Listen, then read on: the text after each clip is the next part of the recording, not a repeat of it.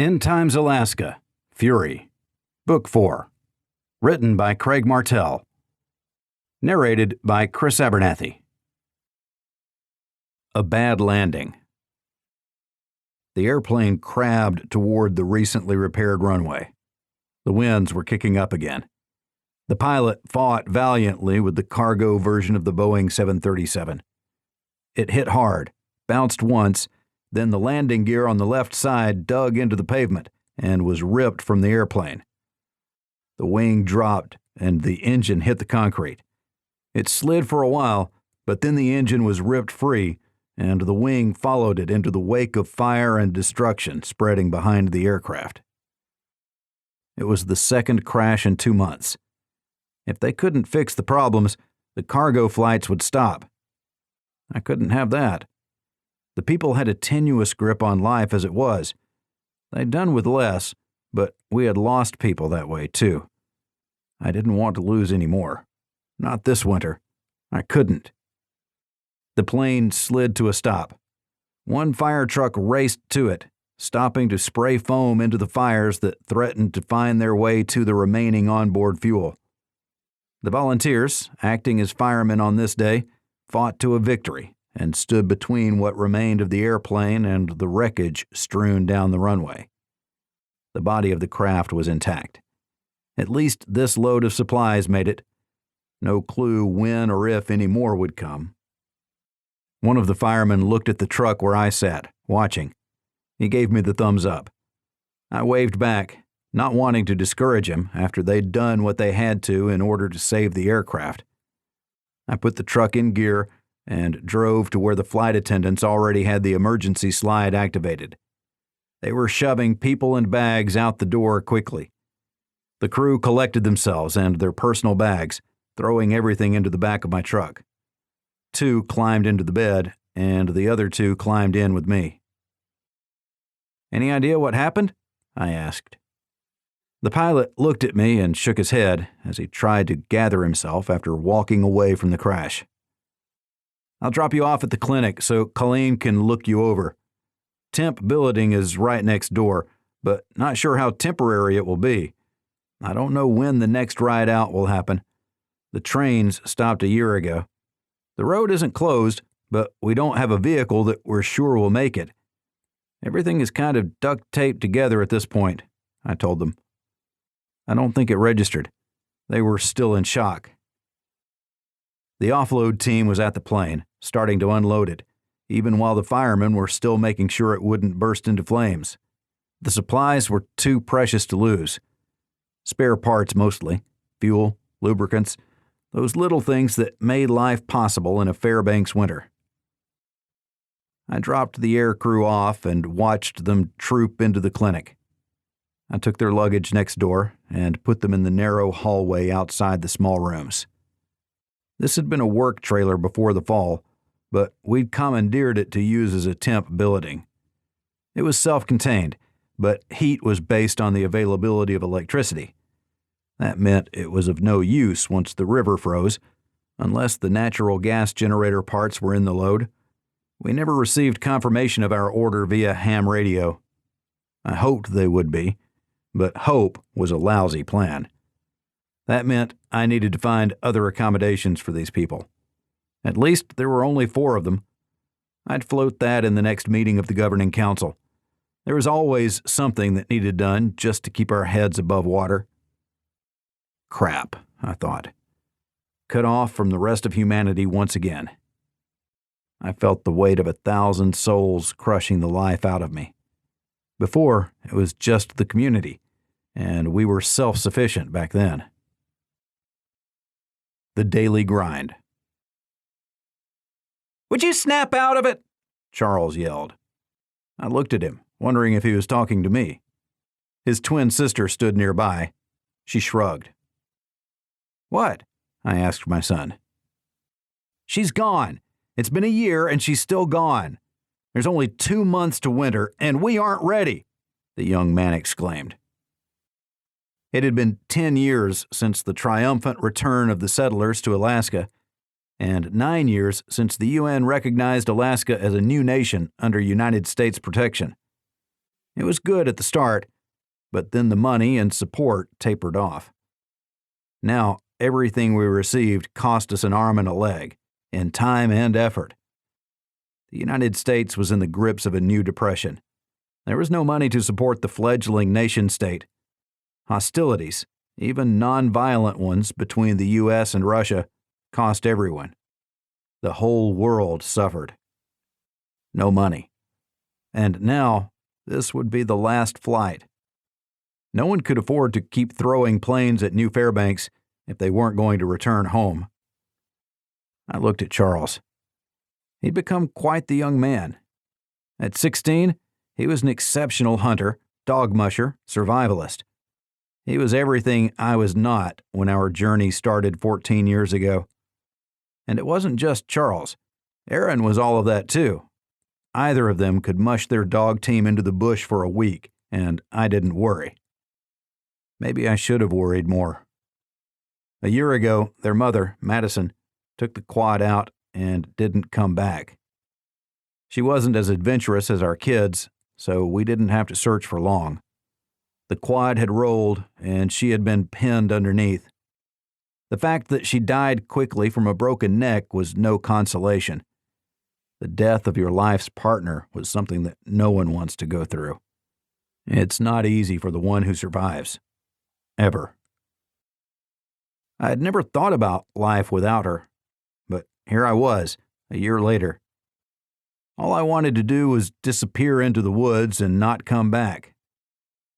Maybe that wasn't all. I needed to be here for my kids, for the settlers, 1,000 strong. We stopped getting new people about 5 years earlier when they realized what a hard life they were signing up for. Every day was a work day.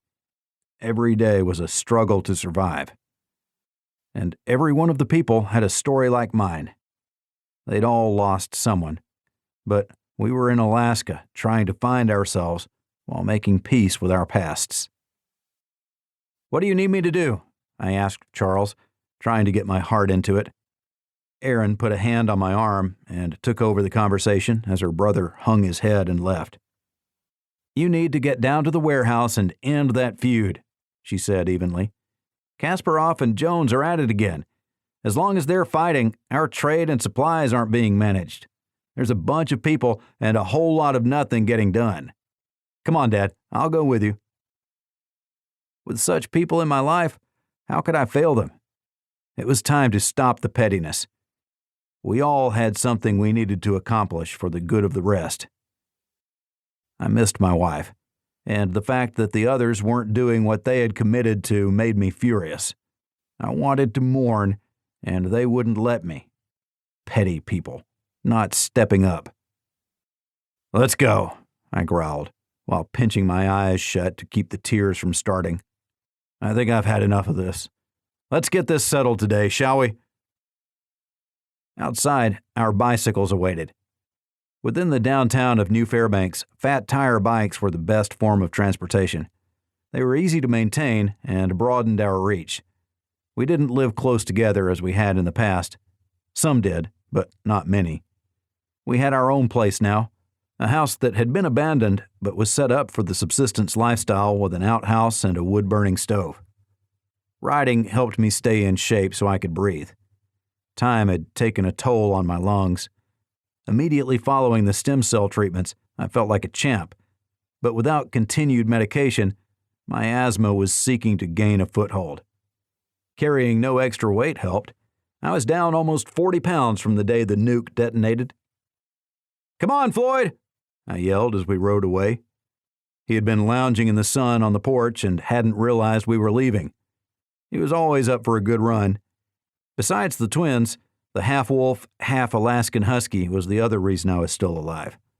Although barely a year old when Madison died, he remained by my side, kept me company through it all, and slept next to me every night. In the summer, that made things a little hot, because he was a shaggy beast and took a large chunk of the bed. I figured he was well over 100 pounds, but had never weighed him. I could only guess by how much my chest compressed when he rolled over on top of me. I wouldn't have it any other way. The airport was a couple miles from our home. The warehouse was the main receiving and distribution point of the community.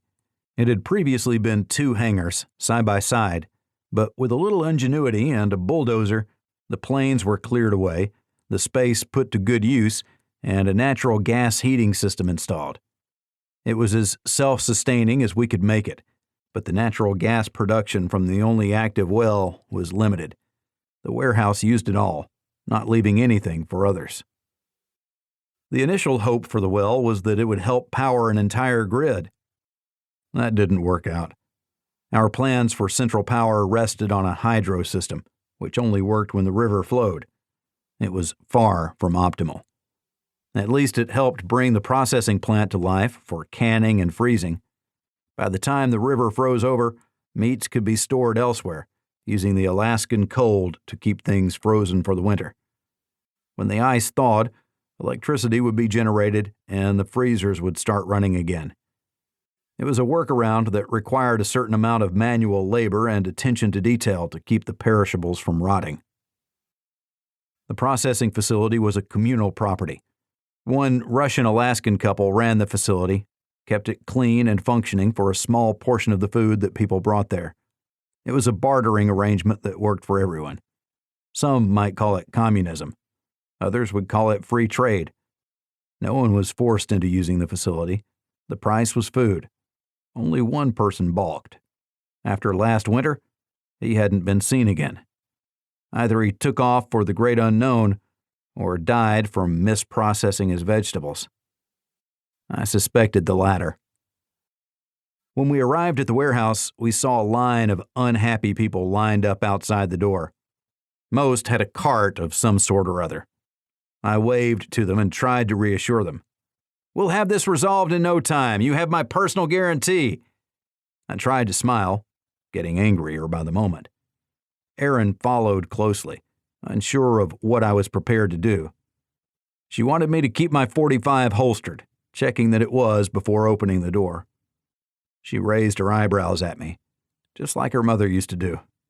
It almost broke my spirit. Almost. I gripped her shoulder for a second before going through the door.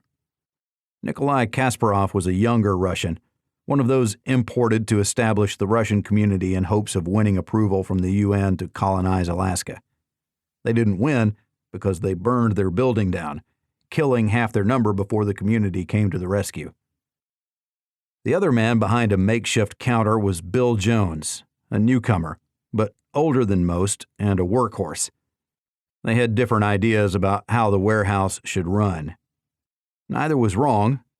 Both were convinced their vision was the most correct. Neither was willing to compromise. "This man is impossible!" Nikolai shouted with a mild accent. "Don't you two know the meaning of the word compromise? Please, just fix it." I didn't have anything better at that moment. I didn't want to be there. Floyd growled. Nikolai reached a hand across the narrow counter and grabbed me by the collar. He tried to pull me closer, probably to make the point that his opinion was correct. I snapped.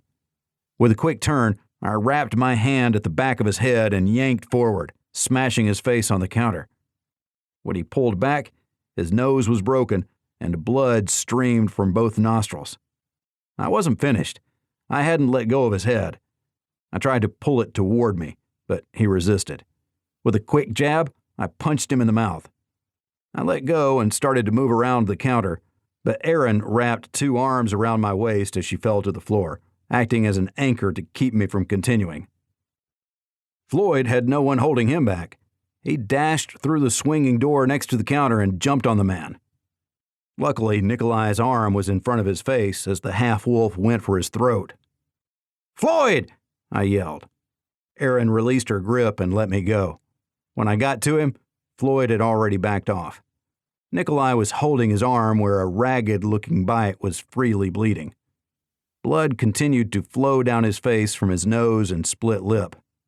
He was a mess. "Fire up the truck!" I yelled toward the door, hoping that someone would act. I looked at Bill. "You're in charge here. Now fix things and get trade flowing again." "I've got it, Dad," "Geez, what did you do?" Erin said, shocked by what she saw.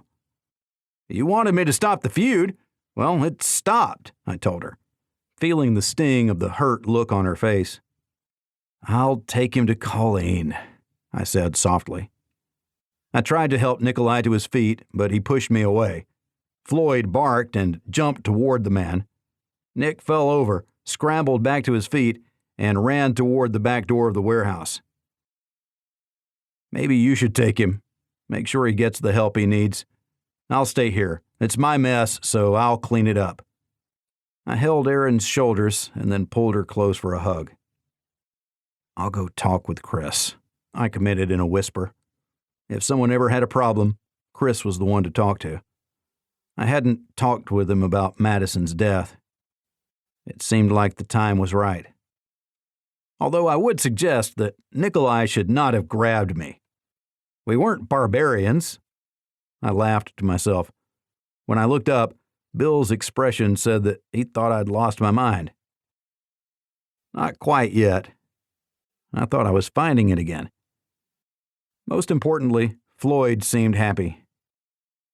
"Come on, Floyd. We have work to do." "What do you need, Bill? Take the counter, man. There are people waiting," I said expansively, trying to be encouraging. Bill leaned away from me while calling for the next person. The warehouse was back in business. The scuffle was soon forgotten by all, except for Nikolai and Erin. The community counted on me, but they had helped me carry the burden when I couldn't carry it alone. With the newcomers, the burden had become considerable. They should have known Madison's strength held me up, but by how much had to have become clear only after she was gone. There were two versions of me who survived her, the angry one and the depressed one. Neither brought us together as a group. Charles was right. I needed to snap out of it. "It's just a bear." Charles's rifle was a .45-70, but unlike my short barrel, his was 22 inches, which also gave him 2 extra rounds. Mine only held 4 in the magazine tube and 1 in the chamber. His carried 6 plus 1. He also had a low-powered scope. He was a good shot, but liked the edge that the scope gave him. Of course, he used more ammunition than I did, as he was always bumping his scope and needed to sight it back in. Or he just liked to shoot. We had a great deal of ammunition hidden. The stocks we'd gotten 10 years prior were enough for a lifetime. I thought that Charles was taking that as a personal challenge. I didn't shoot much anymore, so gave him my quota as well. It seemed that I was too busy to enjoy shooting. But after Madison's death, I didn't have the will to go out. So Charles and Erin took care of things. They took care of me. With Floyd by my side, I'd go on long walks, ostensibly for the dog, but the walks were more for me. One foot after another, symbolically powering through another day. Charles rode his bike to the outskirts of the populated area. He continued up a trail, finally stopping near the top, where he leaned his bike against a tree. He unslung his rifle and stood, listening. He waited for the sounds of birds to return. The mosquitoes had already found him. He pulled his head net on and rolled his sleeves down. He put on light gloves to complete the outfit. They didn't have any bug dope, the Alaskan word for mosquito repellent. The easy answer was to stay covered up, and then there weren't any artificial scents for the game to sniff. Charles stalked ahead, silently, already hunting. He'd walk miles like that if he had to. But not this day. He smelled it before anything else. The stench of a bear. He looked quickly around, trying to see where it was. The worst place to be would be between a sow and her cubs. He couldn't see anything, but the sound of a large animal running through the brush and trees was unmistakable. Charles zeroed in on its approach, aiming from the safety of a thick birch. The bear appeared out of the brush only 30 feet away. Charles fired once and levered a second round into the chamber. The grizzly covered the distance in that same time. The young man snap-fired at point-blank range into the chest of the massive bear. It slammed into the tree, threatening to topple it. Charles jumped back and levered another round into the chamber. He fired, already working the action for a fourth round. The bear stepped out from behind the tree and roared its pain and anger. The teenager aimed into the creature's mouth and fired, hoping the 405-grain round would obliterate the bear's brain. Charles leapt backward when the grizzly surged toward him. The rifle's action caught, and he cycled it twice, sending a live round to the ground. He'd lost count. He'd thought he'd seen a round enter the chamber, but the bear was occupying his full attention. Its front legs collapsed as it dropped to all fours. It struggled back to its feet. Charles stepped forward and sent his last round through its small eye. With a great huff, the beast collapsed and died. Charles cycled the action and confirmed that the rifle was empty. He reloaded before anything else, then circled the area to make sure the bear was alone. On occasion, there would be more than one, but not this time. Charles looked at his kill and guessed it weighed 700 to 800 pounds. He pulled his knife and started cleaning. Nothing went to waste. He'd save the hide and tan it, and then the meat would go a long ways, enough for the whole winter. Add one moose for variety, and the family would be set. He felt bad about snapping at me, but it was how things had been lately. That's what he thought about as he continued cleaning his kill. Charles had not cried during his mother's impromptu funeral. I was a wreck, and suspect he considered himself the bulwark of the family, shoring us up so we could move forward. It helped, but I was unsure how healthy that was for him. Charles needed help to move the meat once he had the initial cleaning and dressing accomplished. He hoped that I would be home when he returned so he could impress me with his kill, but I was busy in the warehouse because of what I'd done to Nikolai, so Charles would be disappointed. In the warehouse, I hadn't resolved the problem at all. The only thing I did was damage my credibility as the governor, regional administrator, or whatever they were calling my position these days. Charles spent the rest of the day cleaning the bear, thinking about the way ahead for our family, and nothing was coming to him. Meeting of the Minds. Aaron took Nikolai to the clinic, where Colleen patched up anyone and everyone. Nearly every injury was because of someone doing something they shouldn't. Not this time, though, as Nikolai stumbled in. It was nothing that Colleen hadn't seen before, but when she heard from Aaron that it was me who did it, she grew concerned. "That's a new phase in his recovery," Colleen stated matter-of-factly. "Sit still and stop whining. I thought Russians were supposed to be tough," she scolded Nikolai. He scowled as much as he could until Colleen straightened his nose. Then he gasped and tried to smile. The dog bite required a little more attention. She cleaned the wound and sewed it up, opting not to give prophylactic antibiotics. Their medicine was always critically low. She had to save her stock for the true emergencies. She wished him on his merry way, but Aaron stopped him before he could leave. "Just go home for today. I need to talk with my dad before you go back to the warehouse. Plan on going to work tomorrow as usual," she instructed him.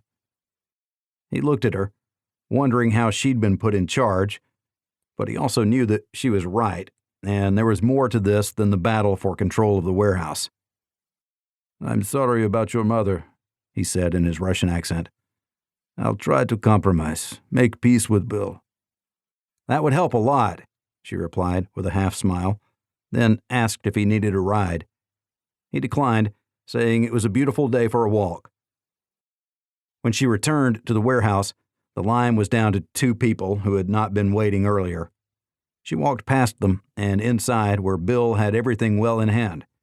He was ordering me around, and I did each task dutifully, although I didn't move as fast as he wanted. I went as quickly as I could without pushing it to the point where I'd pass out. The steps were kicking my ass, and everything people needed seemed to be on the second or even third floor. Erin helped herself around the counter. "I need to talk to Dad. Can you handle this by yourself?" she asked. Bill made a face and rolled his eyes, looking through the window and seeing that there were only 2 people, and then he shrugged. Floyd was curled up under the stairs, watching while staying out of the way. Someone had thrown a blanket under there, and he had taken ownership of it, twisting his body into it. "Can't it wait until we take care of the last customers?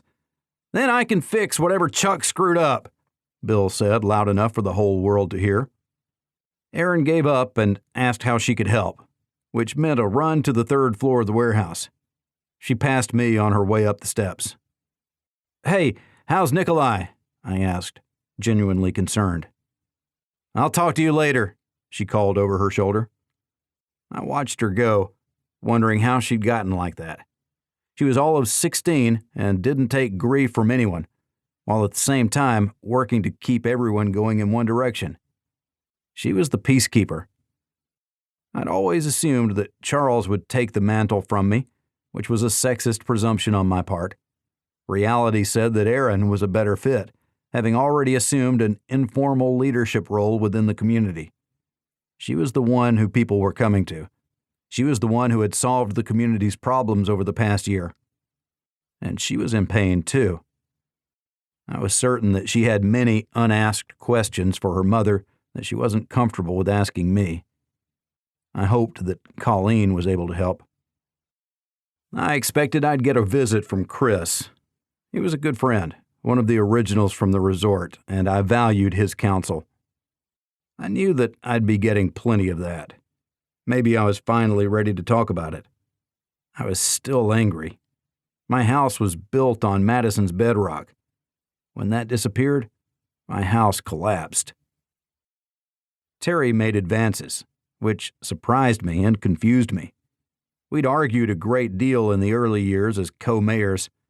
I never thought of her in that way. She took my clumsy rebuff well. She'd not had any love interest over the years. I couldn't believe that she'd chosen me. But it took 2, and although I told her I wasn't ready yet, after a year, I thought I would never step out.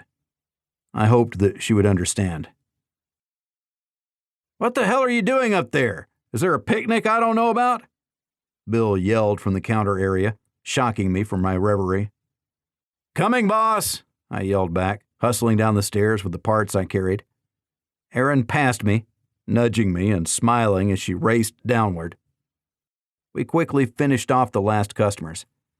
Bill said he lied about the break, and we needed to finish restocking with the supplies that they'd pulled from the wrecked airplane.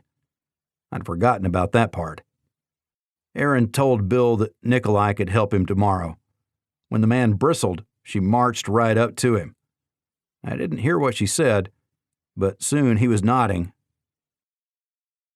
"You're the one who will carry these people to the future," I thought, feeling proud of my daughter.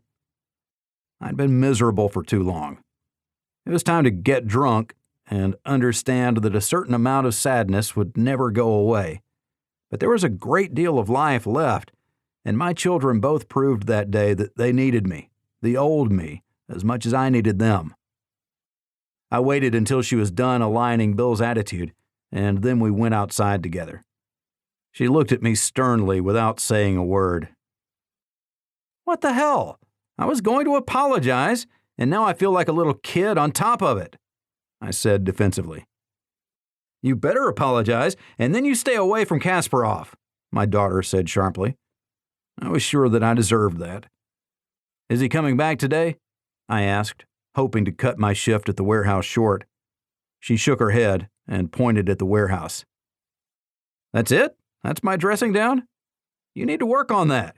I was ready for the up one side and down the other approach." "Honestly, how is he?"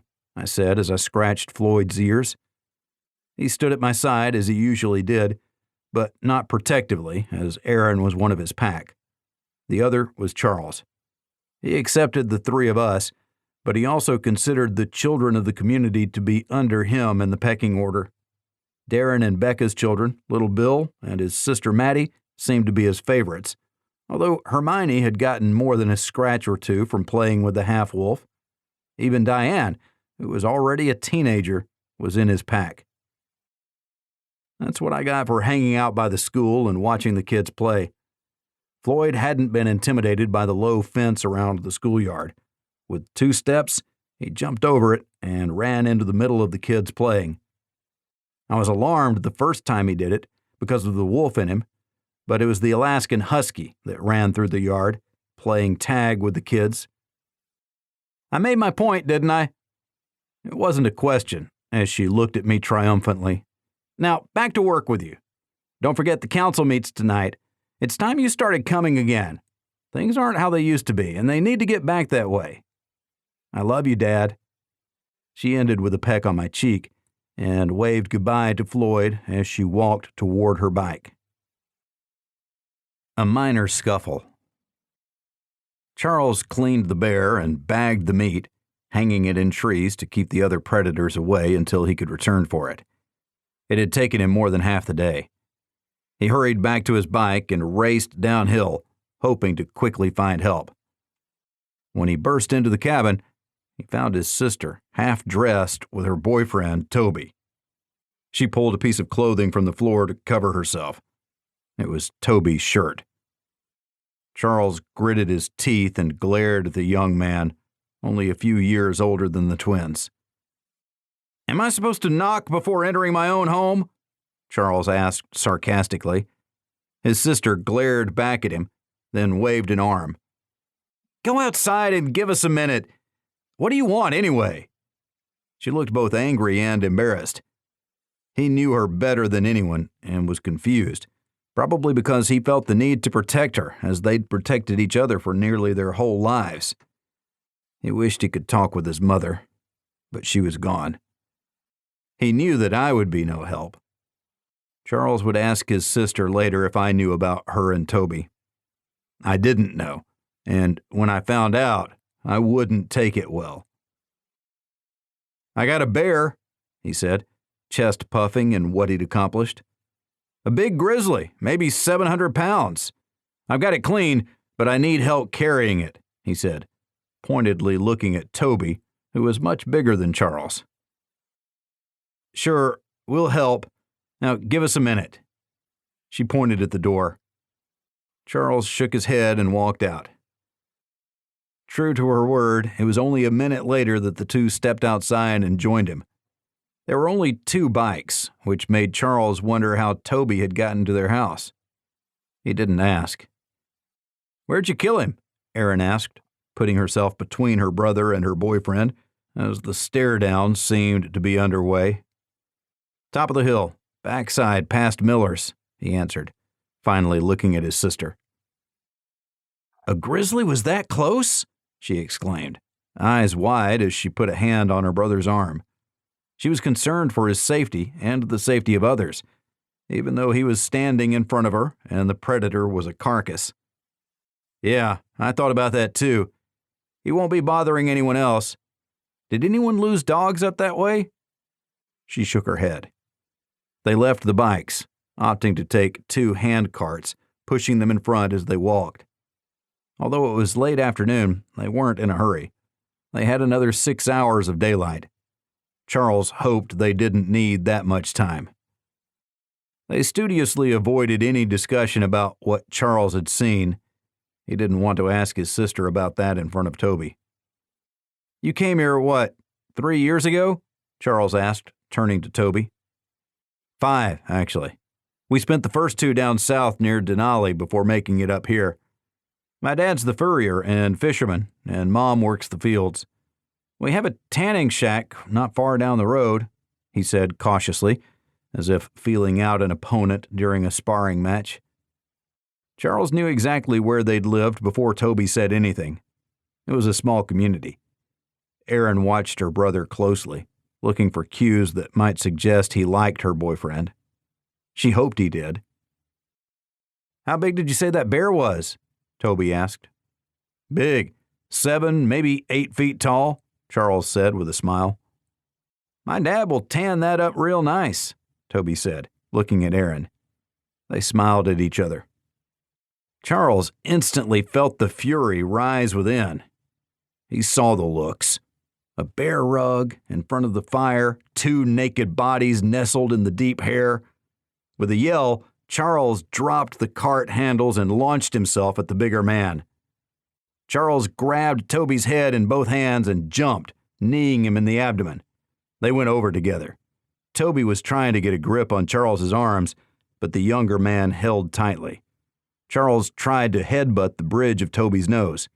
He turned at the last instant, catching the blow on his cheekbone and eye socket. Stars sparked before his eyes. Erin screamed and jumped on her brother. Toby grunted with the extra weight on his chest.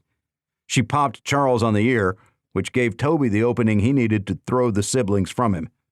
He rolled away, not wanting to fight Erin's brother, as no good would come of it. He took the high road and held out his hands, begging him to stop, but Charles was still on the ground in a catfight with Erin. Toby grabbed the young woman and pulled her upright, pinning her arms to her side. He held her between himself and Charles, using her as a shield. She continued screaming at her brother. If Toby hadn't been in the middle of it, he might have found it pretty entertaining. "Later, we're going to laugh about this," he ventured. It was as if neither heard. He didn't repeat himself. "You can't have my bear rug," Charles spit. "We don't want your damn bear rug. Maybe we'll just get one of our own. You ever think about that?" She spit right back. "So there," he yelled. "Let me go," she snarled. Toby instantly removed his hands and held them up in surrender. "Isn't there a bear waiting for us?" Charles grunted and returned to his cart, walking off in a huff. Erin grabbed the other cart and followed. Toby walked meekly behind her, wondering what had just happened. He felt the tenderness in his face, knowing that a black eye was coming. The council. Chris had been the chair from the outset. He was starting to look tired, although he was a good 20 years younger than me. I didn't ask what I looked like to him. When we walked in, he made a beeline for me, as I'd expected. "Hey, no beating around the bush. I heard what happened. Nick probably deserved it. Don't do it again, please." Moving on. "So, how have you been, Chuck?" Chris asked sincerely. "Been better, but I've been worse too. Yeah, I'm sorry about the Nikolai business, but this is crunch time. We need to finish getting ready for winter and can't be dicking around with stupid things like differences of opinion," I told him. Chris shook his head. "Differences of opinion make the world go round, Chuck. You always preached about determining the shared goal first, then you could hammer out the steps to get there," Chris reminded me. How could I have forgotten that? "Glad to have you back. Do you know where Erin is? She usually makes these, and we're happy to have her here. She's the only young person who's shown any interest in the overall welfare of the group." "I don't, but we better get started. Don't want to keep these people too long," I said, watching the seats fill up. Chris nodded as he returned to the head table. We were using a building that had been an administrative office complex in the time before. It had been refit for our needs. It wasn't heated very well, so we used it almost exclusively when it was warm out. In the winters, we used someone's home for the meetings, rotating it so the same person wasn't inconvenienced each week. In this room, there were rows of chairs with about half of them occupied. When I last came over a year ago, every chair had been filled. With the loss of the latest airplane, the agenda was exclusively related to going it alone. Chris called the group to order. Amber was there to handwrite the meeting notes as she always did. With 3 kids now, she didn't want more of a commitment than that. Her husband Lucas was probably in the power plant working with Shane on something. He rarely came to the meetings, usually only if there was something related to the power distribution, and then he would show up with their chief engineer. Shane and Tanya were married all those years ago, the first couple to do so after the liberation of the Denali victims. And since she stayed, her father had provided continual support.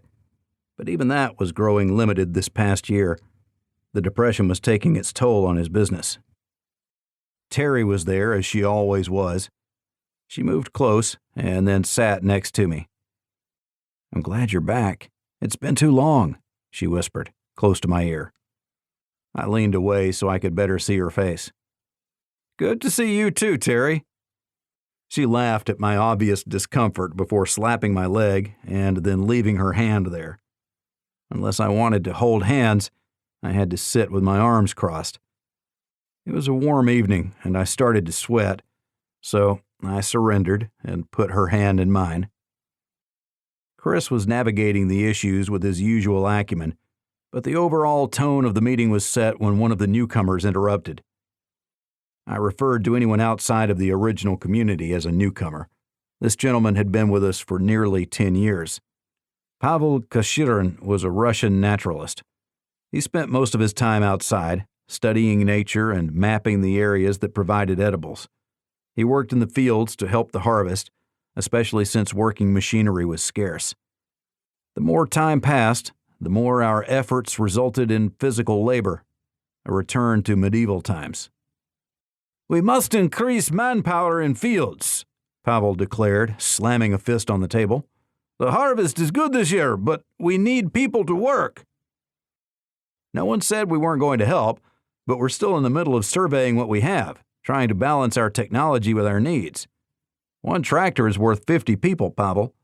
If we put 10 people to work on the tractor, then it more than pays for itself with better production. Chris leaned back.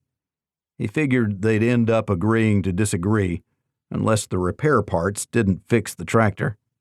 The fuel tanks had not ruptured in the crash, so a couple of the town's mechanics were in the process of recovering the remaining avgas. If they could get one or both of the tractors running, that would solve the manpower issue. "I wait 2 days, then we draft people," Pavel stated boldly from the front row, where he sat with his wife and 2 Russian friends. "If the time comes, the council will take care of getting people into the fields. You know me, Pavel. You know that I'll be right at the front of the parade, so please, no threats. We'll work with you to make sure your harvest finds its way into the processing facility. My compliments to you on another banner year, Pavel. You're doing a great job improving your fields," Chris said smoothly. The Russian nodded abruptly and sat down. His wife patted him on the back. Chris had bought himself a few days. He wrote a small note in the book that he always carried that he needed to check on the tractor repairs. Erin tried to sneak in, but the door squeaked. Everyone turned and watched her enter. When she saw me, she worked her way forward and took the seat next to me, her eyes fixed on Terry's hand on my leg and my hand on hers. She smiled and hugged me. Chris acknowledged her. "Erin, your report?" he asked. That caught me off guard. What would she report on? "The strategic direction of the community of Fairbanks remains challenged. With the latest crash, our logistics chain has been severed completely. We have radio, but we are cut off. If we don't have it now, we don't have it. Our fabrication shop is looking for new volunteers, as they expect the demands on them will increase. Local harvests are at an all-time high. Pavel is leading the way and has helped a number of others increase their yields." She walked as she talked, trying to get up front where she could be seen by all. She was only 3 inches over 5 feet tall and probably wouldn't get any taller. She was lean and probably only weighed 110 pounds.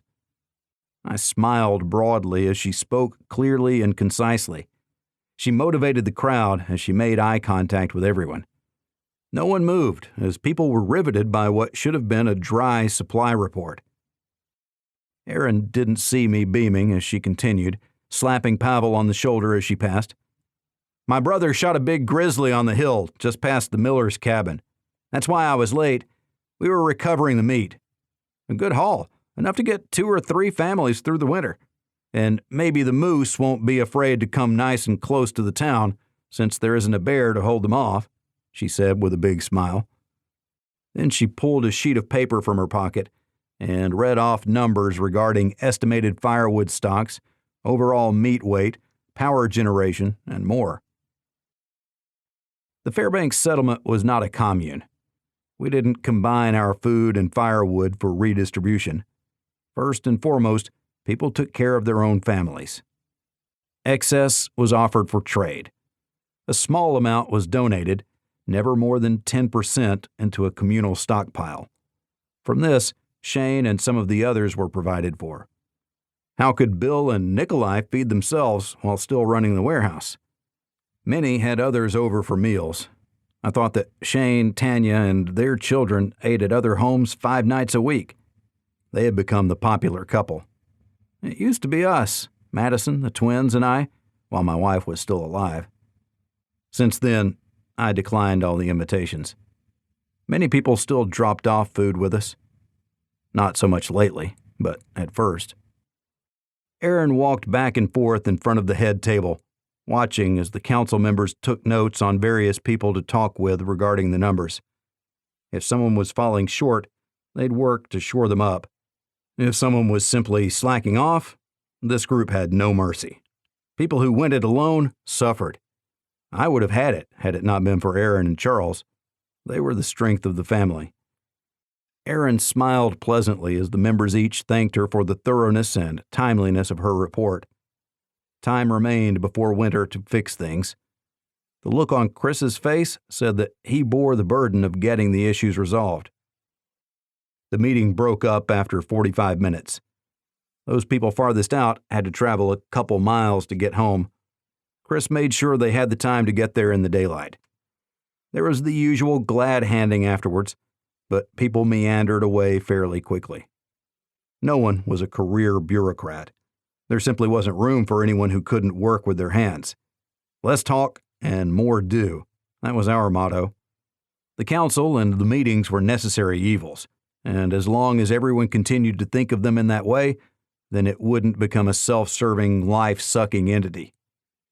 Aaron and Terry both waited with me. Terry tried to hold my hand, but I put it in my pocket instead. Aaron rolled her eyes at me. She was too old, too mature for her years. I was sure she'd tell me later that it was time to move on. Terry had been waiting patiently for the past year. But I wasn't ready. It still hurt too much. I did what every man throughout history had done. I mumbled some sort of apology and excuse for needing to leave, and I walked away. Aaron talked with Terry briefly before running after me. "You gave a great presentation in there," I told her when she arrived, before she could take the conversation elsewhere. "So Charles bagged a grizzly?" She looked at me sideways. "Fine. Yes, Charles bagged a big grizzly. Toby and I helped him get the meat back down the hill. It took 2 trips for them. I didn't help on the second one because I needed to be here," she added. "Yes, you needed to be here. What you are doing for the community is incredible. I'm really proud of you," I told my daughter. "Thanks, Dad. And now let's talk about you." The dreaded words rolled smoothly from her mouth as we walked. My arm draped over her shoulder. "Terry could be good for you. All you have to do is say the word and she's yours." We stopped and picked up our bikes, but she pushed hers, not wanting to finish our conversation. I pushed mine too. I was appalled at such candid talk. "What?" was all I could come up with in response. Aaron knew what that meant. "Just think about it, Dad. You deserve to be happy. We've all mourned, and now it's time to move on." She stopped and turned toward me.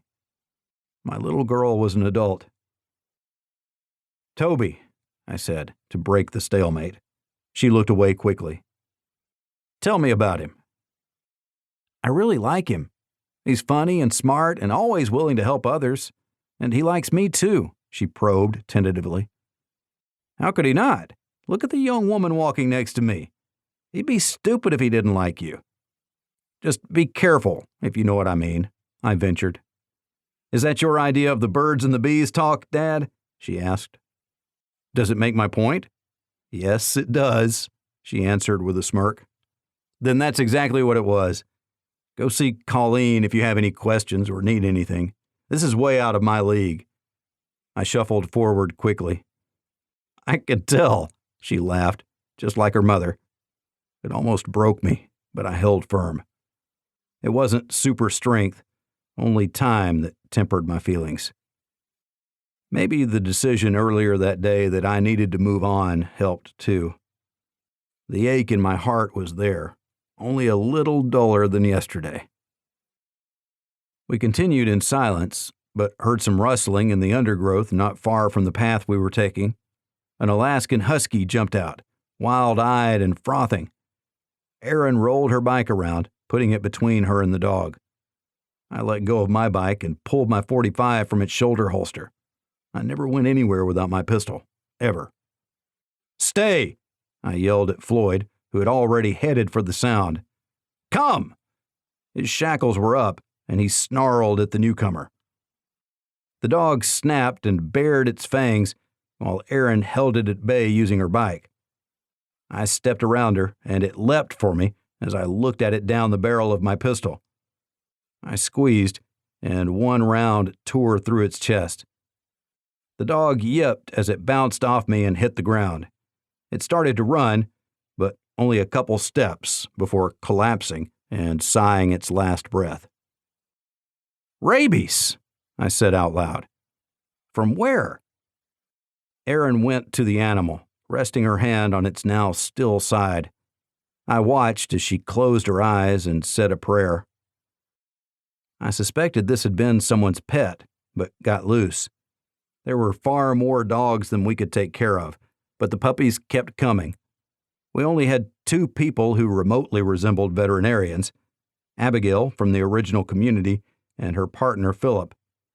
We've been able to get as much material as we could for them, the entire veterinarian course from the Washington State University, including videos and diagrams. It had been 10 years that they'd been learning, and they were pretty good, but they didn't have the time to spend solely in treating animals, and there were too many who weren't spayed or neutered. Now this. "Let's go see Abigail," I told Erin. We wrapped the sled dog-looking mutt in a game bag and strapped it on the back rack of my bike. We took off, Erin quickly outpacing me. Once I started wheezing, I slowed down to barely faster than a walk. When I joined the Marines nearly 40 years prior, I'd had asthma, but I didn't know, and the doctors didn't find it. I served, always thinking that I would easily get out of shape. I'd power through because the asthma wasn't bad and my lungs never seized up. Then I earned my commission, and after that, physical fitness tests were few and far between because I served in joint duty assignments. No one ever suspected, not even me, until late in my career when I couldn't walk up one flight of stairs without getting out of breath. A civilian I worked with had a heart attack, and that was his only symptom. So I went in for a battery of tests on my heart. My heart was fine, but once they diagnosed me with asthma and gave me the broad spectrum of inhaled steroids and other medicines, life became a great deal easier. I was at the 18-year point in my career and only needed to make it the last 2 so I could retire. I did not want a medical retirement or to get discharged short of 20. That would have been catastrophic financially. All that time and no retirement pay. But I made it and retired at almost 21 years. I married Madison, 10 years younger than me, and a few years after I retired, we had the twins. When they were 2, our world changed in its entirety. Now they were 16, going on 17, and Erin was an accepted leader among the members of the community. And she had a boyfriend. I wasn't sure how I felt about that. All these thoughts came rushing into my head as I struggled to breathe. I had to stop as an asthma attack was coming on. If I kept trying to ride, I'd probably start shaking and fall over. Erin turned around and came back. "Your asthma?" she asked, but it wasn't a question. I'd had the stem cell treatments, but asthma got the best of me over the past 10 years. I was back to where I'd started. It made some things difficult and others impossible. When they went into the fields to help harvest Pavel's crops, I wouldn't be with them. When we went hunting, I didn't have to carry anything. But isn't that why we have children? Charles got to carry a full load every time. He didn't mind. He was strong, as tall as me, and wider. He wasn't afraid of anything, and it seemed the latest, a grizzly, couldn't even cause him any grief. "I'll go ahead. Catch up when you can," she said, while she moved the dog to her bike and quickly scratched Floyd behind his ears as he sniffed at the bag. She looked closely at me to make sure I wasn't blue, then stood on her pedals as she raced into the distance. My kids moving forward without me. And suddenly, I was depressed again, almost overwhelmingly, as I stood on the trail, alone with my dog. The Ghost in the Dark. With the grizzly gone, the moose soon made their way into the area. We were pleased at how easy it had become to fill the freezers year over year.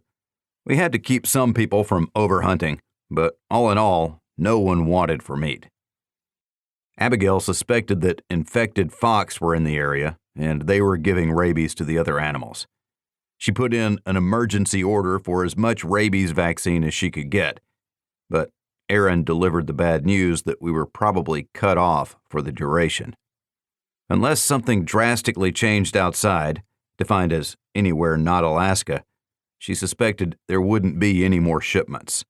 If they couldn't grow it or build it themselves, they would have to do without. Abigail did the next best thing. She put out a call for all people to kill any fox they could find. Whether trapped or shot, she didn't care. But they couldn't expose the dogs to the disease. Next thing we'd know, people would have it, and then there'd be panic. We were too busy for people to panic. Charles seemed sullen, more so than usual. He spent little time in the house, finding any reason to be somewhere else. There was an inordinate amount of friction between him and his sister. I didn't like it, but he wouldn't talk about it. She was busy with the administration of the community, and he was busy hunting, putting stocks up for others to eat. I finally trapped him in the kitchen. It was time to get back to work. Clearly, my children needed me, just in different ways. Aaron needed approval for what she did. Charles needed to get something off his chest. "How can you be so selfless and selfish at the same time?" I asked him. As usual, he was defensive. I expected no less from a 16-year-old. "What do you mean by that?" He tried to get past me, but I blocked his way and waited, committing to win the stare down. He caved first when he saw that I wasn't going to give in. "I like hunting, Dad, and I'm good at it," he declared. "You are, and I'm proud of that. Darren, Becca, and Ben have taught you well. Everyone who gets meat on their table should be thanking you too. But I'm not talking about that. You've withdrawn. You spend too much time alone. I've spent too much time alone, and it's not healthy. I see you doing the same thing, and we can't have that. Your sister has been the bedrock of this family, and now I need to step back into that role before I lose you both." My voice caught. "I can't have that." Charles looked at me, wondering what he was supposed to answer. I hadn't asked a question. "What's between you and Aaron?" I asked directly. "Toby," he answered without hesitation. I nodded. "The boyfriend." "It's inevitable, and it's okay. Your sister is a beautiful woman, strong and outgoing. Of course the young men would come calling." "What about you?" I asked, doing what I did best, avoid the stickiest of subjects. "They're doing it, you know," Charles blurted out. I nodded as my heart stopped. I hadn't known. I'd been gone for too long. All my love for Madison, and it would make her angry that I hadn't noticed. "I've been talking with her. Now, what about you? There are some lovely ladies out there." I nudged him while trying to smile. He turned away, trying to hide his smile. "Come on, Dad," he laughed, but his smile told me that he had someone he thought fondly of. I didn't want to press too hard. "What's your plan for today?" I saw some pretty big tracks crossing the road toward Nanana. I thought I'd head down that way and see what there is to see. I won't bag anything. We need to let them do their thing, and then we'll hunt again in October. And you? Charles asked. I was glad that he noticed I was back in the game. Sounds like a plan. Me? I'm heading to the shop, see if there's anything I can do to help with the tractor repairs before Pavel rampages through the town. I also need to stop by the warehouse, make amends, and see if they're on the right track. I listed the things that I intended to accomplish that day. I heard about that. Kasparov is a dick. Serves him right, Charles said, as he packed some jerky for his trip. He carefully checked his bag to see if his survival gear was in good order. A space blanket, fire starter, skinning knife, snare, rope, wire rope saw, antibiotic ointment, and a bandage. He also carried his .45-70, a .45 pistol, and plenty of ammunition for both. I think I'll take the dogs. It's been a while since they had a good run. Plus, why would you want to pedal up those hills if you don't have to? I asked knowingly. Charles nodded. I slapped him on the shoulder and headed outside. I would ride my bike as everything I needed to do was in town. I added a trip to the river to see Ben and Clarice. They were getting old, but still contributed. Plus, Clarice probably had something freshly baked that needed to be eaten. I rode to the warehouse first, Floyd running along by my side. I wanted to put the business with Nikolai behind me. A couple people were in line, and I excused myself as I stepped past them, holding my hands up to show that I wasn't there for trade. The people nodded politely. The sound of laughter from inside threw me for a loop. Nikolai and Bill were laughing with the customer at the counter. Nick had a ridiculous cardboard box over his nose and two black eyes. Bill had his hand on Nick's shoulder, as if the two had been old friends forever. The humor stopped when they looked at me. "Can we help you?" Bill asked coldly. "Just stopping by to tell Nick that I'm sorry about yesterday, and for you, I hope it didn't take too long to clean up the mess I made trying to fill in." Floyd barked and wagged his tail. "It's okay," Nikolai said in his Russian accent. "Erin made sure I was okay. Colleen is master at her job. You as warehouseman? Not so much. We have work. It is good. You go now." I didn't leave until I had shaken both their hands and earned a smile. I don't know how they resolved their differences, but suspected that Erin had had something to do with it. She'd left before me that morning, and I suspected she was making the rounds right in front of me. Next stop, the machine shop. Floyd ran along happily as I biked quickly away from the warehouse and toward our mini-industrial sector. We were on a level stretch, not far from the airport in New Fairbanks, which had been the far west side of town. Everything east of us was leveled, and we had no time or heavy machinery to waste on clearing out the old city. So we started fresh with the buildings that were intact and the fields that were already well prepared. It had been easy to establish ourselves close to the river and then expand with all the new people. I thought we were topped out with what we could support. Without any transport, there wouldn't be any new people either. The machine shop wasn't far from the processing facility. As I approached, Erin rode at breakneck speed toward me. She slid to a stop, which I didn't like to see since tires would soon be in short supply. We needed our stuff to last as long as possible. "Someone broke in. You're not going to like what you see," she said between breaths. "I already don't like it," I replied, as we raced the short distance to the sprawling structure which had numerous cables leading into it from the power generation facility nearby. My head was pounding when we arrived, and the first thing I had to do was catch my breath. A door had been smashed in, and 2 entire freezers were gone. The marks where someone had moved them outside clearly etched into the concrete floor. 2 whole freezers? I asked, looking at the spots where the 2 large chest freezers had stood. "Not just that," Chris said as he emerged from within. "Cases and cases of canned food are gone, too." He shook his head. Canning jars were irreplaceable. We'd scavenged far and wide over the years, so we'd built up a pretty good collection. But we had 1,000 people in the community, and no new jars. How could this happen? How could someone drive a truck right through town and no one sees them?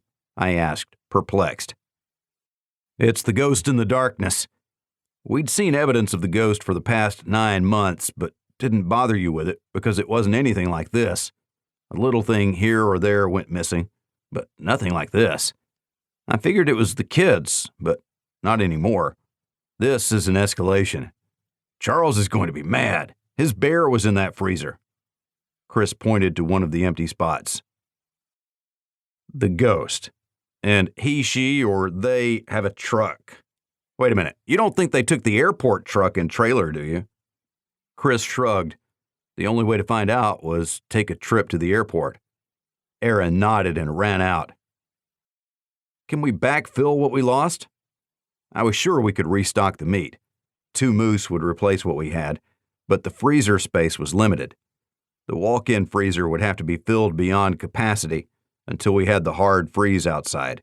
Then we could break things down into coolers for easier distribution. In the interim, it would be catch as catch can. The vegetables were the issue.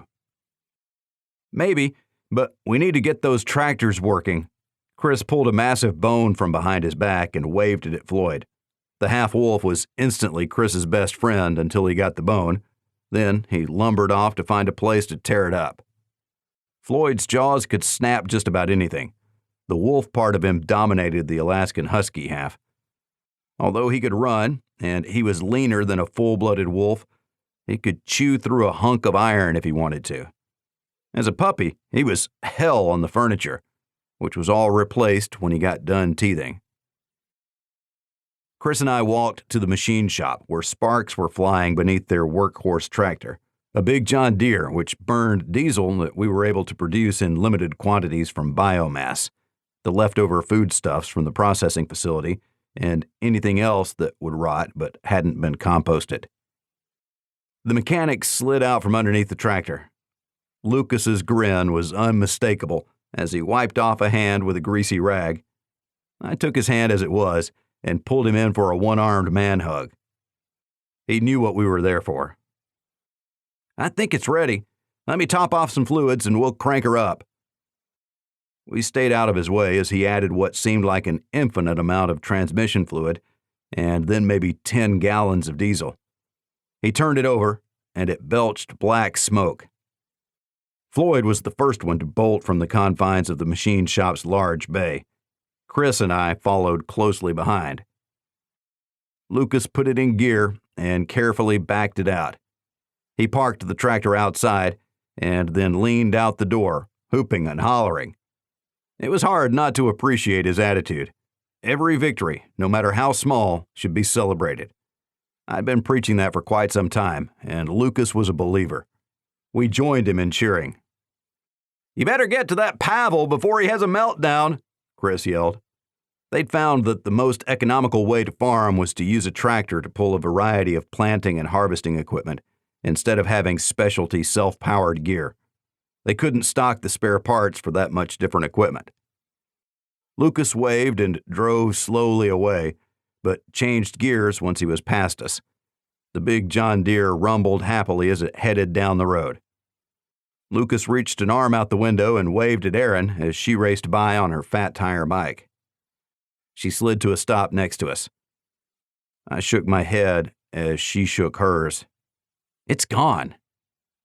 They stole one of our last running trucks, a trailer, 2 freezers of meat, and how many cases of canned veggies? Erin held up one finger to stop my recitation of our loss. The small generator and 10 cans of gas, almost our complete backup stock. Sure, we have avgas, but that would burn up the generator. No, they hurt us pretty badly. We need to find these people and get our stuff back. I'd be mad if they only stole from me, but I'm furious that they took from all of us. We can't have this. Now that the tractor is running, that frees some manpower. We're going hunting. If they're running that generator anywhere within 50 miles of here, we'll find it. What do you think? With those 2 big freezers, They'll have to run the generator 1 hour out of every 2? Chris asked. I'm on it, if you're okay with that, I offered. He nodded. It's good to have you back, Chuck. I slapped Chris on the shoulder, then turned to Aaron. Ride the perimeter of town. Find someone who heard the truck so we have an idea which direction they went. Then we'll spread out from there. Any movement. We're not looking for a ghost, but flesh and blood. Someone who can drive a truck and needs to eat. And someone with no morals, no integrity. Meet me at the community center when you're done.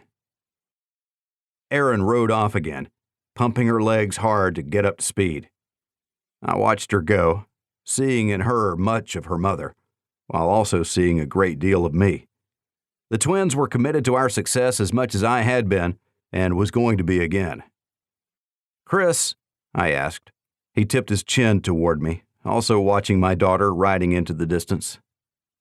Thank you for being there, my friend. Thank you for giving me space. Now it's time I got to work. If this bastard can be caught, it will be done. No one steals from us. No one, I said through gritted teeth. I needed to go home and get my rifle, more ammunition, and my go bag. I was going hunting. A new direction. Erin swept the perimeter of the town, from the far west to the north and then east. Everyone wanted to know the story, and she accommodated them, even though she was in a hurry. She begged each of them to be on the lookout for the stolen truck, the missing freezers. A few people hung their heads and lamented their misfortune, but she was having none of that. We're going to figure this out, and we'll be fine, she insisted. You know the community helps those who help themselves. The berries are good this year, so put up some extra. She told everyone the same thing. Get back to work. If we curled up, the winter would take its toll, and everyone would suffer. Nothing we'd lost was irreplaceable. We had time to fill in the gaps if people got to work. 1,000 pounds of meat was less than 2 moose, and it was still early in the season. We wanted people to have confidence in the community, that we would protect each other, that we would all work for the greater good while improving our individual lives. There was so much that needed done. If only we'd cleared the road and the tracks to make it easier for transport to continue from the port to New Fairbanks. If we only had something to trade. Gold, minerals, furs, even fish we had in abundance, which reminded me I needed to stop by and see old Ben. I get my rifle and then stop by his place on the way back to the community center where they'd held the meeting. All the paperwork for the community was there, along with the most important thing that I needed. A map with push pins for every single person and family showing where they lived. I didn't know the status of our application for statehood. We were already on the verge of being the next Puerto Rico, bankrupt, with the U.S. only providing enough support to make us wholly dependent upon the big green machine, guaranteeing that there would be no prosperity except for those corporations sanctioned by the government. When I said it out loud to myself, it sounded horrible. It sounded like a disservice to the people who worked so hard to provide for their families, for their friends, and for the community. I had submitted the paperwork before Madison's death. I needed to talk with the council. It was time to go in a different direction, one that best suited us. Why would we ask to be a part of a country that abandoned us, not once, but twice? No, it was time to go our own way, and I needed to inform the council of the plan that had just popped into my head and make sure they approved. I rode home with Floyd running alongside. Our cabin was more than a simple cabin. It was a 2-story building with a centrally located wood-burning stove that provided heat to the entire house. Although it was a big stove, Charles and Aaron helped to make sure that we always had enough wood. Those kids were dynamos. They had to be, because that's the world in which they grew up. When we reached the house, I did a quick inventory check, always preferring 20 cord of wood to start the winter. We were close, but not quite there. We'd have to put up some more, maybe 4 days' worth of cutting, maybe less. Inside, I cleared my rifle, my trusty Marlin 4570, made sure it was clean and lubricated, then reloaded it, taking 2 extra boxes of ammunition, another 40 rounds. I looked through my backpack, verifying my go bag. A military entrenching tool. The E-tool also doubled as an axe. Space blanket. A skinning knife. Coast Guard survival rations. 10 years old, but the foil was still tight around the bar. Weatherproof matches. A water filter, iodine tablets, and a collapsible flask. Rope and 550 cord. A wire saw. My BioLite stove, which I cherished. Instant coffee, because even with the end of the world, coffee kept obstacles from being insurmountable. First aid kit with a pressure bandage, sutures, ointments, and pills for various ailments. Just enough for me to patch myself up and get back to civilization. Warm gloves and a stocking cap. 1 extra pair of underwear and wool socks. I learned that in the Marines. Dry socks could save your day. All of that was shoved into a dry bag backpack. It wasn't very heavy, but I always had to make sure the E-tool was wrapped in the blanket and clothes. Otherwise, it would have beat me senseless. I tied my rifle on the top of the backpack, then I put the pack on. Its straps rested below those of my shoulder holster, so nothing was digging into my back. My cookery knife was at my belt, but it hit me on the leg as I pedaled. I used a small piece of 550 cord to tie the sheath down. That made all the difference for bumping, but now it rubbed instead. I'd figure that out, maybe find a way to tie it on below my pistol. I rode slowly toward the river where Ben would be minding his fish wheel.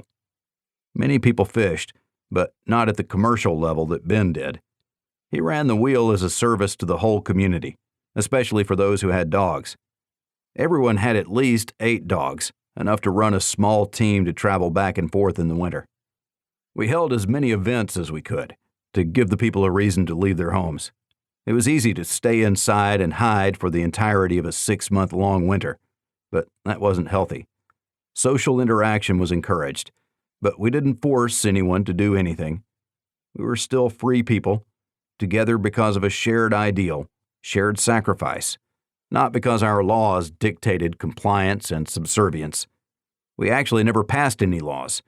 We hadn't needed to, although we had arbitrated some disputes, coming to resolutions that were satisfactory to both parties, which meant that both parties were equally unhappy.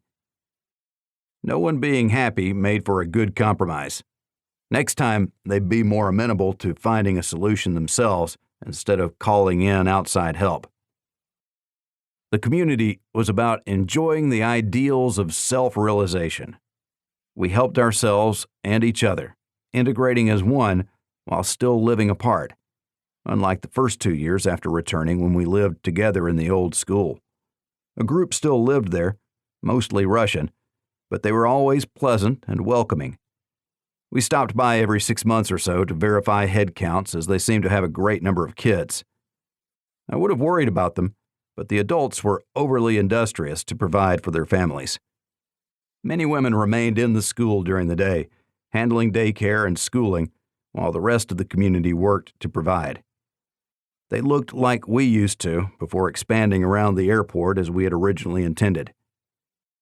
When I reached the mini fish camp that Ben had set up, I watched the wheel spin slowly, tossing the occasional fish into the trap by the shore. I didn't see Ben anywhere, but his chair on the bank looked inviting, so I sat down and rested, taking a short break before riding the rest of the way to the community center. "What brings you this way, my friend?" a gentle and elderly voice asked. Ben headed toward me, obviously coming from the outhouse. I laughed. "Too much coffee in the morning. We live decadent lives," he explained. "I just wanted to stop in and say hello. I also have an ulterior motive." I hesitated, biting my lip because the thought of it made me angry. Someone stole our airport truck and then used it to steal 2 full freezers and a pile of canned goods, along with a generator and a lot of gas to run it. We need to find that bastard and get our stuff back. Ben looked at me through narrowed eyes. A native Alaskan, he joined us to help us better understand the land that we were trying to become one with. He brought a calm that carried over to everyone he met. I hadn't spent any time with him since Madison passed away. I probably should have, but there was no value in regretting the past. The day was now, and we had work to do. I'm going after them, Ben. We can't have people stealing from us. It reminds me too much of a couple men whom I crossed paths with 14 years ago. Not long after the fall, they tried to take everything I had away from me. I didn't explain further. No one besides Madison and the original community knew that I killed those two men.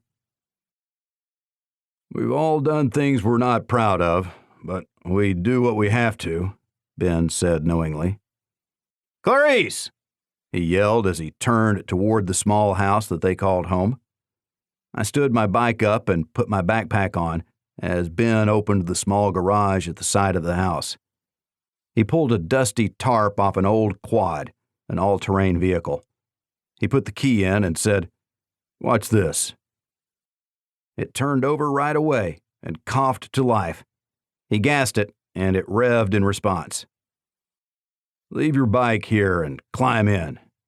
Let's go hunting, my friend." We hadn't used quads for over 4 years because they died and we couldn't get parts. Then gasoline became scarce. "How do you still have this?" "Saved for a rainy day," was all Ben would commit to. I leaned the bike against Ben's house as Clarice came outside to give me a hug and a fresh-baked biscuit. I ate it like I hadn't eaten in forever, so she brought me a second one. I was down to 160 pounds. My kids said I looked sickly, but I hadn't been hungry. For a whole year, I had not eaten well. Clarice spread some homemade jam on the second biscuit, and with my eyes closed, I savored its warm sweetness. When I opened my eyes, Ben and Clarice were both smiling. She hurried inside one more time and returned shortly with a bagged lunch, enough for both of us. She threw some burnt crusts to Floyd. They disappeared into his gullet without so much as a single smacked lip. After the three of us were settled, Ben took it easy, nursing the old girl onto the beaten road and toward the community center. Even driving slowly, it only took 4 minutes to get there. It would have taken me 20 on my bike, and I would have had to catch my breath afterwards.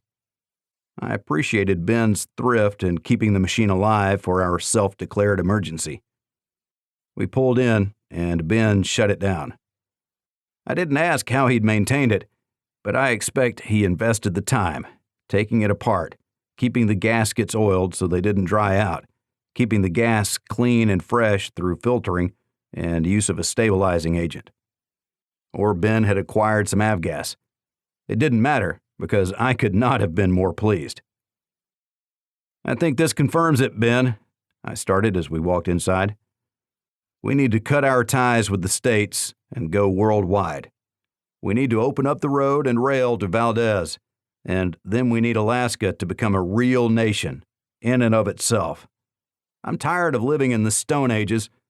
I like this, a quad to get around. This is a big country, and it's the 21st century. Why in the hell are we acting like refined cavemen? We start fixing this today," I declared. Ben nodded noncommittally. My speech rang hollow since there wasn't anyone in the community center. I should have expected that no one would be there. Everyone had other work to do. We went to the small room with the big map on a corkboard. How many colored push pins had been carefully placed? It was hard to tell, but there was a legend. Green pins for multiple families in a small area, black pins for most everyone else, and then there were red pins for outliers where the surveyor guessed people lived. I saw small initials on the legend, AMN, for Erin Mary Nagy, my daughter. "I think we need to take Erin with us. She seems to know where all these people are," I suggested. I pulled out my stalwart cell phone, which I kept charged and with me to play music. I'd loaded the new one up 10 years ago when we were back in Pennsylvania.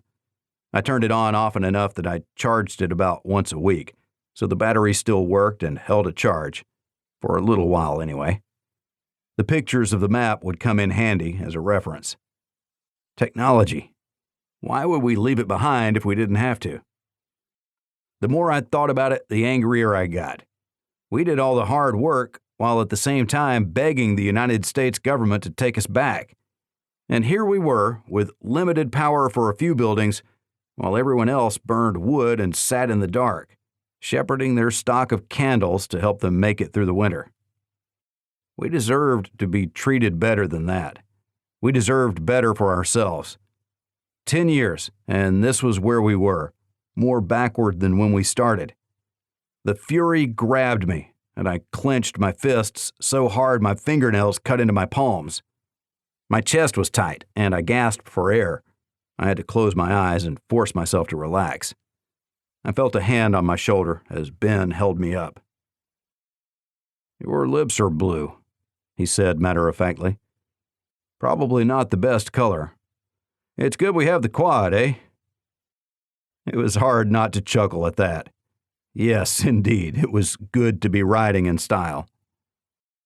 It was an hour and a half before Erin arrived, which gave me time to rest and recover. She thought she was going to complete her circuit without anyone having seen or heard anything, but her last stop at a homestead along Baleine Road, far to the northeast of the airport, shed light on the raiders. The couple that lived out there heard a vehicle drive by at about 4 in the morning. Once Erin heard that, she raced to the community center. There was no time to waste. The theft happened 7 hours prior. They could have covered a great distance in that amount of time. We had a broad area to search, but not as broad as it had been 15 minutes prior. "Get in the back with Floyd," I told her. She propped her bike against the wall, and we were off. Begin the search. Erin wanted us to swing by and pick up Toby, but I didn't know him, and now wasn't the time for me to bond with Erin's boyfriend. Or maybe it was. I asked Ben to stop, and I looked back at my daughter. She nodded, hopeful. "You make sure Floyd is comfortable back there," I ordered as a way of compromise. Erin directed Ben past our home to the furrier's shop where Toby was elbow-deep in tallow, working a hide stretched on a frame outside the building. "Grab your bag and get in," Erin commanded. Toby disappeared inside. I could feel my heart beating faster in anticipation. In order to fend off the surprise, I simply asked, "What do you expect me to do with him?" "Geez, Dad, I don't know. Maybe you could get to know him?" She'd put it all on me. I could only look at that innocent face and shake my head.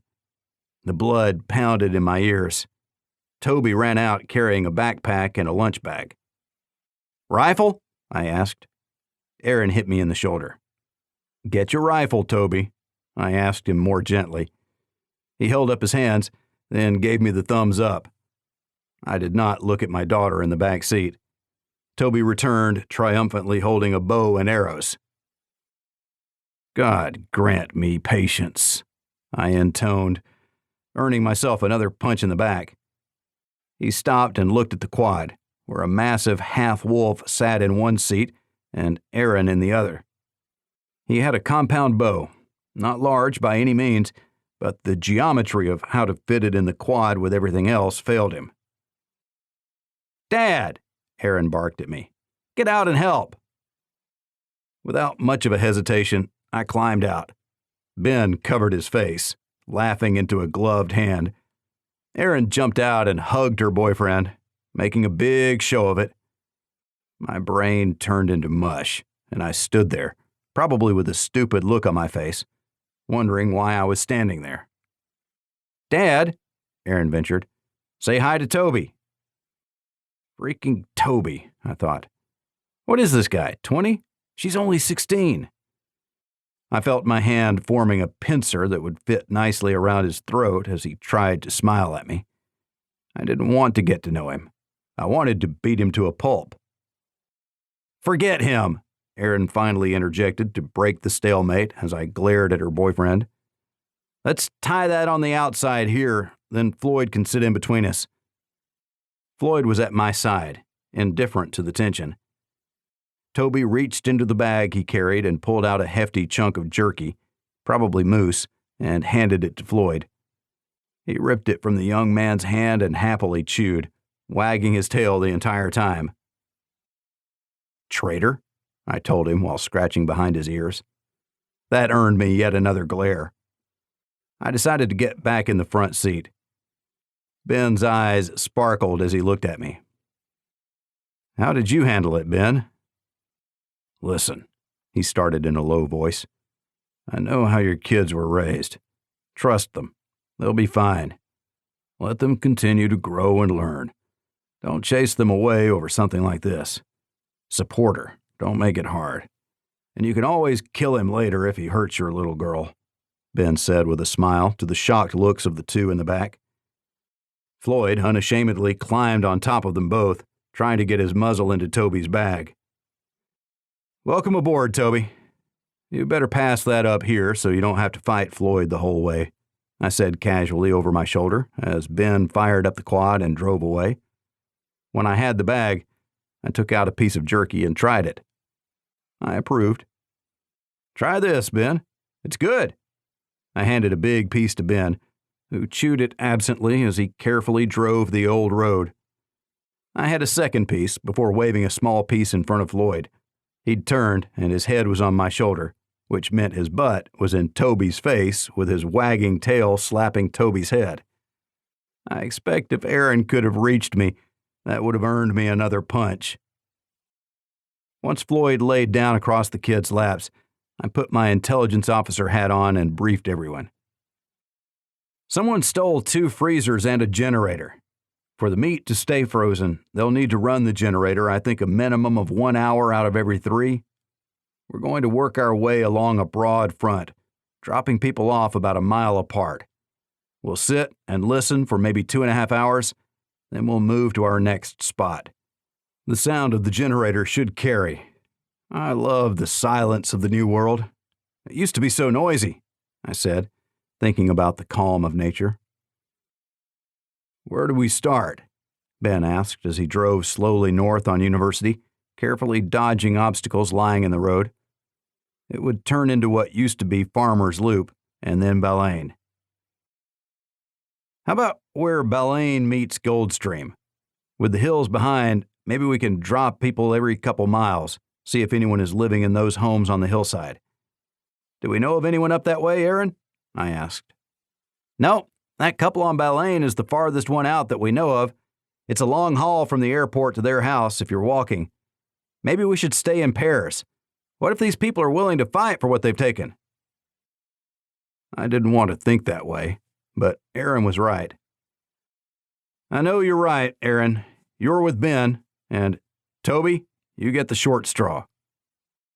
I smiled evilly over my shoulder while taking another piece of jerky out of the bag and stuffing it in my mouth. My daughter was shaking her head. Be careful what you ask for, I thought. "What the hell did you do?" Ben took a left when he hit Goldstream, but kept the RPMs down to make less noise. When he stopped, Toby and I jumped out, taking our backpacks and weapons. Erin gave him a long kiss goodbye, just to get back at me for something I did wrong in a previous life. When it came my turn, I hugged her and whispered into her ear, "I'll be nice. You take care of Ben and watch out. I expect these people are dangerous. If we find them, they probably won't like it, and things could get dicey. I love you." Her eyes teared, and she nodded briskly. I took off my shoulder holster and handed it to her. It held my .45 and 2 extra magazines. She took it without hesitation and started adjusting the straps to fit her lean form. Ben confirmed where he was going to stop, and we told him we'd see him in 3 hours, and if we moved, we'd leave a note in a mailbox. I pointed to one that was still intact and tested the flag. Ben nodded and drove off, leaving the 3 of us standing there. When we could no longer hear the quad, I stood with my eyes closed and listened. "Toby," I whispered, "I'm sure your ears are better than mine. Do you hear anything?" He didn't answer, so I looked at him. He was standing still, eyes shut, mirroring my pose. As I thought about it, one of us needed to keep watch. Then again, Floyd had the best senses of us all. No one was going to sneak up on us. Damn it, I left the jerky in the quad, I thought. That stuff was good. I didn't hear anything. He opened his eyes, then shook his head. "Let's go to that rise up ahead. You take the far side and I'll stay over here. Then we'll settle in. For the record, I don't hate you, but she is my little girl." He didn't know how to respond to that, so he remained quiet. We walked almost a half-mile up the road before stopping. "I want to marry her," he blurted all of a sudden, face flushing instantly. I thought my head was going to explode. I started clenching my hands anew. "She asked me to get to know you. Is this why? Have you two talked about this?" I asked in a hurry, resisting the temptation to grab the young man and shake him. "Kind of. I can't stop thinking about her. All I want is to be with her. What do I have to do?" he asked sincerely. His eyes told me everything I needed to know. I put a gentle hand on his shoulder. As I opened my mouth to speak, I heard a generator fire up, not far. "Get down!" I cautioned, dragging Toby off the road and into the heavy brush of the ditch. We dropped our packs. "Floyd, get in here!"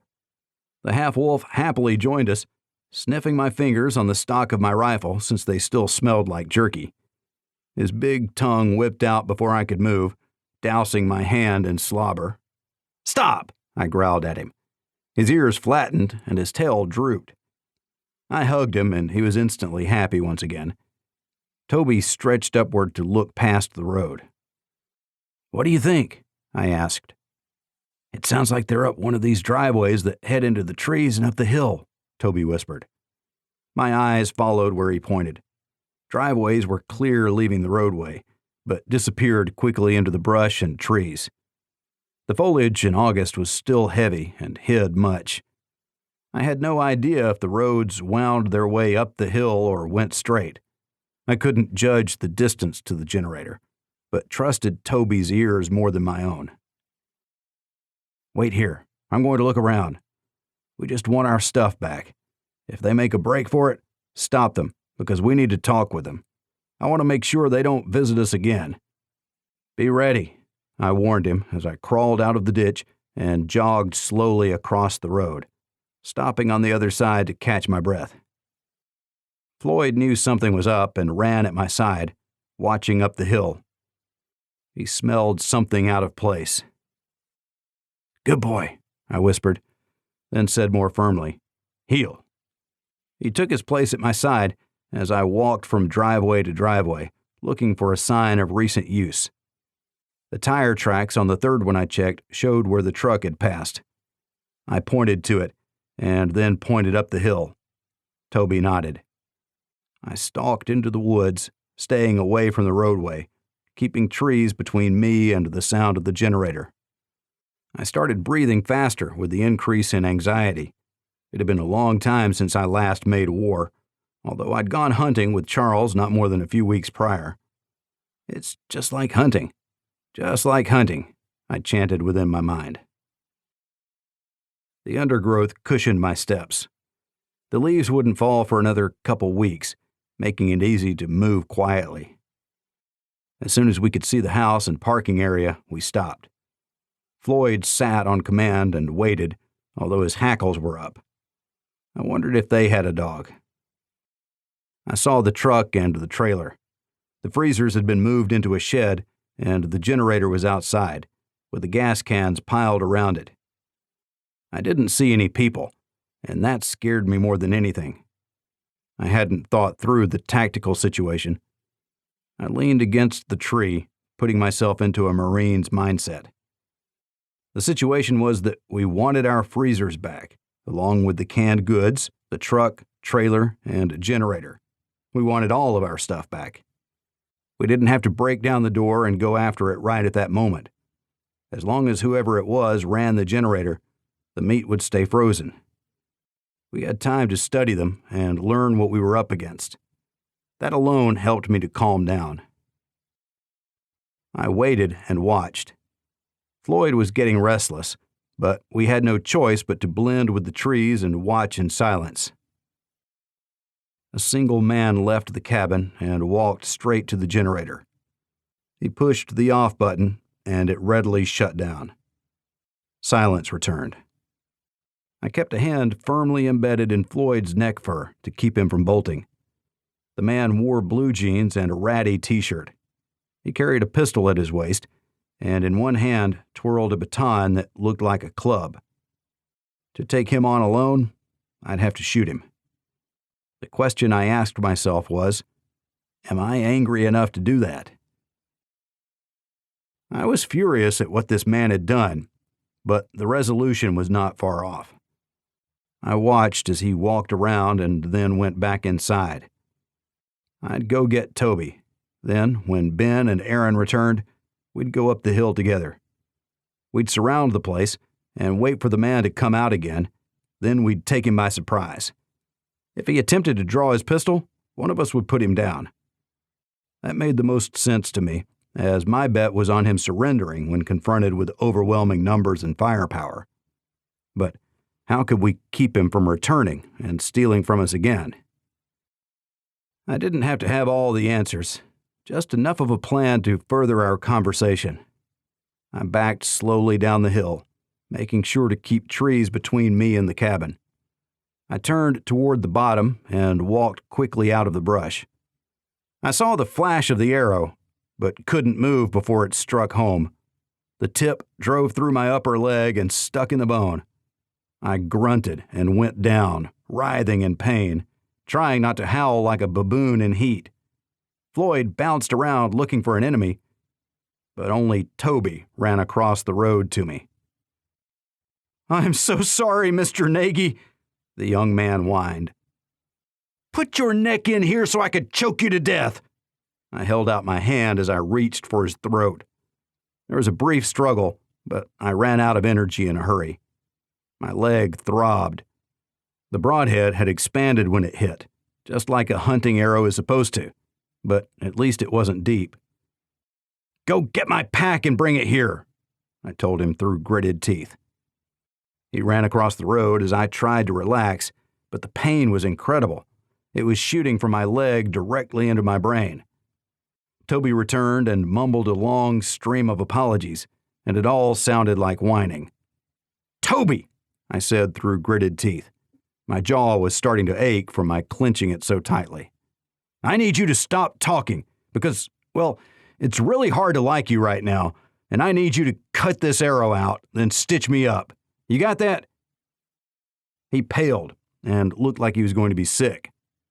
If only Charles had been home. "Use the skinning knife to cut where the blades expanded to give them a way out without ripping any more of my leg." I guided Toby with where he needed to make small incisions. His hand was shaking worse than mine. "Take a break, Toby." He pulled back and took a deep breath. "What do you like about Aaron?" I asked, feeling very tired. The wound wasn't bleeding much. It was a clean entry with only the very tip of the arrow sticking in the bone. I hoped the waves of pain would stop once the arrow was removed. But to do that, Toby needed to make a couple cuts without fainting. "She's incredible. Of course, she's beautiful, but so strong and smart. She understands all this." He waved his arms, trying to show the entirety of the golden heart of Alaska. "She's so good with people. It takes her 2 seconds to solve any problem. She knows what people need and helps them to see it for themselves. She is amazing." Toby's hand no longer shook. The look on his face said it all. He worshipped my daughter. "Okay, I like you again. Now, let's make a couple small cuts so we can put that arrow back in your quiver where it belongs," I encouraged him. He studied the wound, used a sleeve to wipe off the blood, then made a cut that a surgeon would have been proud of. Then a second, 180 degrees from the first. He gripped the arrow and slowly worked the tip back and forth. The world narrowed to a pinpoint as the blood pounded in my ears. I gasped as the pain overwhelmed me. My last thoughts were of a poem I'd written a long time before, of pain and loss. The Marines. We joined to show what we're made of. Do more with less, harder, faster, better. Protect the freedoms of those who would spit on us. Sacrifice by being away. Being there so you don't have to. Returning to an empty home. Time and again, but we're Marines. And overseas we go, to a new exotic place. Finally, our bodies fail us and we retire. The accomplishments of a lifetime quickly forgotten. Friends made are left behind. They go their own way. The heart and soul of the warrior become buried in the deeds and tasks of the day-to-day. After the dust has settled and we've moved on, for us, memories, the sparkle in your eyes, that last hug and kiss goodbye. We search a lifetime for what we once had, before giving our all for honor and glory. No peace without war. No peace for the warrior. Hunting a fellow human. When I opened my eyes, Erin was looking at me, concern furrowing her brow. "Your boyfriend tried to kill me," I said with my best smile, but the words were hard to get out. The pain rolled across my body in waves. She still punched me in the arm. I continued, gasping each word. "Hey, I'm convalescing, so take it easy on me. It's okay. I still like him. If I didn't, Floyd would have eaten him by now.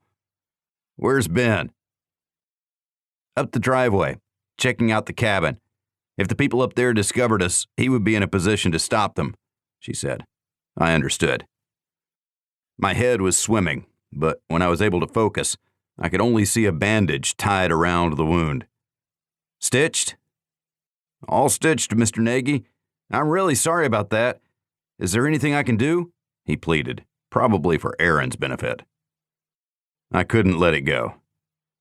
"Maybe for starters, you don't shoot the good guys?" Erin put her face in her hand and sighed. "Erin, if I didn't give him a hard time, then you would know I didn't like him. I need some water, and then let's get this over with. I'd like to sleep in my own bed tonight." The pain was less, but I was miserable. I hoped that Colleen had something that would help. After I drank a full canteen, Erin removed the blood-soaked bandage.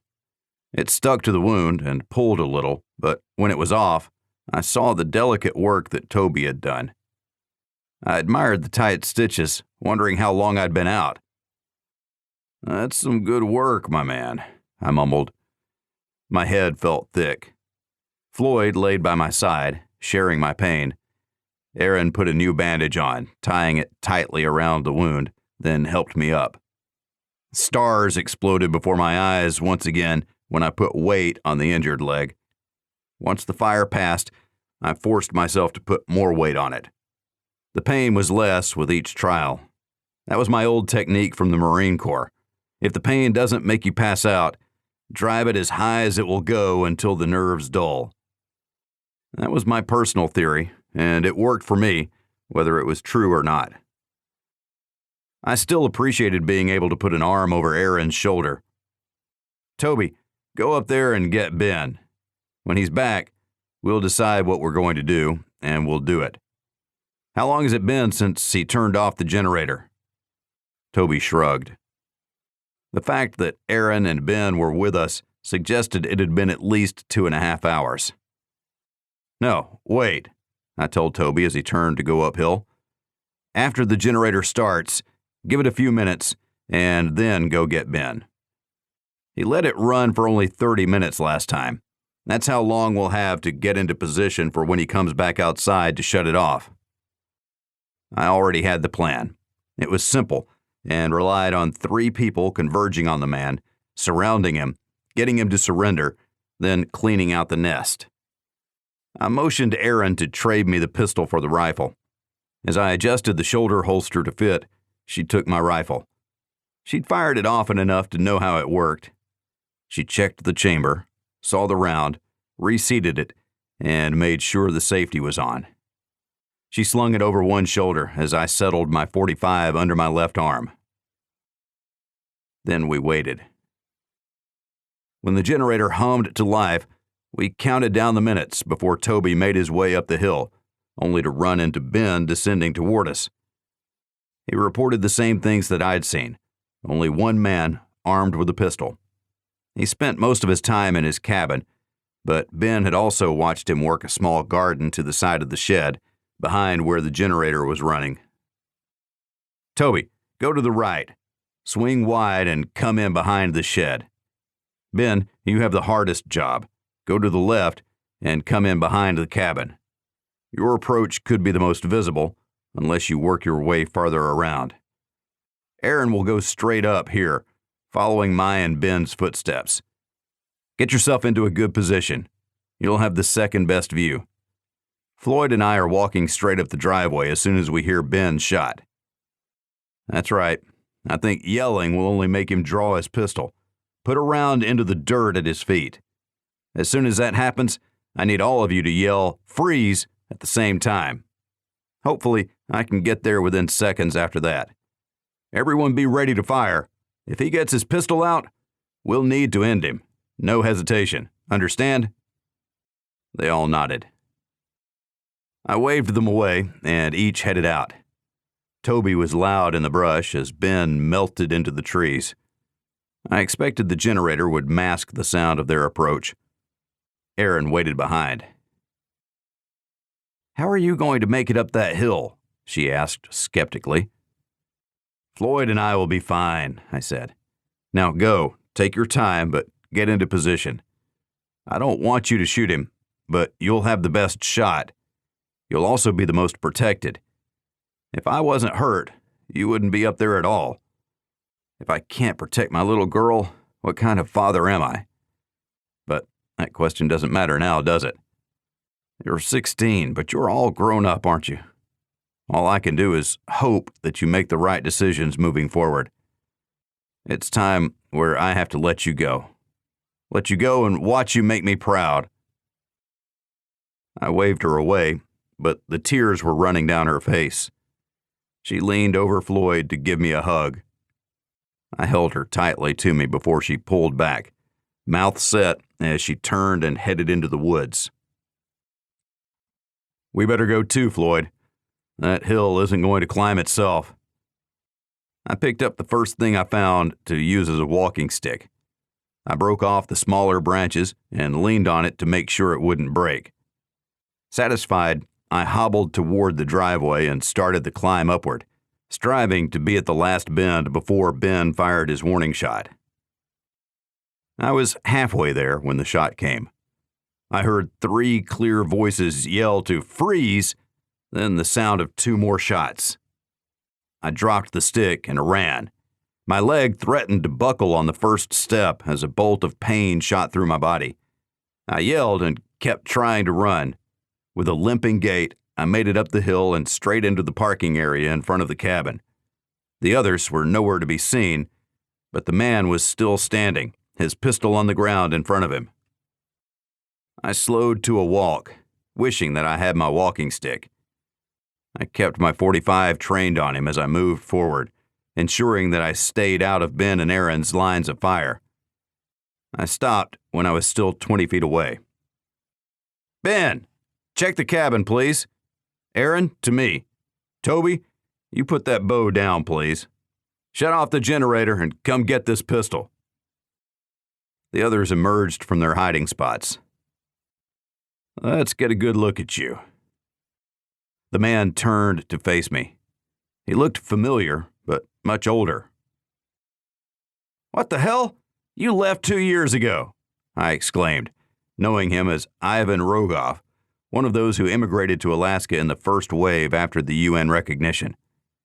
He'd lasted with us for almost 7 years, but the other Russians never accepted him. He hadn't found a partner. There were more men than women, and when he attacked one of the Denali survivors, she defended herself well and battered him with a length of pipe. We banished him, dropping him off far to the north along the Steese Highway, expecting that he'd die from exposure.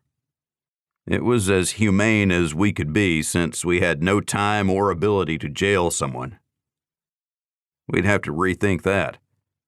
Floyd growled at the man, sensing my anger. The man didn't respond, but the hatred in his eyes told me everything I needed to know. There would be no coexisting with such a man. He looked sideways as Toby approached. I stepped around to keep Toby out of my line of fire. "Do it," I begged him in my own mind. I clicked the safety off and lowered the barrel to aim at the man's midsection. Toby stopped a full pace away from the pistol and slowly leaned down, stretching an arm as far as he could reach. Ivan yelled and lunged.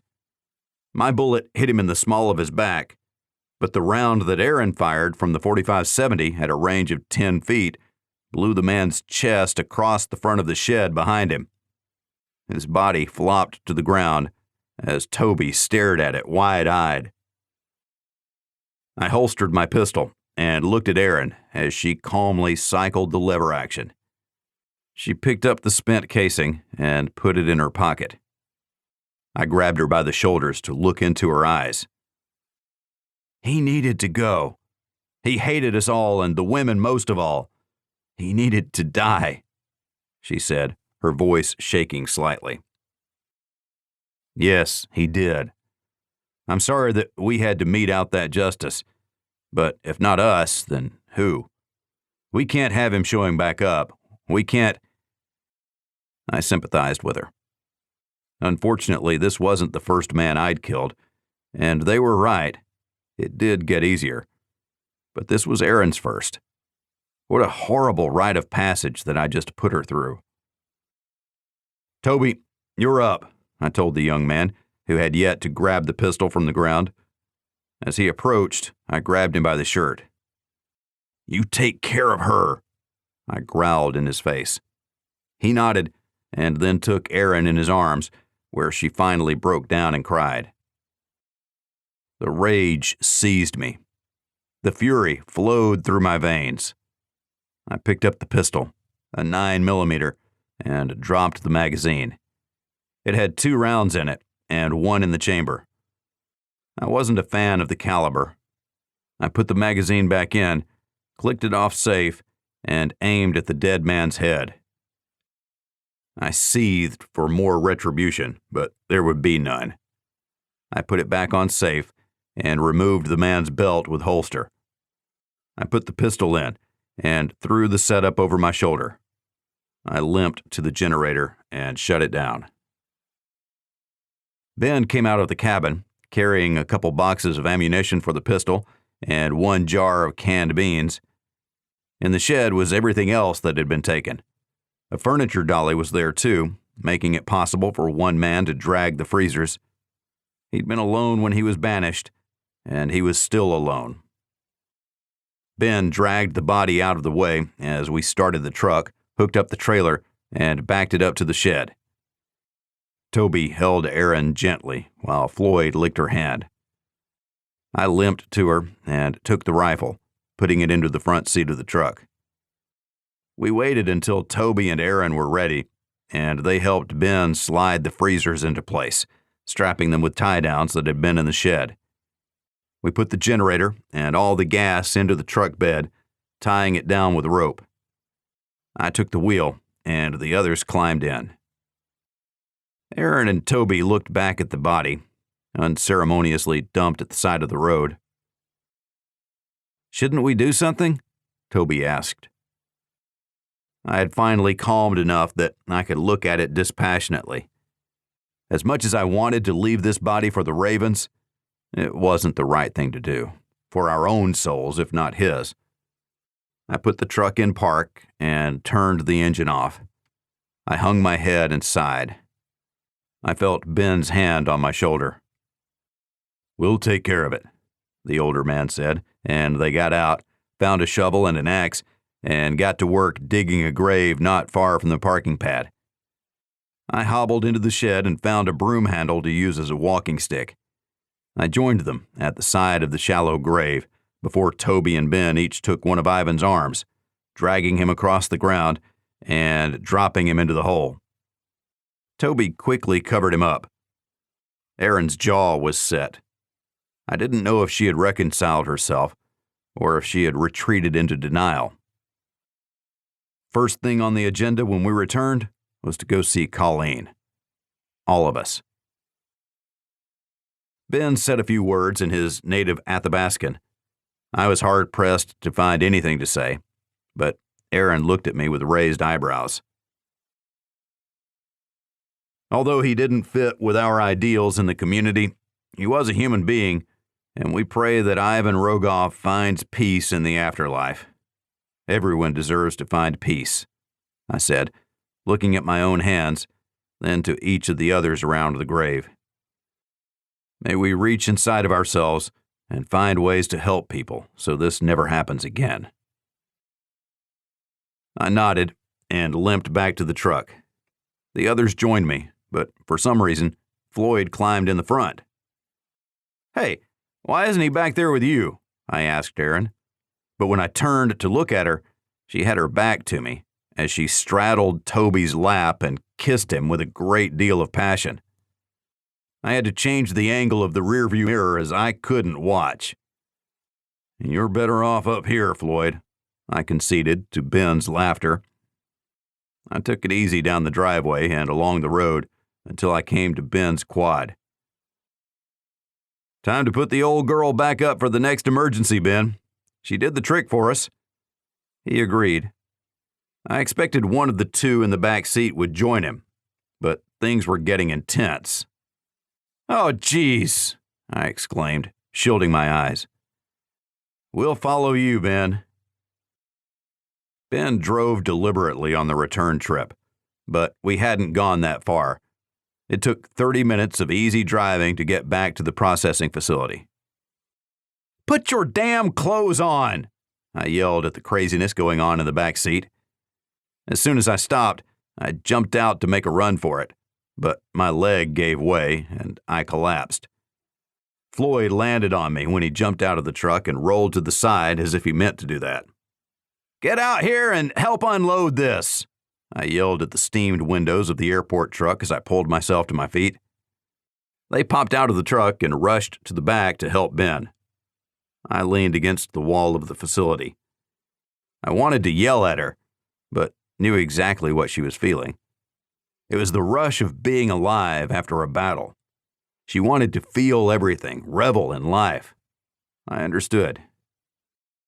When they restocked everything and had the freezers back in place and running, they came back outside, slapping each other on the back in triumph. "Erin," I said casually. She looked angrily at me. "Can you take me to Colleen?" She relaxed instantly. Ben waved goodbye and drove away in his quad. I put out a hand for Toby, and he took it. "Take my bike, and we'll meet you at our house in a little bit."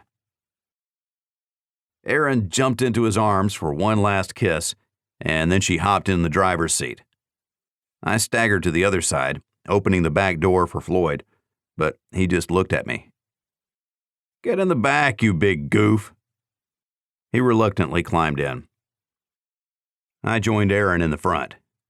She looked at me with an odd smile. "Thanks, Dad. It's good to have you back. Charles and I were worried that we'd lost you and Mom both."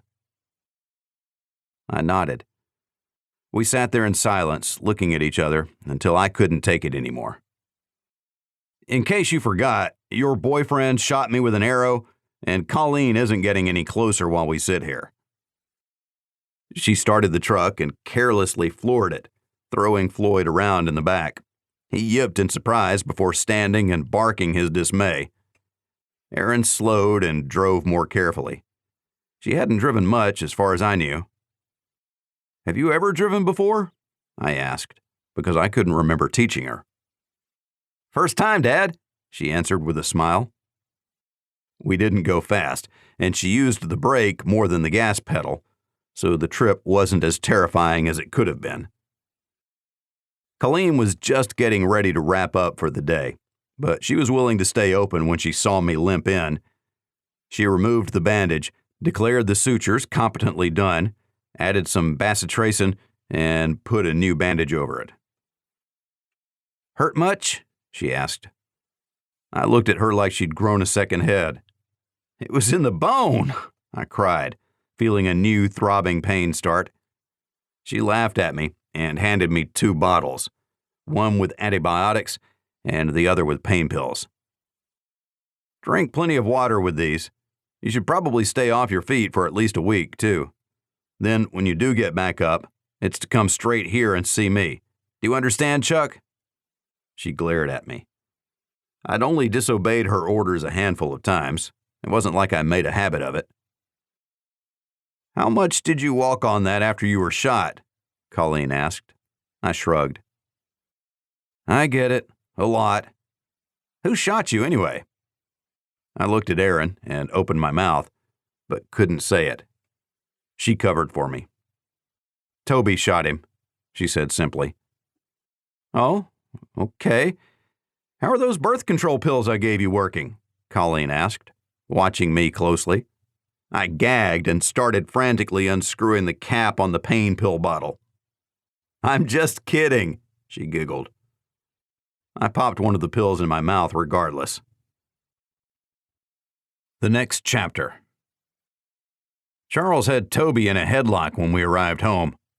Aaron quickly broke it up, and Charles went back in the house in a huff. There was a heated exchange between Toby and Aaron, then hugs. I could only shake my head, which was starting to float. My leg no longer hurt, although it felt wooden as I tried to walk. I worked my way past the young couple and into the house. "We got your bear meat back, Charles," I shouted, thrusting my arms in the air. Charles wanted to see the wound on my leg, but I wouldn't let him unwrap it. Not again. We were going through bandages quicker than we needed to. "It'll be fine."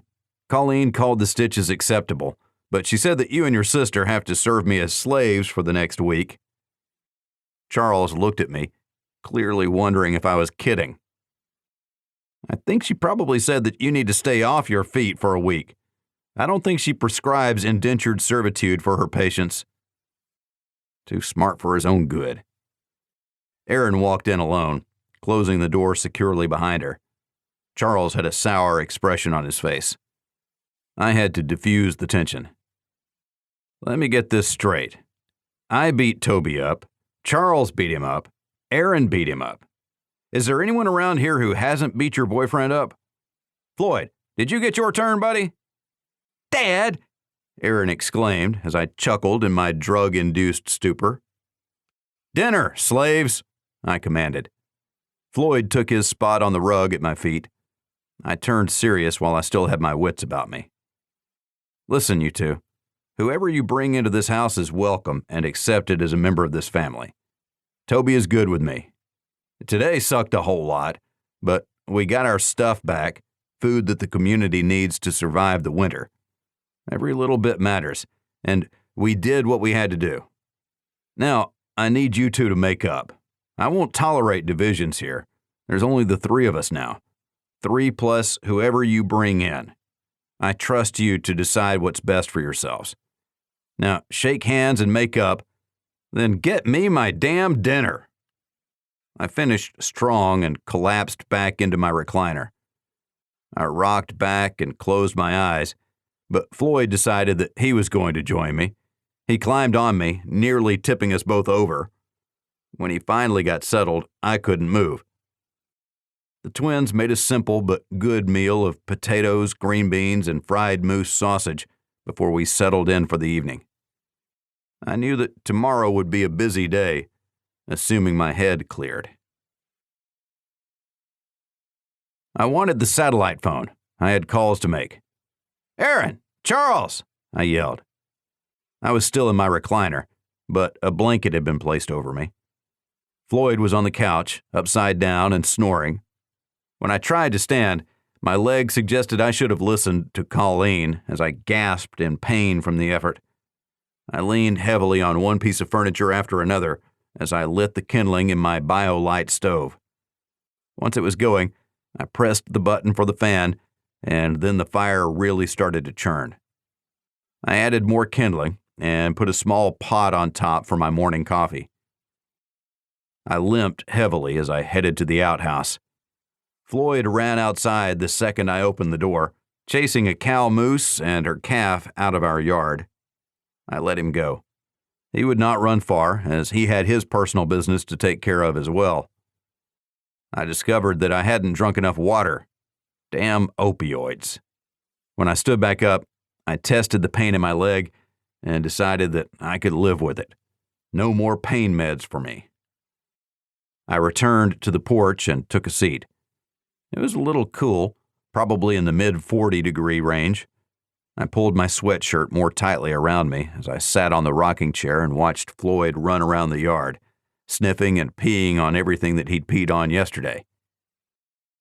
I worked through in my head what I needed to start doing. It was so much that I decided to make a list, build an engagement plan. I was still the governor, unless that had changed. I didn't know because I'd told everyone to leave me alone, and they had. When I heard the pot whistle, I gimped back inside, calling for Floyd to join me. He happily ran through, almost knocking me over as he knew he'd get his breakfast. Phyllis used to get her breakfast after the first walk of the morning. She'd lasted 3 more years after our return, but then cancer got our little girl. It seemed that she had always been with our family. The twins took it the hardest, but Husky helped them through their pain. And then Husky passed away a year later. Living as we did in a new settlement without consistent support, it was hard on the animals. I took the pot off my small stove and turned off the fan to let the fire burn itself out. It was almost finished anyway. The BioLite stove burned hot and fast. It had been a godsend over the years, as I never gave up on coffee. I dug out smoked moose, dried salmon, green beans, and a small handful of cooked rice for Floyd. He gulped it readily. He supplemented his diet with rabbits and other creatures too slow to avoid the half-wolf. He killed a calf moose once, and it was hard to get mad at him, but that was before I had him under control. Now, with one shout, he'd stop what he was doing and return to me. The twins could control him as well. They also had their dogs in our kennel. They each maintained 10 dogs for sledding. It took some effort to keep them fed and taken care of, but they did that all on their own. They couldn't imagine a winter where they didn't mush a dog sled. I could drive one, but preferred to ride and let the kids do the work. Charles was first into the kitchen, reaching for the water to make himself a cup of coffee. "Hey, are you old enough to be drinking that stuff?" I asked, unsure of when he started drinking my coffee. I instantly started running through the calculations in my mind and determined that we'd run out of coffee before next summer. "Of course, I can't imagine starting a day without a steaming cup of Java. I see why you're so smitten. And old Sam, I remember how he worshipped his morning cup." Charles smiled as he thought about our old friend and mentor. Reminiscing fondly still didn't change the numbers. "How long have you been digging into my stash?" I headed toward the cabinet under the stairs where my stock was. Charles got in front of me and blocked my way. "Dad, you don't want to look," he said. There were a great number of things to feel sad about, but at that moment, the idea of going without coffee was the saddest thing on my mind. "No," I lamented. The stairs creaked as Erin started down the steps. I looked up to greet her. Toby was behind her, hair messed up from sleeping. My mouth hung open as words failed me. No coffee, and my daughter had a live-in boyfriend. Floyd barked once, and a second later there was a knock on the door. Charles worked his way past me as I stood there dumbfounded. "Diane, thanks for coming," I heard Charles say warmly. It seemed like his voice came from a long way off. I looked as Amber and Lucas's daughter jumped into his arms and hugged him. They stayed that way until Aaron and Toby bumped into them trying to get into the kitchen. "Ooh, coffee!" Toby exclaimed. I watched as 2 more cups of my life's blood flowed from me. "You too?" I asked, but the question never passed my lips. No sound escaped me. I looked from Charles to Aaron and back to Charles. Diane gave him a quick kiss on the lips and finally let go. She was only 13. He was 16, and I thought my brain was going to melt and flow out my ears. Charles and Aaron came to me, both grabbing an arm and guiding me to the couch. I sat, and Floyd jumped up next to me and laid down, resting his head on my lap. His big golden eyes looked at me. I scratched him behind the ears. He was such a good boy. Then the other 4 started talking all at the same time. The noise pounded against my head. "Nobody talk!" I yelled. Floyd jumped up and just as quickly laid back down. Everyone stopped talking and froze in place. I closed my eyes and tried to gather my thoughts, breathing deeply and deliberately. "Pad of paper and pen," I said, looking at Charles. Once he handed them to me, I continued. "You two sit, and both of you trying to hide in the kitchen, come here and sit down. I want to know what is going on. Stop!" as both Aaron and Charles started to talk at the same time. "You first," I said calmly, pointing to Aaron. "Toby is going to live here now," she said defiantly, arms crossed in front of her. Diane started fidgeting and grabbed Charles's leg. "I just have one question. Did I do something in a previous life to deserve this?" Floyd started licking my hand and then rested his chin on my arm. "I know, I deserve you," I told him. "Real funny, Dad," Aaron started. "Toby has asked me to marry him, and I've accepted." I looked at Toby, who quickly looked away. "This is the modern world, and you don't need my permission to get married, but you have it regardless.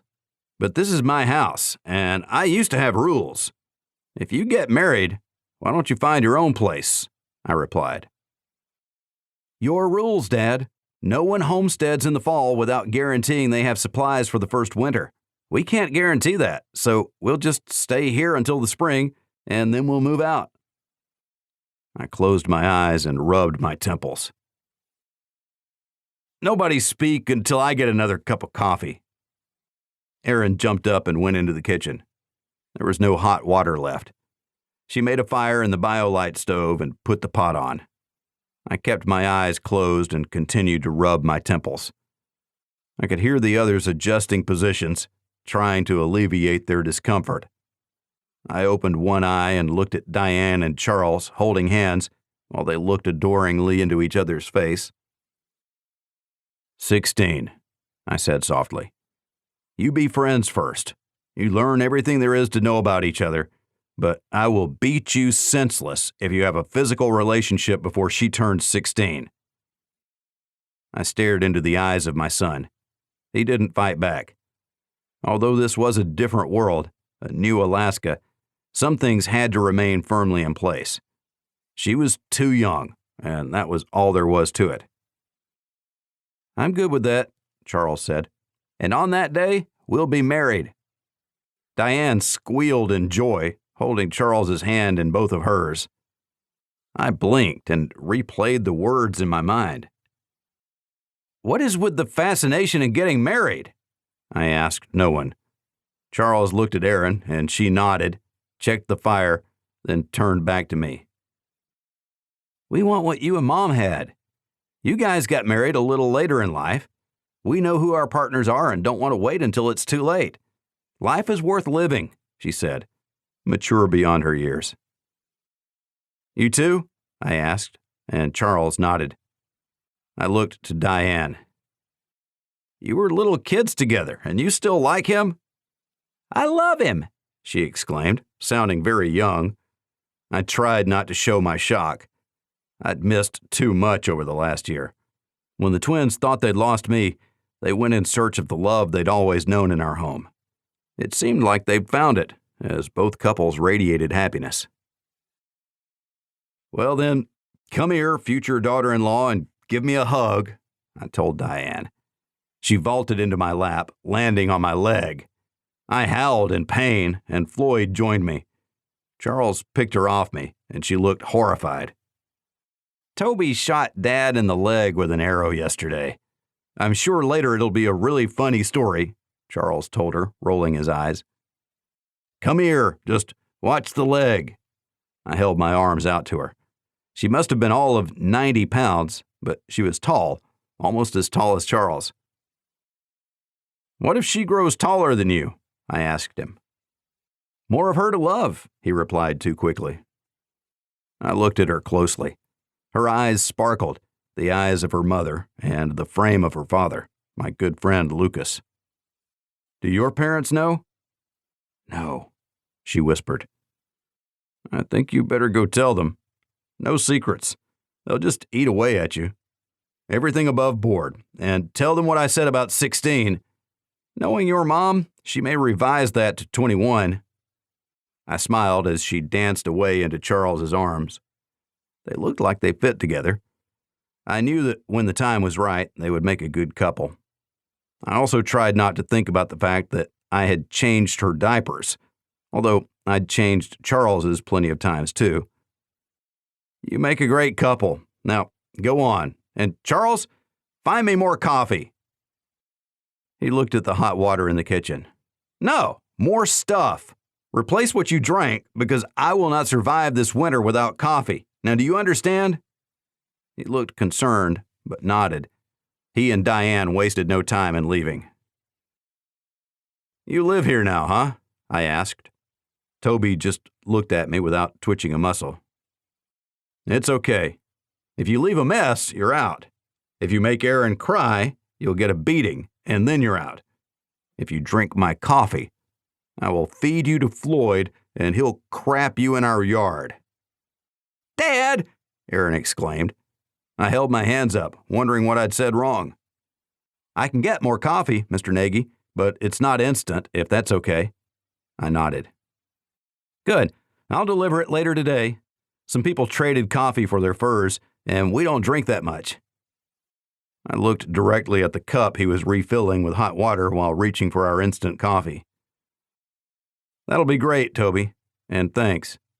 Aaron, you've been quiet," I ventured. She looked at me and said with a smile, "I'm pregnant." And for the 47th time that morning, I found myself speechless. Making phone calls. I thought it over and felt the smile coming, only to be interrupted by thoughts of Madison. She would never get the chance to be a grandmother. I'd have to do double duty, but Toby's parents weren't far down the road. I knew that we would grow closer. "Come here," I said, grinning. She hugged me, taking care not to lean on my leg. I'd ask more questions, but I need to digest. And you need to get me the satellite phone. I expect Tanya has it, but if she doesn't, she'll know who does. I have many calls to make. Toby hovered nearby. I held out my hand, and when he took it, I pulled him close. I smiled and whispered toward his ear, "Now, if you hurt her, I will hurt you. But know that we'll treat your burial with dignity and respect." He looked at me, unsure whether I was kidding or not. I figured that I wouldn't have to do it. Erin could take care of herself. "Just kidding," I said, while shaking my head to further confuse the young man. "Now, get going, you crazy kids. I have calls to make, and it's still early enough that I won't be interrupting anyone's dinner." They waved on their way out. "Holy crap, Floyd. If I had a weak heart, I'd be dead right now." He rolled his eyes at me as he fought to stay awake. "We could all take a lesson from you. I scratched behind his ears as he took the opportunity to adjust and settle in for his first nap of the morning. It was late morning before Erin returned, triumphantly holding the satellite phone in front of her. Tanya had had it, but she wasn't home, so Erin found Shane at the power plant to give her a better idea where Tanya might be. She wasn't in any of the places that Shane recommended. Erin finally found her at the community center, where she knew she should have checked first, but she had trusted Shane. The phone. It had been a while, but I remembered the number well and dialed it. "Frank here," my friend answered. I skipped all formalities. "Frank, coming to you live from the sunny top of the world. You know that I wouldn't be calling if I didn't need a favor." "Of course, I know that. Hey, I'm really sorry to hear about Madison. I wish I would have found out earlier. I would have made a trip up there just for you, my friend. You've made us rich, and for that, I can't thank you enough. We've been able to weather this financial crisis and then some. I think you'd be proud of us, Chuck. We helped our entire neighborhood to both eat and keep their homes," Frank said. But he wasn't bragging. I could hear the pride in his voice. "I would expect no less, Frank. And I didn't make you rich, you did. You deserve everything you get because I can't pay you for what I need. That's why I couched it cleverly as a favor. I need names and numbers for trade ministers in Japan, China, Taiwan, Russia, the Philippines, even Australia. We're hurting, and we need a trade partner. The U.S. has failed me for the last time. You know, we don't have an open road or rail, and the runway is trashed. We can't land any more planes. We are completely cut off from the rest of the world. I need to open the road. I need to get the rail cleared. We need to establish Valdez as a port that works for transshipment because we need to be able to petition the UN for status as an independent nation. That's right, I'm cutting ties with the U.S., and I need your help to do it, Frank." There was a long silence. I looked at the phone to make sure we were still connected. "I can do that, Chuck. Things aren't good down here, but you know what? They're better than they were last week and the week before that. We might be crawling out of our hole. I'm telling you, this administration has no clue. It's like living in Ayn Rand's Atlas Shrugged. The only ones producing are getting taxed to the hilt. But I think they've worked a deal with the government for a tax reprieve or something once the markets started churning again. And then they'll find out that their lack of support for you cost them a resource-rich state," Frank replied. He didn't seem put out at all. Frank wasn't a fan of the current administration, which was a continuation of the previous one. He couldn't fathom how these people kept getting elected. They'd driven the country further and further into discord, but they controlled the media and the message. The people followed along because they didn't know any better. Behind closed doors, his opinion was that the country got what it deserved. "Hey, honey," I heard my friend calling to his wife. "What do you think about moving to Alaska? Valdez on the coast. I hear there are a lot of jobs that are going to open up there, and the weather is fairly temperate." "Fairly?" I heard her yell from somewhere in the distance. "I'm on board, Chuck, all the way. Let's do this. I think it may be time to let the kids maintain our home here while we go help out in Valdez. We have some money left, and investing in the nation-state of Alaska might be the best thing we can do with it." Frank kept me on the line as he searched the net for the numbers. I waited while he called various dignitary telephones and verified that they worked and real people would answer. When Frank finally hung up, I felt relieved. I had a short list of people and phone numbers to get their secretaries and get on their schedule for a conversation. I also had the number for the UN. I wanted to update them as a predecessor to my Declaration of Independence. A Declaration of Independence. That would have to be something to memorialize. One massive page, handwritten for highest impact, signed by the leaders of the community. I took out my notebook and started to write. When abandoned by our mother country and left alone to fight an invading army, to survive by our own force of will, we endured. And now we must stand tall and say no more. From this point forth, we demand our right of self-determination. Our liberty and prosperity will be in our own hands and our hands alone. We quote a section of the United States Declaration of Independence, that whenever any form of government becomes destructive of these ends, it is the right of the people to alter or to abolish it, and to institute new government, laying its foundation on such principles and organizing its powers in such form as to them shall seem most likely to affect their safety and happiness. Prudence, indeed, will dictate that governments long established should not be changed for light and transient causes, and accordingly all experience hath shewn that mankind are more disposed to suffer, while evils are sufferable, than to right themselves by abolishing the forms to which they are accustomed. But when a long train of abuses and usurpations, pursuing invariably the same object, evinces a design to reduce them under absolute despotism, it is their right, it is their duty, to throw off such government, and to provide new guards for their future security. As of this moment, we reject the protectorate status that has given us no safe haven, no respite, no freedom. We may still be alone, but we stand proud to declare our sovereignty and loyalty to the great nation of Alaska, and to Alaska alone. We are the new guards, and we will provide for our own security. I put the pen down. I had copies of the Constitution, the Declaration of Independence, and Black's Law Dictionary on my phone, just because. I looked at the small device and reveled in the information that we had at our fingertips. I didn't have the internet or the ability to use it as a phone, but it was my stalwart computer over all the years. Whenever the BioLite was running, we charged the phone, because I always liked to play music. I thumbed through my 20 gigs of iTunes music and found Billy Idol so I could rock the Cradle of Love. Grandpa loved rock and roll. My lips sneered of its own accord. I knew that I better not do that in front of Aaron, or I might just get my ass kicked. I tried to think back over the past year, but I couldn't remember anything.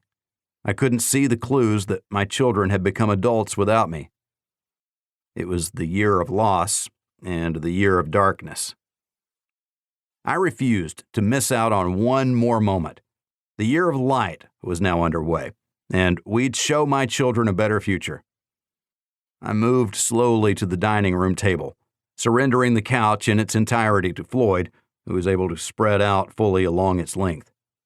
At the table, I started sorting papers and making new lists. I needed an office for the organization. After all, I was the governor. The phone was there and still held half a charge. Appointments. I had to set up appointments. I hand-drew a calendar, and thanks to my smartphone, I knew what day it was. The music cycled to the next Billy Idol song I had, White Wedding. I swiped my way to a playlist that I called 80s Babes. Berlin's Masquerade rocked from the small speakers. The Metro played next, and it put me right where I needed to be. I dialed the long series of numbers that international calls required, and waited, happy to hear the voice on the other end. "Moshi Moshi," a young lady's voice said happily, offering me the Japanese version of a courteous hello. "Hello, I'm Governor Chuck Nagy from Alaska, and I would like to talk to the minister about opening up direct trade between Japan and the free nation of Alaska. Tariff-free trade," I said simply, expecting that the person who answered the phone spoke English, because the Ministry of Economy, Trade, and Industry dealt with as many foreigners as they did with their own citizens. She deftly passed me to one of the minister's aides. He answered kindly enough, but was clearly skeptical. I needed to let him know that we were serious. Sumitomo Corporation had a rather large stake in gold mining here. Would you like to get that access back? And that's not a threat. You have investments, but right now our infrastructure is suffering. The cost of access is simply your help in opening the road and bringing back power. We will have to tax raw materials as they are moved out of the country, but 10% is all we're asking, and we can negotiate that based on the amount of support it takes to open the road and bring the power plant back online. There's much more. Right now, all we have is natural resources. How about Alaskan salmon? We haven't commercially fished for over a decade. I expect the population needs to be culled. What do you say to talking about some access agreements?" The man on the other end of the phone hemmed and hawed. He was clearly not comfortable with something so out of the ordinary, so I asked to talk with his boss. He bristled at that notion. Then I suggested that I'd call the CEO of Sumitomo and ask him why Meti, was dragging their feet and not helping Sumitomo to protect their investment. I didn't like strong-arming the man like that, but I didn't have time to waste and let the conversations drag out for extended periods of time. Maybe this young man wanted to improve his position within the government and was angling that way, or maybe he thought I was a nut job. I was the governor of a new nation, and if I had to browbeat someone to get access to the people I needed to talk to, then so be it. I decided that I would call Sumitomo and talk with the CEO about what it would take for them to get back into their gold mine. Finally, the man transferred me to the deputy minister. After I delivered my short speech, he was much more interested and even made counterpoints to my proposal, which meant that he recognized the value of what I was offering and was actively pursuing the agreement. I copied down this information and made notes of what we'd both said. When he hung up, I tweaked my notes and then dialed the next number on my list, which, thanks to Frank's thoroughness, was the CEO of Sumitomo Corporation. The person who answered was the CEO's executive secretary and understood the importance of my proposal. He put me on hold, and within 3 minutes, I was talking through an interpreter with the CEO himself. I recounted my conversation with Meti and also made sure he was clear on my commitment to honor certain previous contracts, to the mutual benefit of all. Their mines outside Delta Junction had been abandoned following the attack. Everything should be still in place, although all the equipment would have to be refurbished, upgraded, or replaced. The CEO discussed the impact of the world's depression on the gold business. When currency suffered, gold was a safe haven. He wanted access as soon as he could possibly get it. He figured with a concerted effort, the mine could be up and running in 2 months. He would buy a fleet of ships to move everything he needed to move, to include relocating equipment currently in the lower 48. I thought that I had time and wanted to get competition in order to improve our offer. But if we could start rebuilding infrastructure before winter set in, then I was willing to cement a deal. I asked for his assistance with Meti, and he laughed. The minister was a classmate of his from Harvard Business School. He said that he'd take care of it. I knew that I would lose any credibility with the man I'd talked to at the ministry, but I felt that Sumitomo had more right to act than anyone else. They'd invested heavily in Alaska. Their investment was alive and well. All they had to do was get there. All we had to do was be standing on the shore to welcome them and firm up the details of our engagement. We'd have to put a liaison with them and their people. So many details.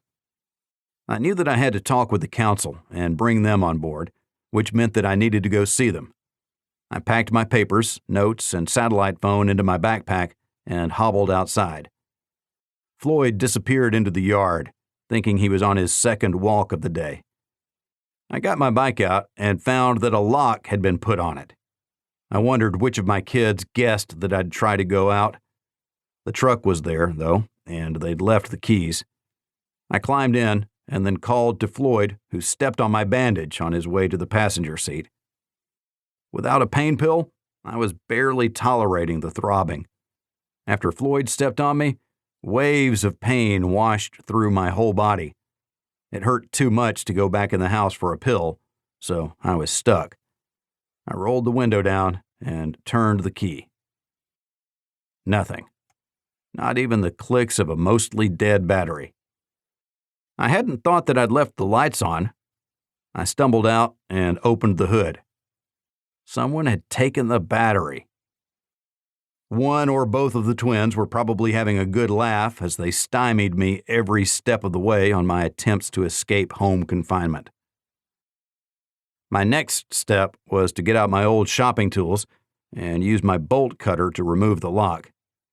I was prepared to find my tools missing and was not disappointed. What the twins failed to foresee was my willingness to use a hacksaw to cut through the lock. I went through 3 blades before the chain gave way and dropped on the ground. At least they hadn't flattened the tires and taken the tire pump. That would probably be next time. I hoped there wouldn't be a next time. I really didn't like getting shot with an arrow in the first place. As long as the twins could keep their friends under control, then I'd be fine. Friends. Yes, that's what I'd call them. Floyd had been running around, playing with the sled dogs in their kennel when I called to him. He joined me, tongue lolling. I took the time to pet his head and scratch behind his ears. He'd been stalwart through it all, kept me company during the dark time. I owed him, and I owed my kids. There wasn't a great deal within my control, not anymore. There were too many moving parts. Grandpa. I shook my head and laughed as I pedaled out. The pain in my leg let me know that it disagreed with my current course of action. I rode away, trying to enjoy the wind whipping past my ears, while Floyd jogged alongside, just happy to be alive. When I reached the community center, my leg was protesting mightily, and it had started bleeding again. I went next door to the clinic, prepared for my well-deserved verbal beating, but arrived to see old friends who were distraught. The pain in my leg evaporated as I rushed to Joe and Emma, hugging them both to me as they cried.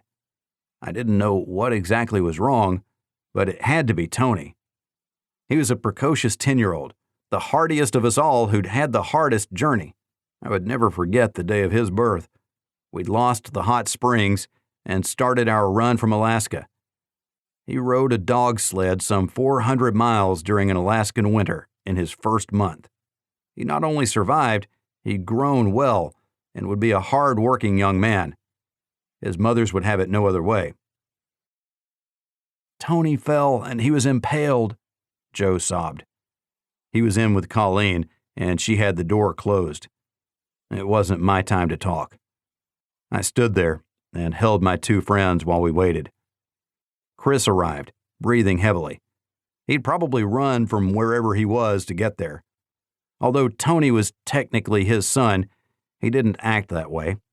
Tony was the son of his 2 good friends, people who had made the community what it was in the early days of Chena Hot Springs. He hugged both Joe and Emma, and we all sat down to wait. After an hour, I asked Chris to join me outside for a smoke.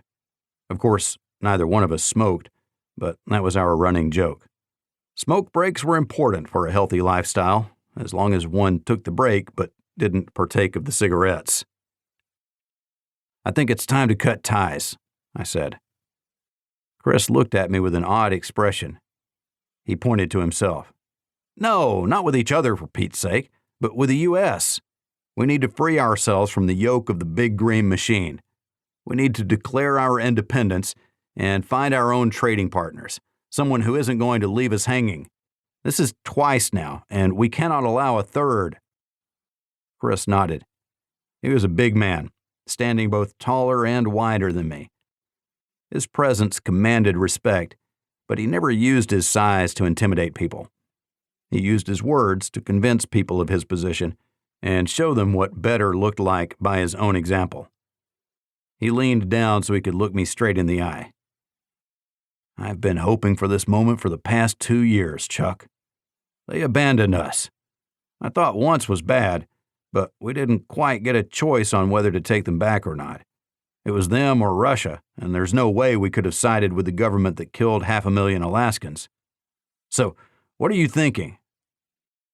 I pulled the papers out of my backpack and ran through my conversations with the Japanese. I mentioned how Frank was willing to come to Alaska and help us run the Port of Valdez and get that community up to speed as the commerce hub of our fledgling nation. Chris looked at me with a blank expression on his face.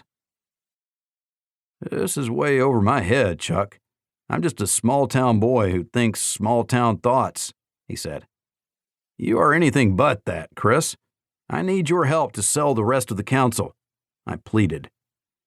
You won't have any problem with them. It is really good to have you back, Chuck. Did I say that already? Well, there, I said it again. By the way, what was I seeing with you and Terry holding hands? Is there anything going on that I should know about? I looked at the ground, unsure of what to say, and decided to say nothing. I was uncomfortable, embarrassed, and felt like I'd done something wrong. Sorry, Chuck. I know how you feel, but life goes on. Madison would probably let you have both barrels if she knew the blue funk you'd been in. I know she liked Terry. I think we better go back inside. Let Joe and Emma know that we haven't forgotten about them. It wasn't long after we'd rejoined the distraught parents that Colleen came out, her smock covered in more blood than I thought looked healthy, but she was smiling. We've removed the post, sutured a laceration of his right kidney as well as the muscle tissue that had been torn. I'm sure that he will recover. We'll keep our eye on him, and you need to keep him from doing anything active for at least a month. We can't risk tearing open anything that we did on the inside. Erin joined us in the waiting room as she was still drying her hands from cleaning up after surgery. When did you become Colleen's assistant? I asked in surprise. 6 months ago, Dad. 6 months, she said sarcastically. I looked away quickly as my eyes burned, tears threatening to flow. I pulled her close to me and apologized, over and over. Then she started crying. Knowing that Tony would recover, the others were relieved and stood watching a man and his daughter bond. Erin finally pushed me away. You're smothering me, and hey, what are you doing out of the house? She said playfully, then turned to the others. My compliments to Colleen on her mastery of surgery to put Tony on the road to a full recovery. On a side note, Toby and I are getting married in a week, and we're pregnant, due in about 6 months. Erin smiled broadly, and there were more hugs. Chris looked at me and started laughing. Laughing at me. I probably deserved it. I was the old man of the group. I bobbed my head slowly as he made no attempt to hide his mirth while taking his turn in hugging and congratulating my daughter. Just a small-town man, he'd told me. Chris was wise in the way of the world that others could only imagine. Chris knew me and understood that although I put on a brave and supporting face, I would have felt like I'd failed. He also knew that I was wrong to feel that way. He finally stuck out a big paw and grabbed my hand. Grandpa, he laughed. If I was younger, bigger, and able to fight, we'd throw down over that, I threatened. He didn't buy it. So, wedding in a week, huh? What are the details? Everyone is going to come. It'll be the biggest thing we've had here in years, Chuck, and we need it. We need a big party to celebrate how far we've come and get in the right mindset for the way ahead. I knew the marriage and baby parts, but not that it was in a week. I know nothing else, but I'll tell you that it's on them to plan and pull off. I pointed to Erin, and she gave me one thumb up. Colleen escorted Joe and Emma into the back area of the clinic so they could watch Tony sleep. He wouldn't come out of it for some time, but Joe and Emma already set up a vigil so one of them would be by his side at all times. Hey, Erin exclaimed, an angry look on her face. I asked you a question. What are you doing here? Floyd, what did I tell you before I left? Floyd wondered why he'd suddenly been included in her tirade. He tucked his tail between his legs and stood at the door, hoping someone would open it for him. You thought you could out-devious the old man? This is a lesson for that time very soon when you have your own kids. From that point forward, you will always be on your toes. The older you get, the smarter I'll get. Not sure about that one, Dad. I already think you're pretty smart. How? Hacksaw, I replied. How long did that take? She wondered. Long enough, but perseverance, young lady. Age and deceit over youth and ability any day. You get home now." Floyd wagged his tail, hopeful that someone would open the door. He was ready to go. I was ready too. "I'm going home, but only because I want to, not because you ordered me to." My retort came with head held high and chin thrust forward. "Get in here, Mr. I'm going home," Colleen called from the other room. Deflated, I limped in. She wanted to check the wound, so I had to take off my pants and sit on the exam table. I called Chris to join us, and Joe looked in to wave goodbye on her way out, as Emma had the first shift with Tony, it appeared. I waved back happily. Joe ran the only restaurant, and she knew that many people counted on her cooking for their meals, so she had to go and get dinner started. She was reluctant, but we trusted our partners in the community, and we trusted our friends. Then we did what we had to do. "Can we early up the meeting of the council?" I asked, while Colleen tortured me through various ministrations on my wound. "You tore out 2 stitches, you knucklehead," she said, showing her best bedside manner. I shrugged. "I needed to talk with Chris." "Ah!"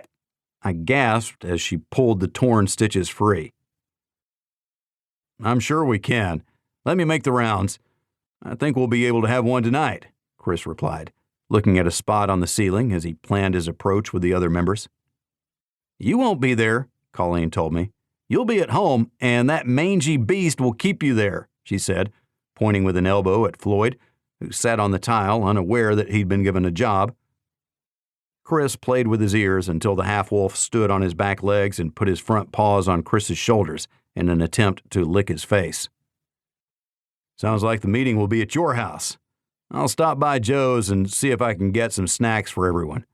I better get going, otherwise I'll never be able to rally the troops. By the way, good job getting all of our stuff back. Besides your future son-in-law shooting you, did you have any other problems?" "We'll talk later," I told him cryptically. Actually, I didn't want to talk about it at all. Not now and not later. It was one of those events better shoved into the back of one's mind, stuffed behind a big door that could be closed and locked. "Shooting for 6, Chuck. Take it easy," Chris said as he made to leave. Colleen stopped him with a look. "You're taking him home," she told her husband. "Where's the truck?" Chris asked me. "Erin?" I yelled. She magically appeared 1 second later. "Dad?" she tried innocently. "Whatever you did with the battery, put it back in, and then come here and get me," I told my daughter. Without a word, she left. Chris looked at me, and I could only shrug. Colleen waved a hand, and Chris was off like a shot before she could change her mind. I moved to the waiting area, as a couple of other people needed a few minutes of Colleen's time. She took care of them with kindness and grace, then ushered them on their way. Nikolai showed up to follow up on his nose. I stiffened when I saw him, but he only smiled and pulled up a chair next to me. "All is good now. Best thing," he said with his Russian accent, pointing to his nose. "It clears my eyes, and I see perfectly. Bill is good guy. I am good guy. We are good guys together." "Yes, you are," I agreed. Floyd wasn't too sure until Nikolai petted his head while feeding him a piece of jerky. Floyd sneezed it onto the ground and then dove after it.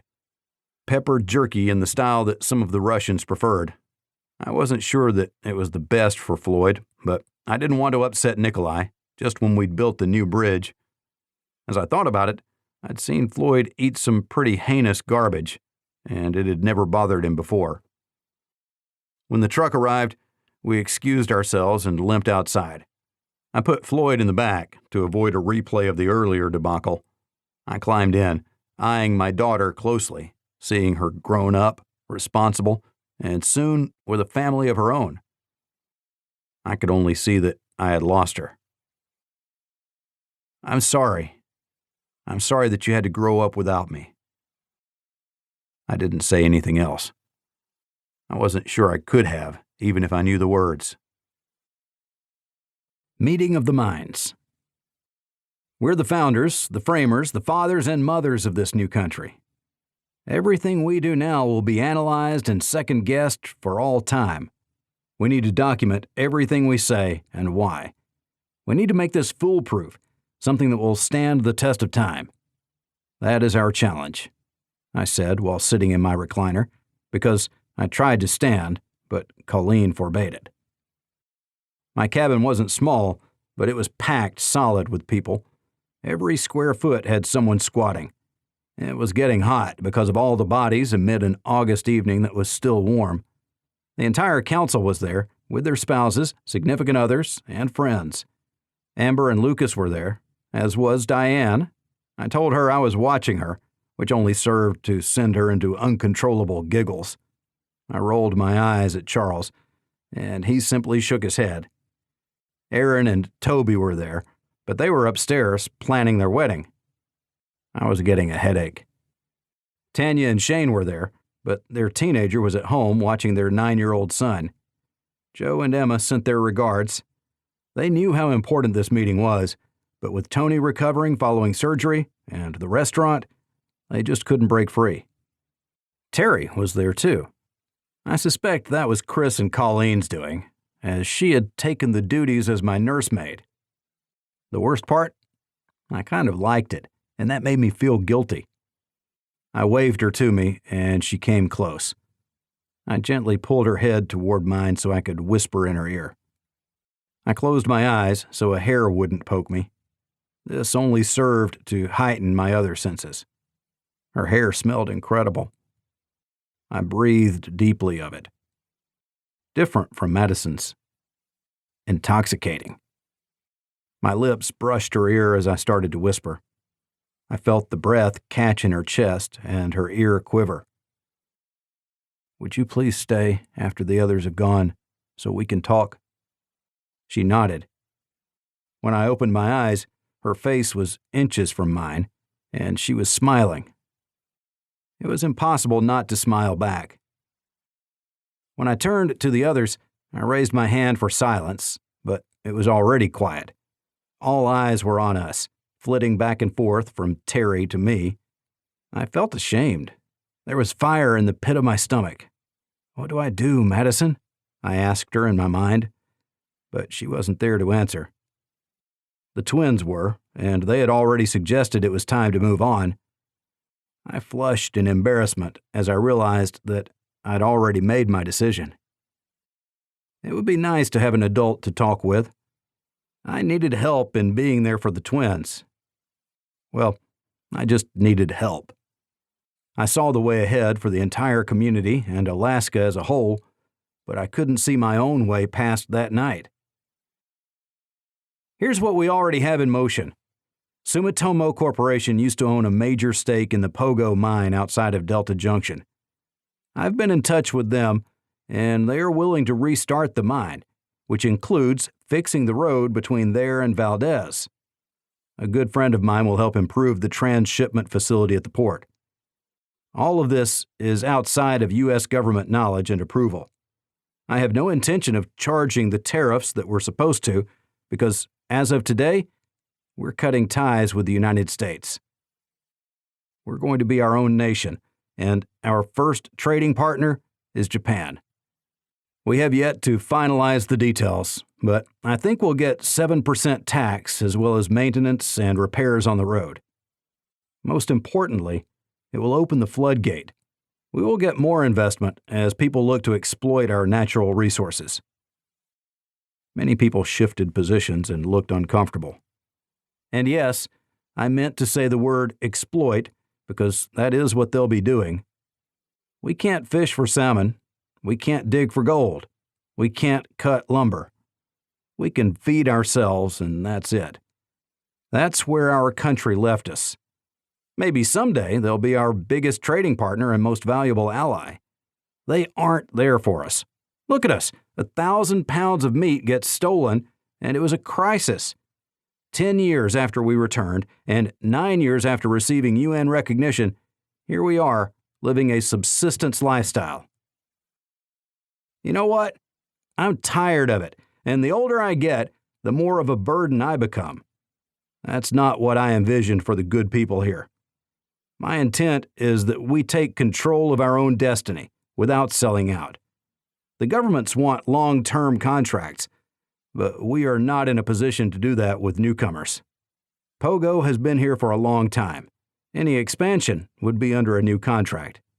As the first, Sumitomo gets a better deal, but that doesn't mean we'll lay down and let them pollute the environment either. We'll use the U.S. safety standards to keep everything above board, at least for now. And that's just the start of all the work we have to do. To become an economically viable country in the 21st century, we have to sell what we have, providing oversight to keep anyone from taking advantage. It means we need to claw our way into the modern era. That starts today. My intensity increased as I spoke, feeling passion surge within me, especially as I looked at the good people packed into my home. When we finished, they'd go back to their homes, light a fire for warmth, and read by candlelight. I thought they deserved the opportunity to do more than just survive. But I looked at happy faces. Couples holding hands, even after more than a decade together. They didn't care about modern conveniences because their families came first. I challenge you all to make sure that we don't turn our backs on what we have. I will throw everything away and return to subsistence living if we start losing our identity. We must remain true to ourselves. I'm going to be a grandfather, and I want that child raised in the community that we have now. But I also want that child to have the endless opportunity I had when I grew up. I want that for my children. I want that for yours, too. I felt like I ended on a low note, but the people cheered and clapped. Maybe it wasn't the words, but the sincerity they heard. True to ourselves, while at the same time dragging our families into a better place. It's what people had worked for when I was growing up. Charles and Aaron were the new generation. They knew this world best, having disdain for the lower 48's so-called modern society. They would be the future and would have to select what they wanted in it. We only needed to give them options and opportunity. I didn't have copies of what I'd written for our Declaration of Independence, but Terry committed to making them available tomorrow at the community center. I suggested I'd be there later in the day, but Colleen said that all independence business would be done in my home since I wouldn't be traveling, as per Colleen's orders. Terry again volunteered to bring any correspondence to me. Chris came to my rescue as I sat and looked uncomfortable by telling everyone it was time to go. Aaron and Toby had other ideas, yelling at everyone from the top of the steps. Our wedding will be Sunday noon, 6 days from now, outside the community center. You're all invited, she shouted, spreading her arms wide to take in everyone who was looking at her. If you don't come, I'm putting your name on my list, I yelled in support of my daughter. Toby beamed, which made my leg throb and reminded me that I still hadn't gone to the bathroom since taking the pain meds. What a way to start a new nation.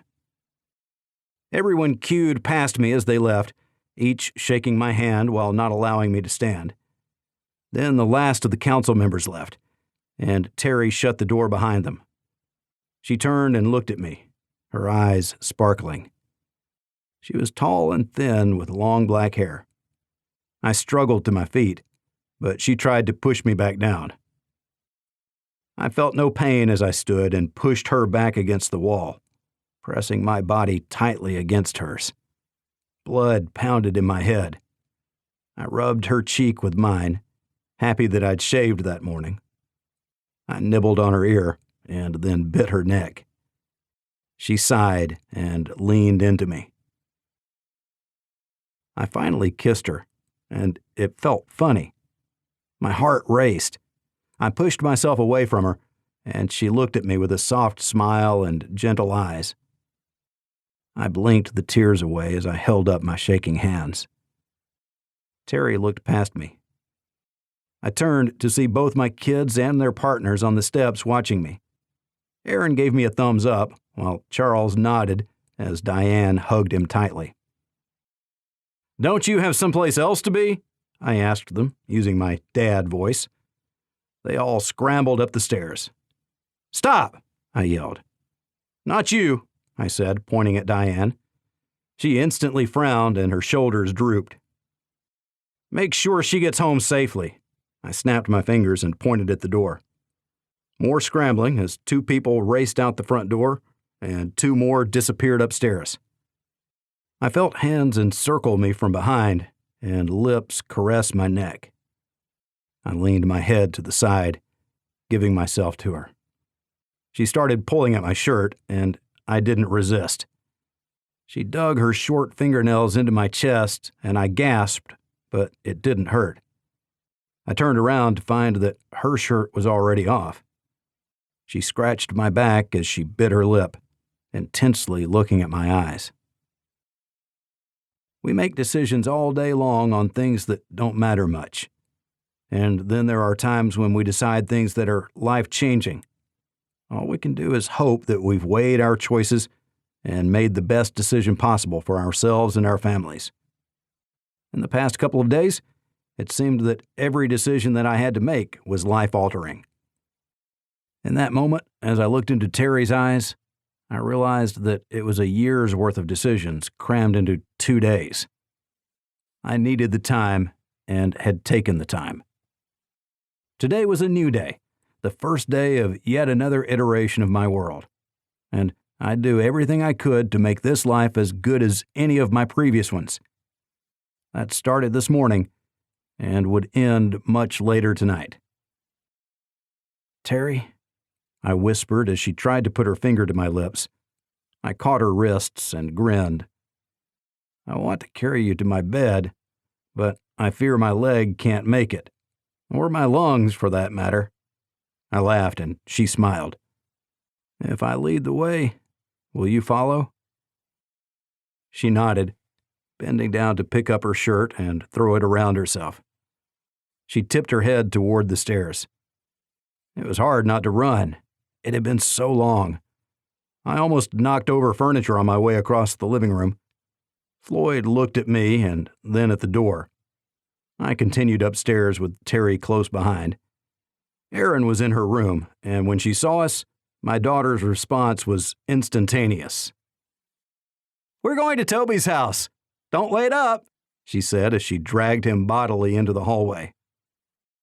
"Take Floyd out one last time for me, would you?" I asked, not looking for confirmation, as I guided Terry into my bedroom and closed the door behind us. Time flies by. Terry never left my side that week. My stress and discomfort disappeared. The twins freely welcomed her into our home, and I could not have asked for better from them. I only apologized to Madison's memory one time, and that was for spending an entire year distanced from our children. I promised her that I wouldn't miss another day, but to do that, I needed help. I needed Terry's help. I knew that Madison had liked her, and that made it easier. Terry told me that she had been in love with me from when we first met. That made me laugh out loud. I thought she wanted to scratch my eyes out for being a man who had invaded their secret compound. All I ever wanted was to see people happy, and she realized that quickly. I replied that it was what any Marine would do. She disagreed, and we disagreed about much, but in a friendly way, and after a healthy conversation, one of us would change our opinion, or we'd agree to disagree. It didn't get any better than that, but I was getting less sleep, although the reasons for that brought a big smile to an older man's face. Terry was only 5 years younger than me, but had the energy of someone much younger. I kept my BioLite stove cranking at all times to keep the satellite phone charged, since I was on it almost constantly. Frank was on his way to Valdez, and I wanted to meet him there. Sumitomo was sending a representative as well. I expected they'd probably meet in Bellingham to catch the once-a-week ferry to Valdez. It was a small vessel, but there was enough of a demand that it still operated. 10 to 20 people would pay an exorbitant sum for the ship to go to Valdez, where 10 to 20 people were willing to pay that same amount to get the hell out of there. I also wanted to hand-deliver our Declaration of Independence to the U.S. government liaison. That person had an office in Valdez, which was the first point that made me angry. Our largest body of people and central government were in New Fairbanks, but they couldn't be bothered with sending someone to a place that austere. They told us to move. That was when I had my first inclination that our relations were going south. I didn't pitch a fit like I should have, but the U.S. Embassy was still in Tel Aviv and not in the Israeli capital of Jerusalem, so if they couldn't win that battle, the Protectorate of Alaska had no chance. I tried to pick my battles wisely, but they threw up roadblock after roadblock, finally disappearing almost in entirety last year. I wondered if our liaison was still there, so I dialed his satellite phone, and he picked up after letting it ring for a long term. "Bustamante," the gruff voice said. "Governor Nagy here. How are you doing, Dick?" I asked. His name was Richard, and he preferred Rich. I didn't like the guy. "Fine. What do you want?" "Really? That's how our liaison talks to me? That's really nice. If nothing else, Dick, I'm a goddamned human being. Maybe you could be less of a prick." I shook my head as I had not wanted the conversation to go this way. "Yeah, whatever. Sorry. What do you need, Chuck?" the man asked. "I'd like to meet you. Will you be in Valdez in about 10 days? "Sorry, Chuck. I'm in Colorado right now. Not sure when I'll be back," he said flatly. Interesting. As per Alaska's written agreement with the United States, the liaison is to provide notification when the office is unmanned. Is someone there? I doubted that, since the satellite phone was in Richard's hands. "No," he replied simply, without further elaboration. So be it. I clicked off, hanging up on the man. I thought about it for a second and realized that helped us. Abdication of compliance with our agreement was an indication that the United States had backed away. Cutting ties was now easier. If he tried to return, we'd simply refuse him entry to our sovereign nation. "Did you really need to call him Dick?" Terry looked at me with her eyebrows raised. "Are you the new First Lady?" I asked her, semi-serious. "I think partner in crime is more apropos," she replied smoothly as she slid in next to me on my recliner. Floyd was at my feet, having given up trying to get between us.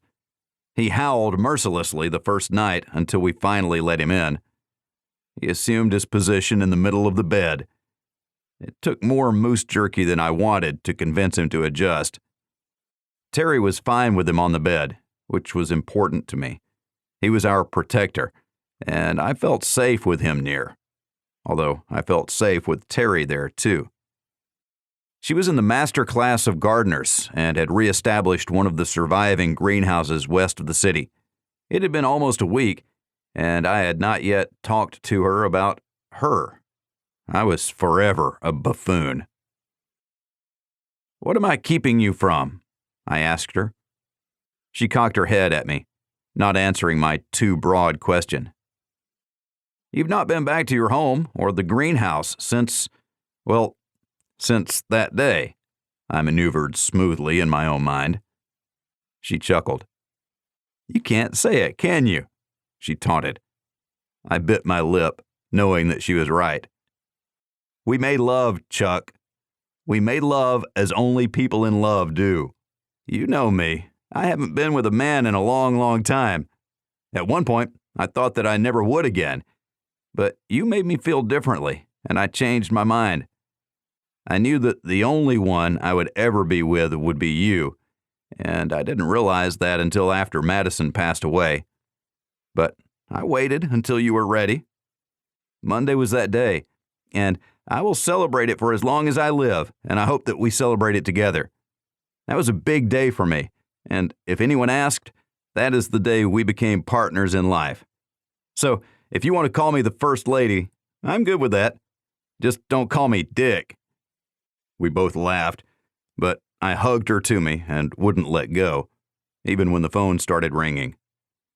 I stopped her when she reached for it. "I'll call them back. So, What are we wearing to my 16-year-old daughter's wedding? The nicest things we have. I have to say that I've looked in your closet, Chuck. It's grim in there. I don't think she'll mind if you wear jeans and a plaid shirt. It's what we all have. You have blood on most of yours, though.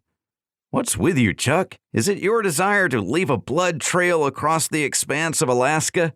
She asked, clenching her mouth as she talked.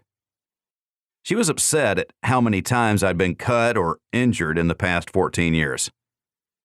My defense is that I have not been injured since you came into my life. So there, you were good for me. You need someone to watch over you full time. My Lord, what have I signed up for? She teased. Sorry, no takebacks, I responded with a whistle while fondling her butt. She let it go on for a while before getting up, careful not to step on Floyd. You call whoever back. I need to run to my place and see what I have to wear for tomorrow. Don't hurt yourself while I'm gone. Floyd, you look after him now, she commanded. I watched her go, happy with what I saw and felt. It was nice to feel again. I picked up the phone and saw a Japanese number that was unfamiliar. I called it back, knowing that it was early morning there. A man answered right away. Governor Nagy, so glad you called back, he stated in nearly flawless English. I was intrigued at who this newcomer was.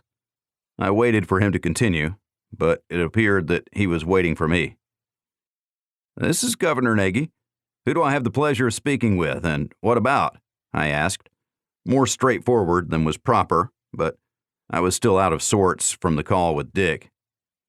I don't mean to be abrupt, but there's not much power left in the battery, and we need to be brief so I can get this back on the charger. I get too many calls, if you know what I mean.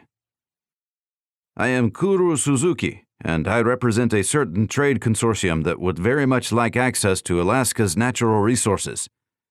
We are led to believe that you can grant us access, and that we no longer need to go through the United States. I wondered about the probing, but he was correct to ask, and this was more in line with how the Japanese discussed issues. You are correct in your beliefs, I said noncommittally. Then we would like to see a 20-year access to the waters within the 12-mile limit. This is very important to us, and for that access, we will pay a 20% fee. I leaned back, as this was a strong-arm tactic and not Japanese at all. We would have to talk about that, as we cannot allow unlimited fishing in our waters. We have to let a certain amount of salmon through in order to feed those living along the coast, rivers, and streams, I replied, not in a hurry for such an open proposal. We would need an answer by tomorrow in order to take advantage of the last of this season's run. I hope you see how time is of the essence for us, he answered. If you're thinking this year, then why the 20-year requirement? I'm sure we can come to an agreement for now, but anything later would have to be thoroughly vetted and reviewed by the experts on our committees, I said to add some ambiguity to the conversation. I needed time. If we were to just take the fish, there is nothing you could do about it, he threatened. I wanted to choke him. I felt helpless, but I wasn't. Mr. Suzuki, that's uncalled for. I'm sure we can come to some sort of agreement in time, assuming that your fishing trawlers have not already left. I may not be able to reach you, but I expect Sumitomo and Meti can. I have leverage on them. And then next year, if there is illegal fishing, we will send those ships to the bottom of the ocean, no questions asked. We will have that capability at that time. Many things are in the works, so sure, short term, you can take advantage of us, but long term, you'll lose. That isn't quite a Japanese attitude, and you wouldn't have called if you didn't intend to negotiate.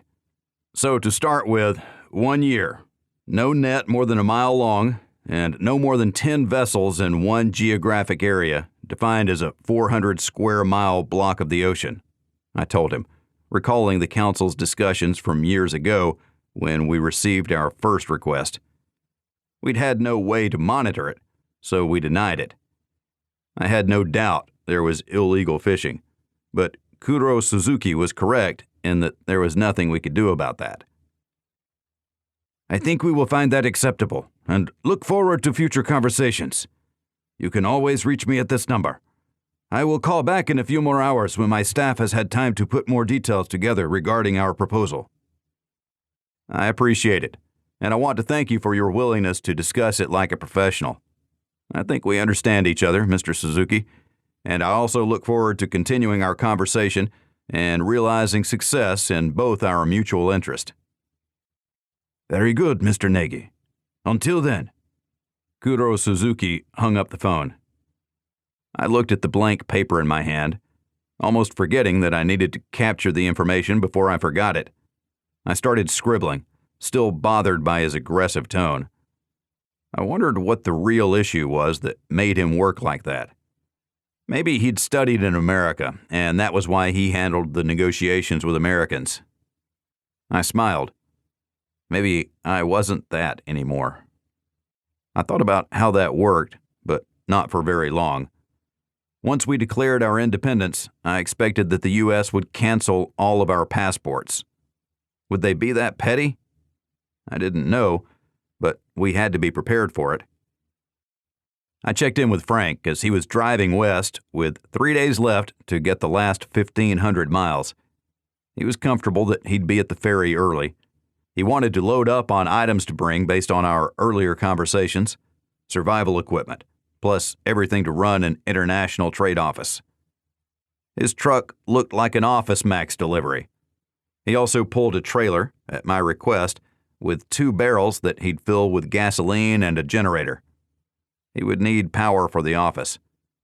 Frank's positive attitude made things much easier on me. We could talk about the business of starting a new country, as opposed to wasting time lamenting the hardships that were inevitable. Frank was a trooper. I would move heaven and earth to meet him in Valdez. That meant as soon as the wedding was over, I'd work out what I had to do. Probably take the airport truck, which meant taking Lucas to keep it running, and Floyd, because Floyd always went with me wherever I went. I wondered if Terry wanted to come. Of course, I would ask her, and carefully lay out my case on why she should. I would assume nothing, as the decision was hers. Which made me wonder where my kids were. They'd made themselves scarce since Terry moved in, and that wasn't what I wanted. I wanted them close by as sounding boards for everything I was putting in motion. Time was flying by. I wanted to check on our food stocks to make sure we had enough of everything for us, the sled dogs, and Floyd. Our household had doubled in size over the past week, much to my initial alarm, but I got used to it quickly. I heckled Toby about shooting me, but vowed to stand without assistance at the wedding.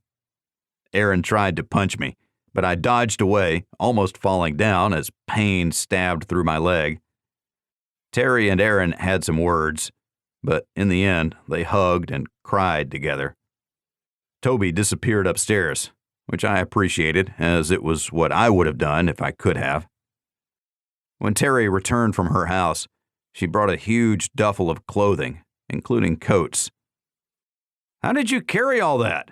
I asked as she struggled to move with the bag on her back. "Just put it there. We'll carry it upstairs in smaller chunks." "My God, is that it? You've completely moved out of your other place? What about the greenhouse?" I asked in a rush, unsure of how I was supposed to feel. "I've turned over the day-to-day operation of the greenhouse to Alexei and his wife Aliona. They've worked so hard, they deserve their chance. The good news is that we have access to anything growing, so we'll have fresh stuff through the winter." She smiled warmly, and I couldn't take my eyes from her. "Do I deserve this?" I asked out of the blue.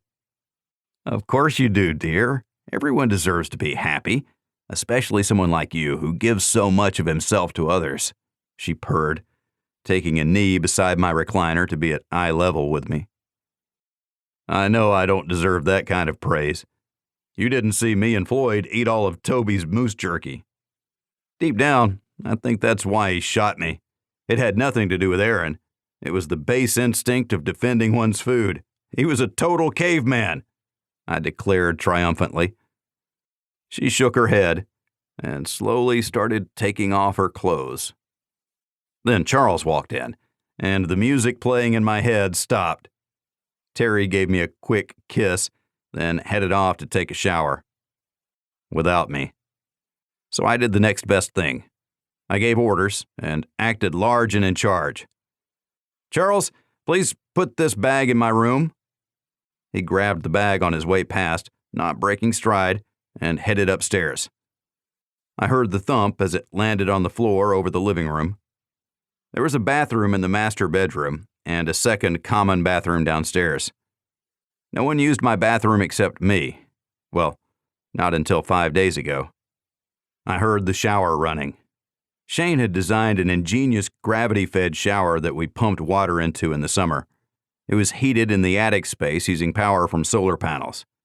The community didn't have many of those, but I was the guinea pig. The system worked fine for half the year anyway. I got up, happy that my leg wasn't hurting all the time. I started to make my way upstairs, looking forward to getting naked and heading into the shower.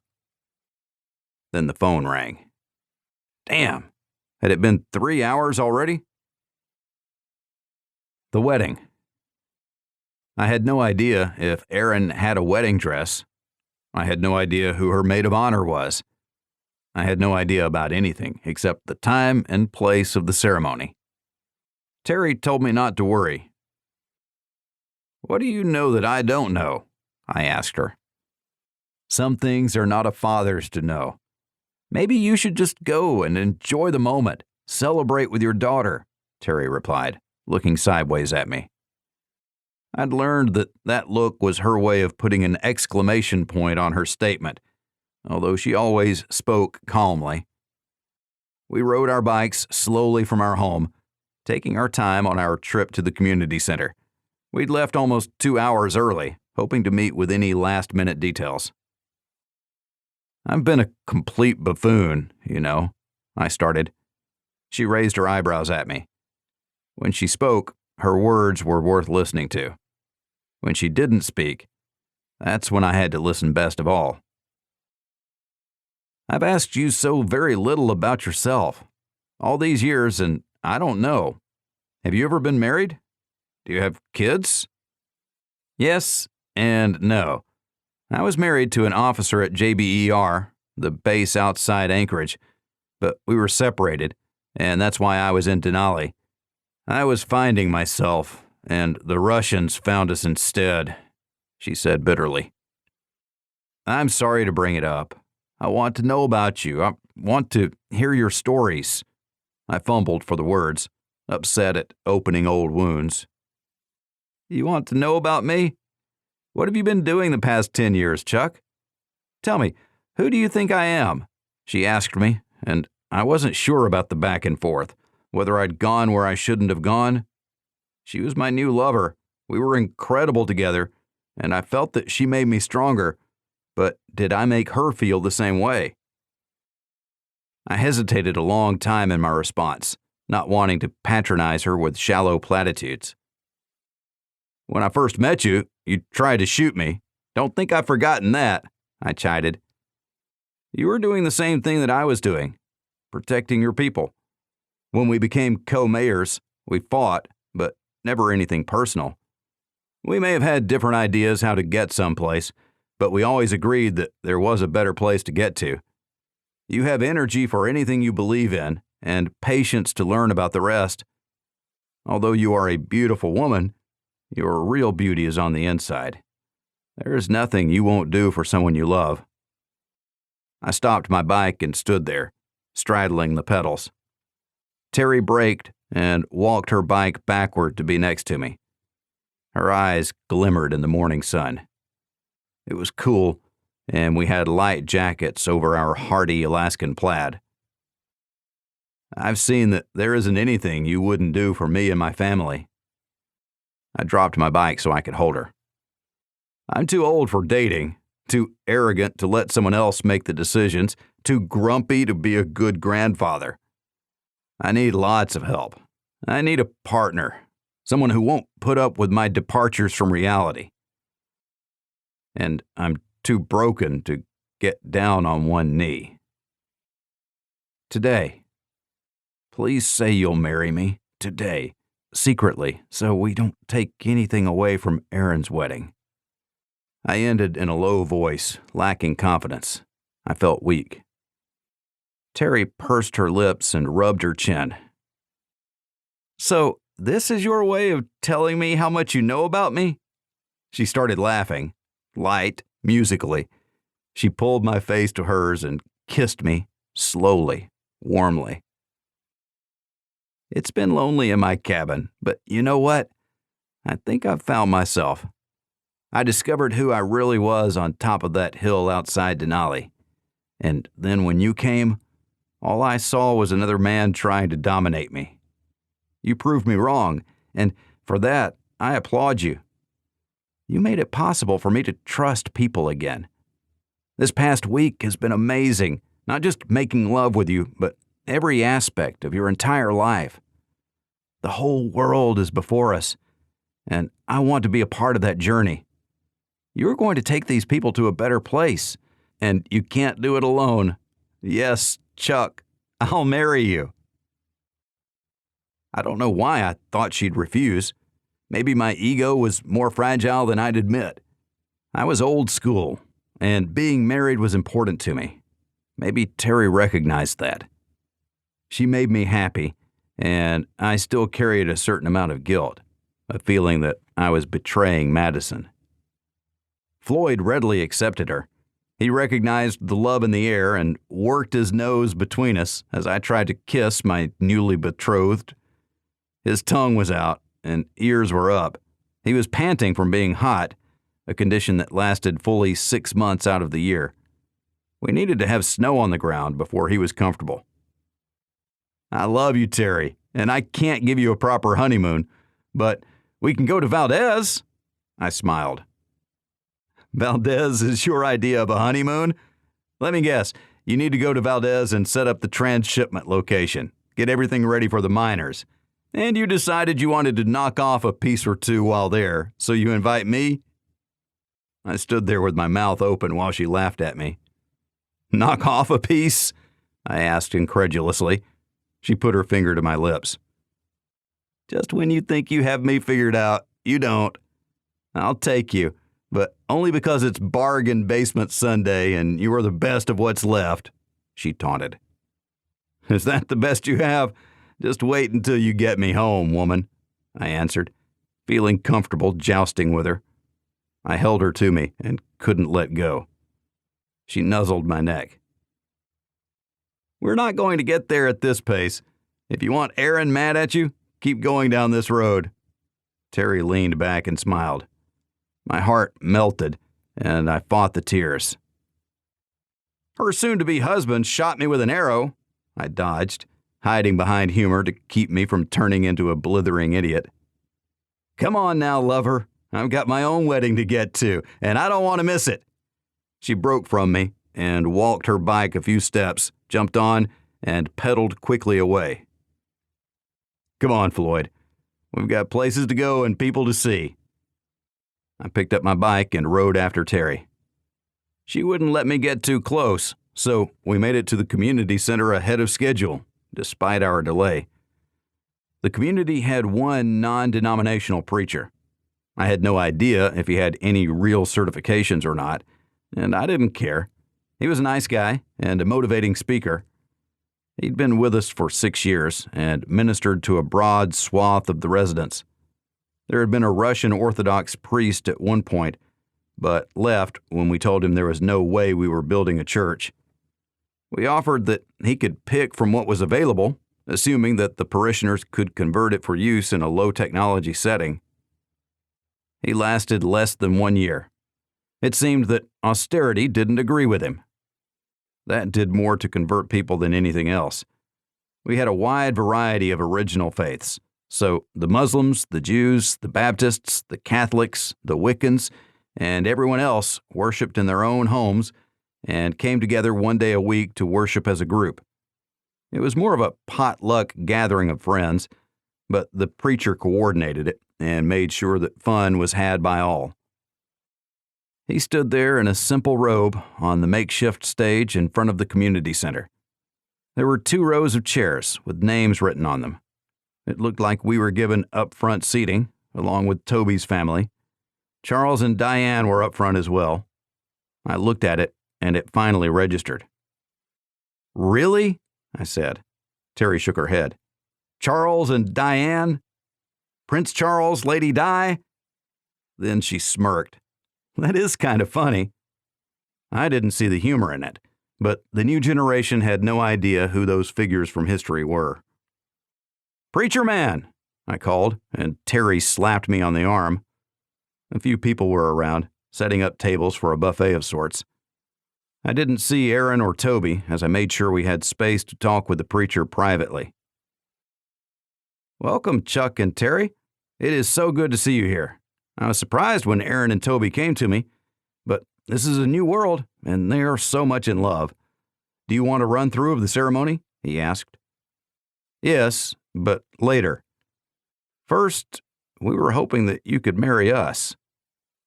The preacher beamed and hugged Terry, then me. "I am so happy for you both. You'll be the community's new power couple," he said happily. I hadn't known there was such a thing. "When were you looking to do this?" "Today? Maybe right now? Inside, where no one else can see? We don't want to detract from Aaron's big day. We want to do this just for ourselves," I explained. "Sounds good to me. Love can't wait, huh?" I looked at Terry, and we both shook our heads. He led us into the community center, to a back office where we raised hands and took oaths. Then he did a quick ceremony and told us to kiss after a hearty pair of I do's. Floyd was our only witness. He left us on our own, taking Floyd outside with him. "I don't even know your last name," I said, holding her tenderly. "It doesn't matter. It's Nagy now," she replied, kissing my eyebrows. "I don't need that. I don't own you, so you keep whatever name you want," I pleaded with her. "I know. That's why it's okay to change it, because you don't insist. Do you want to know what my name was?" she asked. I held her face in my hands, feeling blessed that such women as Madison and Terry wanted to be with me. I didn't answer. It was her secret to share. "Horny. I was Mrs. Major Horny." She hung her head. I chuckled. It escaped before I could stop it. I bit my lip, trying not to laugh out loud.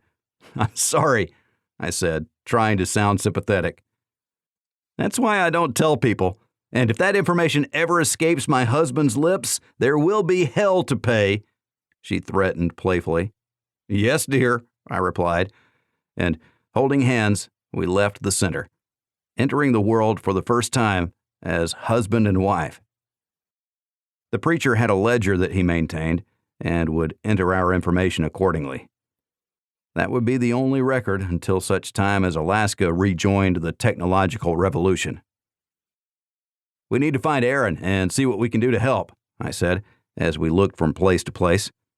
It would have been better had we split up to canvass the area, but I didn't want to leave go of Terry's hand.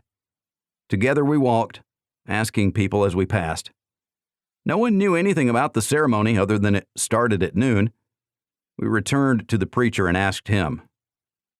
"Of course, she's already here, locked herself in a back room of the center. Toby will arrive closer to noon. She was in the room next to where you two got married," he said happily. I was angry, but then tamped it down. He'd given us what we asked for, privacy. We hurried back inside and knocked on the door. Aaron opened it after a few seconds. She wore a beautiful white wedding dress, complete with long white gloves. Her hair was pulled back and held with a silver clip. She looked stunning and a little green. The dress looked familiar, but I couldn't place it. "Where?"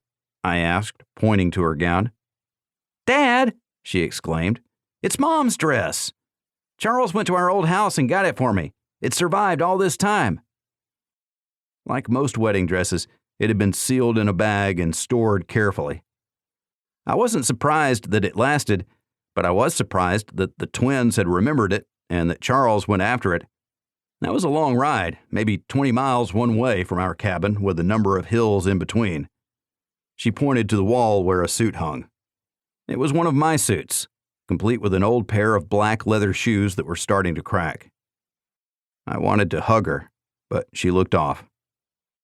"Are you okay, sweetheart? Nerves?" "Morning sickness.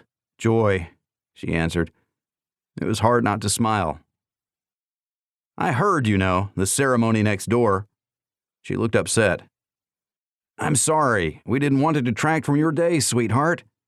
I begged her, taking a knee so I could look up into her eyes. "I know, Dad. But you have to share it with us, with Charles and me. We really are happy for you, too. But we deserve to be at your wedding." She sounded hurt, but at least she wasn't throwing up. "And we'll have another one. Sometimes you have to do what's right for yourself. Besides falling in love with this beautiful woman, the most important point in being together is that you two approve. You gave us that. Everything else is just administrivia. We've already shared all that we are between us all. You and Toby, Charles and Diane." I rolled my eyes. I didn't know if I'd ever be able to say it without making a face. "Let's get you cleaned up, Miss Puke Breath, and then you can tell us how this day is going to pan out," I added, while I rubbed her shoulders.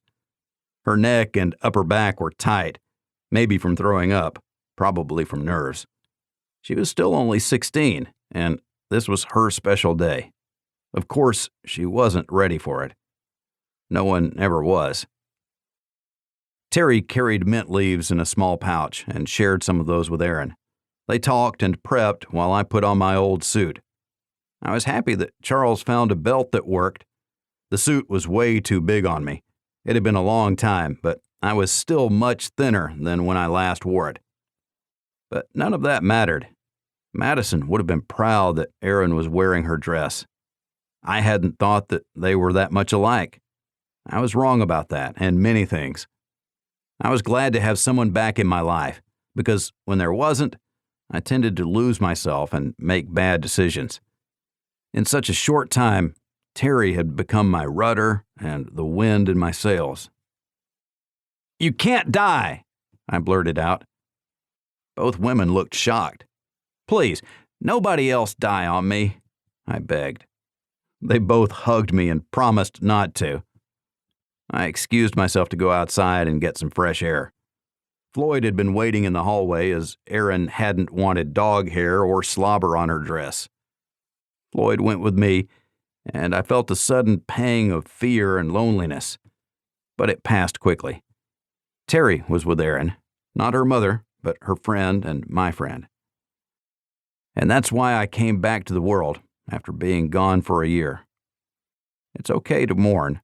It's not okay to disappear into a pit of despair. What do you say, Floyd? Let's see what kind of eats Toby and Aaron pulled together for us, I told my dog. He didn't know what I was saying, but his nose suggested there was something he liked on those tables. With his ears up and tail held high, he marched at my side. When I reached into a covered pan, I got my hand slapped. Floyd's ears drooped when he saw that I didn't steal anything for him. You keep grubby paws from pan, Babushka yelled at me. I didn't know her name. Everyone simply referred to her as grandmother. I wasn't even certain when she'd appeared or how. All of a sudden, there she was, telling the Russians how they would never survive in the old country where people worked for a living. She was the kindest soul with the sharpest tongue of anyone I'd ever met. Come on, Babushka, just a little taste. I'm the father of the bride. Surely we can make an exception for me. I tried to make my case. Away with you, freeloader, she howled as if I was a moose trampling through her garden. Discretion was the better part of valor, so Floyd and I strolled away from the table. Guests were continuing to arrive, and they were watching me closely. I gave the thumbs up and pointed to the table, then patted my stomach. They made a beeline for the food table while I walked quickly away. I heard Babushka yelling at me to come back so she could box my ears. I made like I didn't hear her and kept putting as much distance between us as I could. I figured I was permanently banned from the food table. Maybe Aaron could make me a plate, or Terry. Toby owed me, big time. He could work Babushka for a plate for me and one for Floyd. He shot me with an arrow. My leg was stiff, but it no longer hurt like it used to. That pain was a distant memory. The past week was a blur. I remembered people running in and out of my house, the terminable phone calls, and Terry there with me every moment. I liked my new life, and that's what it was, a new and completely different journey. I stood and took in the fresh air. It was cool enough that I wasn't sweating in my suit. It took me 3 tries to get the tie right, but I felt good in the suit, professional. I was the governor, after all. Maybe I'd take the suit to Valdez. It was important to have the upper hand. If they expected a hick, I wouldn't give them one. They didn't know what they were in for. More and more people arrived, so Floyd and I became the greeting party, receiving congratulations of all sorts. Many had presents, and I had no idea what to do with them, but then Diane started yelling at people to put them on a table next to the food line. I hadn't seen her arrive, but expected Charles would not be far away. I angled around the crowd, keeping them between me and Babushka. Diane looked at me and smiled, then ran around the table to hug me. She felt all of 80 pounds, but she had a great deal of energy. I hoped Charles understood how that would keep his life interesting. Once I looked into her eyes, I guessed that he probably already knew that. "Charles?" I asked, and she pointed to the food tables where he was studiously sampling each dish. Babushka raised a serving spoon and waved it at me menacingly. Charles smiled and waved his fingers at me. I backed away slowly as Babushka lunged toward me. I turned and ran. I wasn't too proud. Diane's laughter receded into the distance. Abigail and Philip arrived with their dog teams pulling 2 sleds with trailers filled with food. Joe, Emma, and Tony followed them, riding their bikes. Floyd ran straight through both teams, nearly inciting a riot. He considered himself a husky, while the other sled dogs considered him a wolf. I ran after him and muscled him away from the teams. All he wanted to do was go play. Abigail and Philip worked to calm their dogs, while Joe summoned a small army of people to carry the serving trays to the tables. I would have helped, but couldn't risk getting within arm's reach of Babushka. Alexei and Aliana arrived, carrying a couple of large potted flowers. They put these on the sides of the stage. I worked my way to the front so I could thank them for continuing Terry's work in the greenhouse. Aliana waved at me as if I were a petulant child. "For past year, it has been chuck this, chuck that. I'm glad you finally came to your senses. She is a good person, and you will be happy." "Yes, da and spasibo," I told them. They headed for the food table, making me jealous. I wondered what I would have to do to get a sandwich before the ceremony. Too late. I spotted Toby coming from the side and taking his place on the stage. Charles worked his way up there and stood next to him. Someone started yelling for everyone to take their places. I stood in front of my designated chair when I spotted Toby's parents. I greeted them as old friends, even though I had never spent much time with them. I knew that I should have. I had lost much time during the dark time. We made small talk until someone started playing a guitar. Then we stood in front of our chairs. Lucas appeared and grabbed my arm, directing me to follow him. He opened the door to the community center, smiling at the crowd.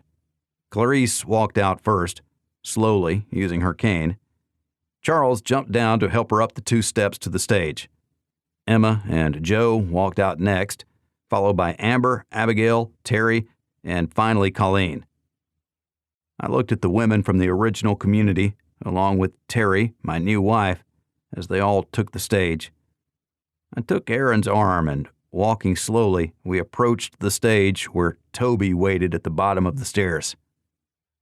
I choked up as I saw that the women were standing in for Aaron's mother, and probably had been for the past year. I walked tall, although tears ran down my cheeks. Aaron saw me and smiled, but she was crying too. When we reached Toby, I nodded to him and kissed my daughter on the cheek. I stood there as they walked onto the stage. Terry joined me and hugged me around the waist as we moved to our seats in the front row. Then the preacher started, which brought me back to reality. Did all preachers have that same voice? Did they teach that in the seminary? I wouldn't ask. He told us to sit down, so those of us with chairs did. There was a huge crowd behind us. I wondered how many were there. It could have been half the community, and deservedly so. Aaron and Charles had made everyone feel welcome over the past 10 years. The ceremony continued until the kiss, and then it was over. I felt like I missed it all. My little girl was married and ready to start her own family. Terry knuckled my rib cage, shaking me from my reverie. "Now we go stand in the receiving line, and then everyone will grab something to eat. Follow me," she said, and led me by the hand to the other side of the stage, where the new couple and all the bridesmaids were gathered. I hugged Aaron, took Toby's hand, and generally did whatever Terry told me to. I was a complete wreck. She told me that she expected it, as her father did the same thing to the point of passing out and requiring oxygen to be revived. I think it took 2 hours for everybody to get through the line and deliver their congratulations. I was ready to keel over as my leg hurt and I was emotionally exhausted. Despite being a public figure, I was still an introvert, and being with so many people drained all my energy. Then we let the bride and groom be the first ones to eat from the bridal party. I stood at the very back of the line, hoping that Babushka had given up and was taking a break when I finally made it. She spotted me and started coming for me. I would have escaped if it hadn't been for Terry grabbing my arm with both hands and holding me in place. Babushka held a large plate, heaped with a variety of food, and smiled widely, showing her missing teeth and overactive tongue. "Last time you get special treatment," she declared and walked off. "Did you see that? I got special treatment," I laughed. The road to Valdez. As I suspected, Lucas refused to give us the truck. He insisted on driving himself to take care of his baby.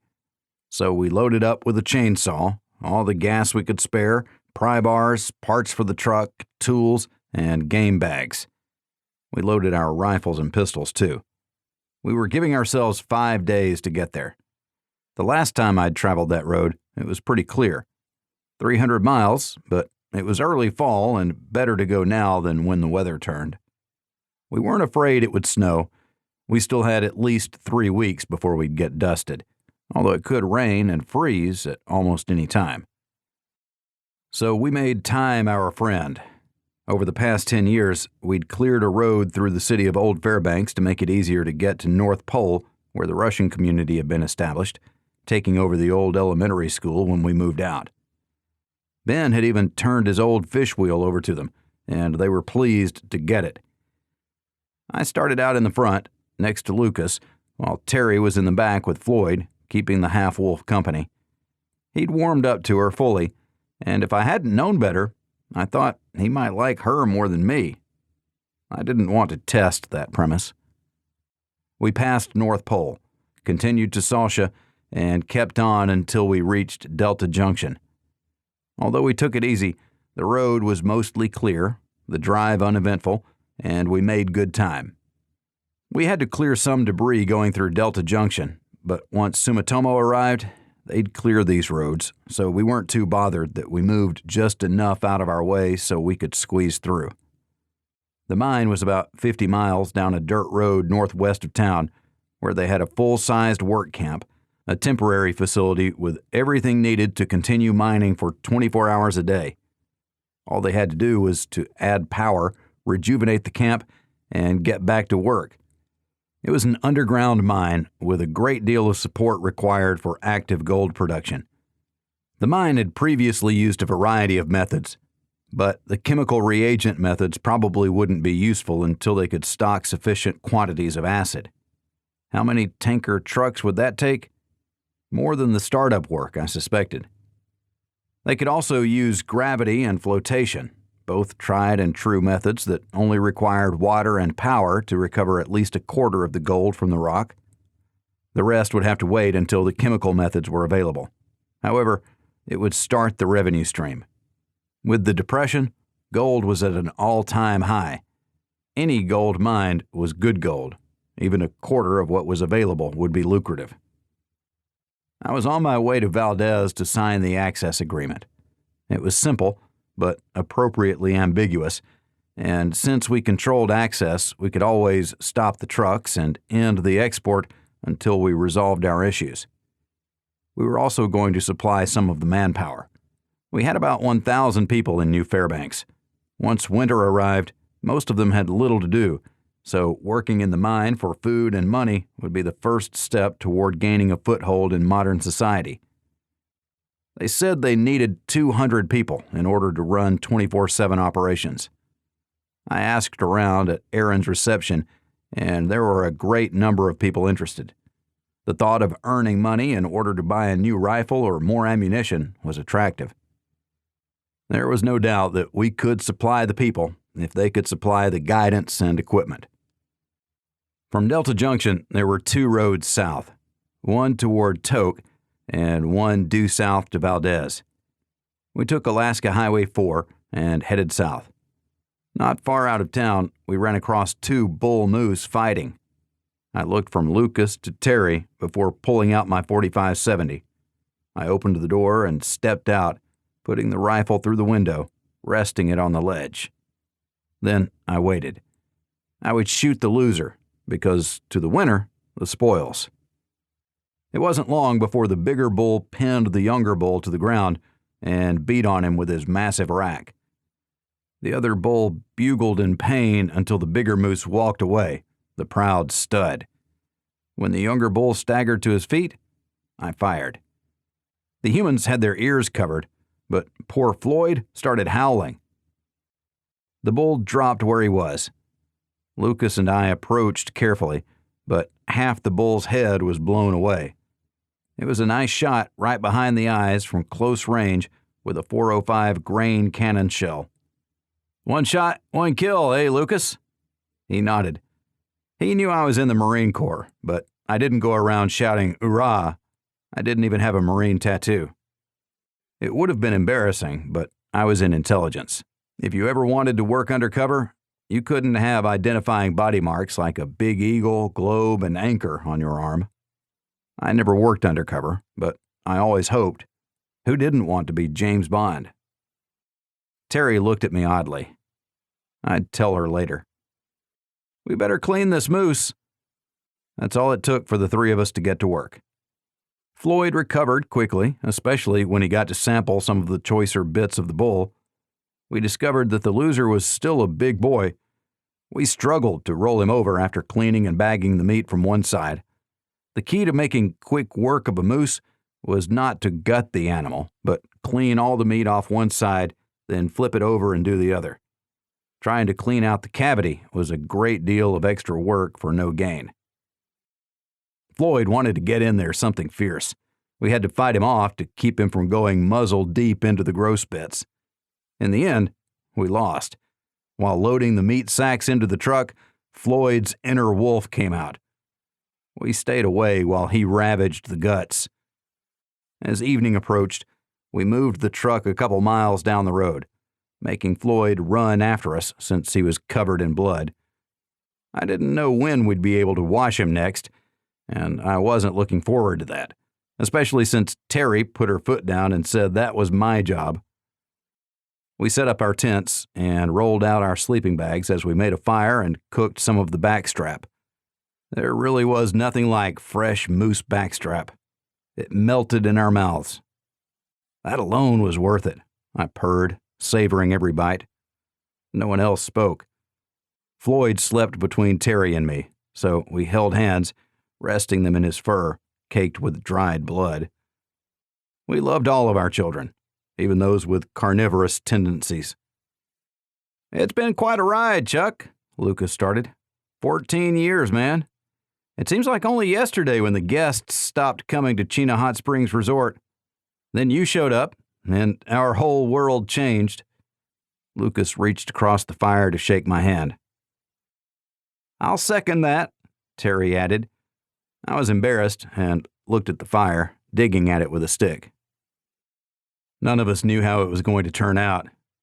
I had to kill 2 people within weeks after the fall.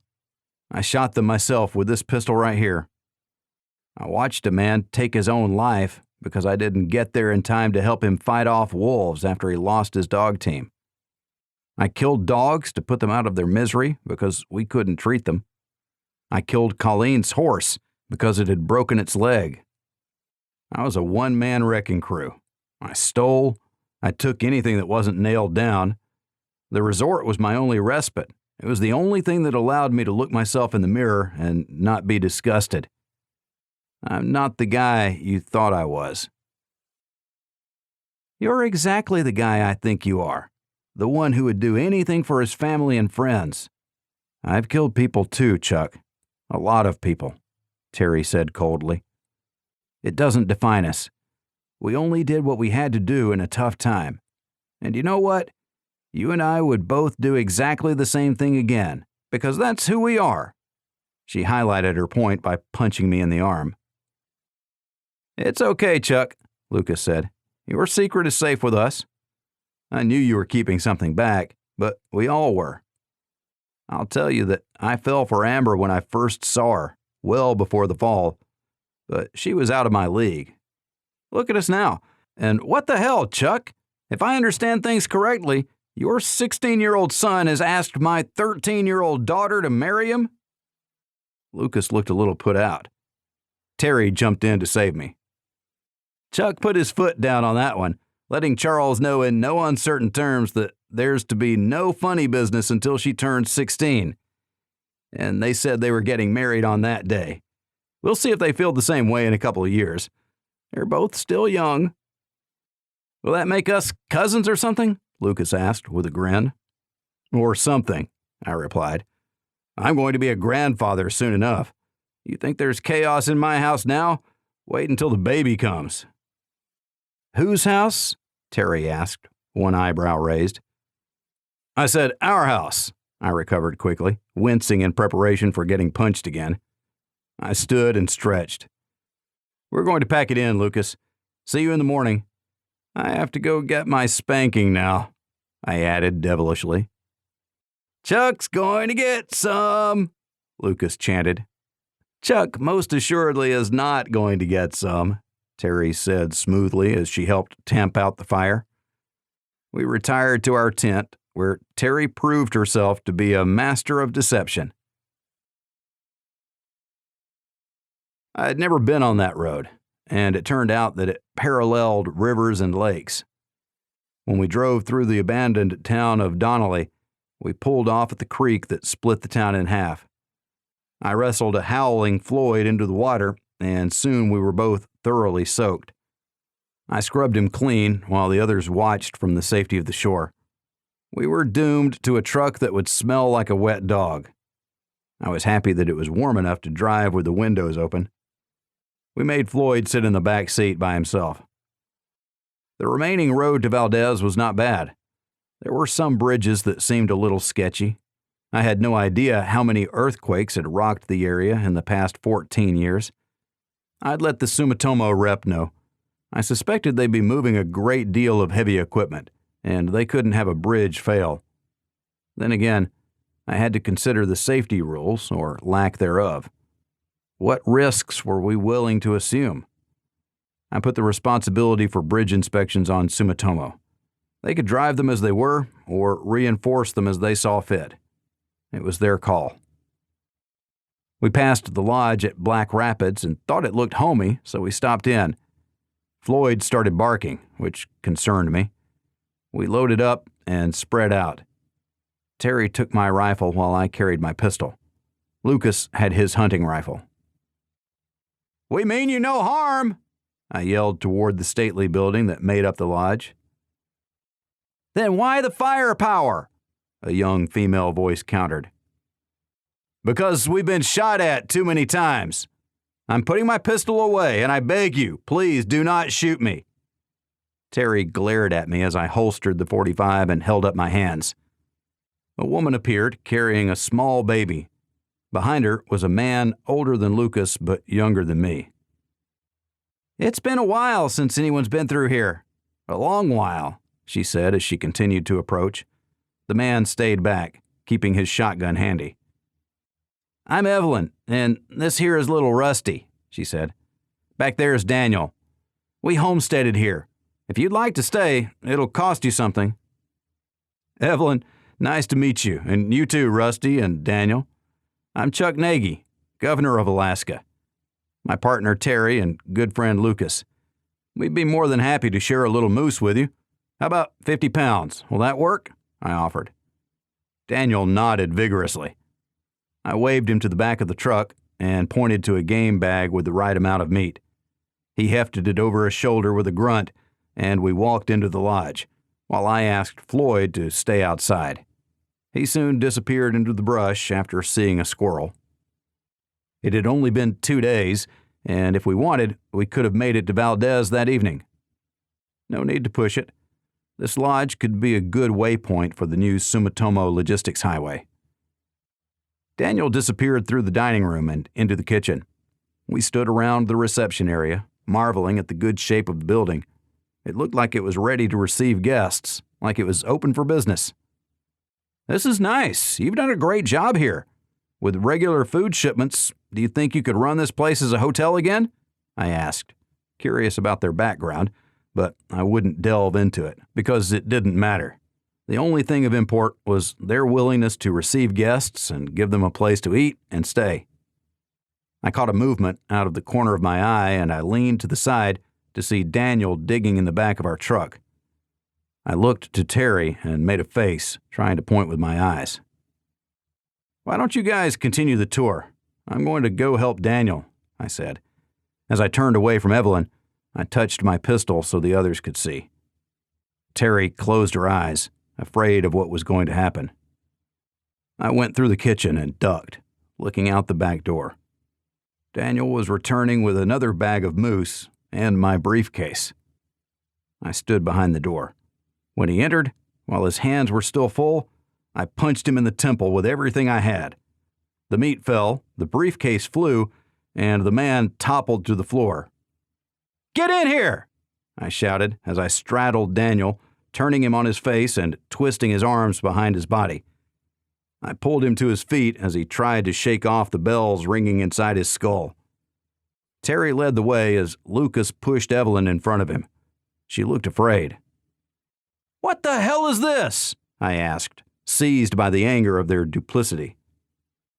We haven't eaten regular in so long I can't remember. He was just trying to get us some food, she pleaded.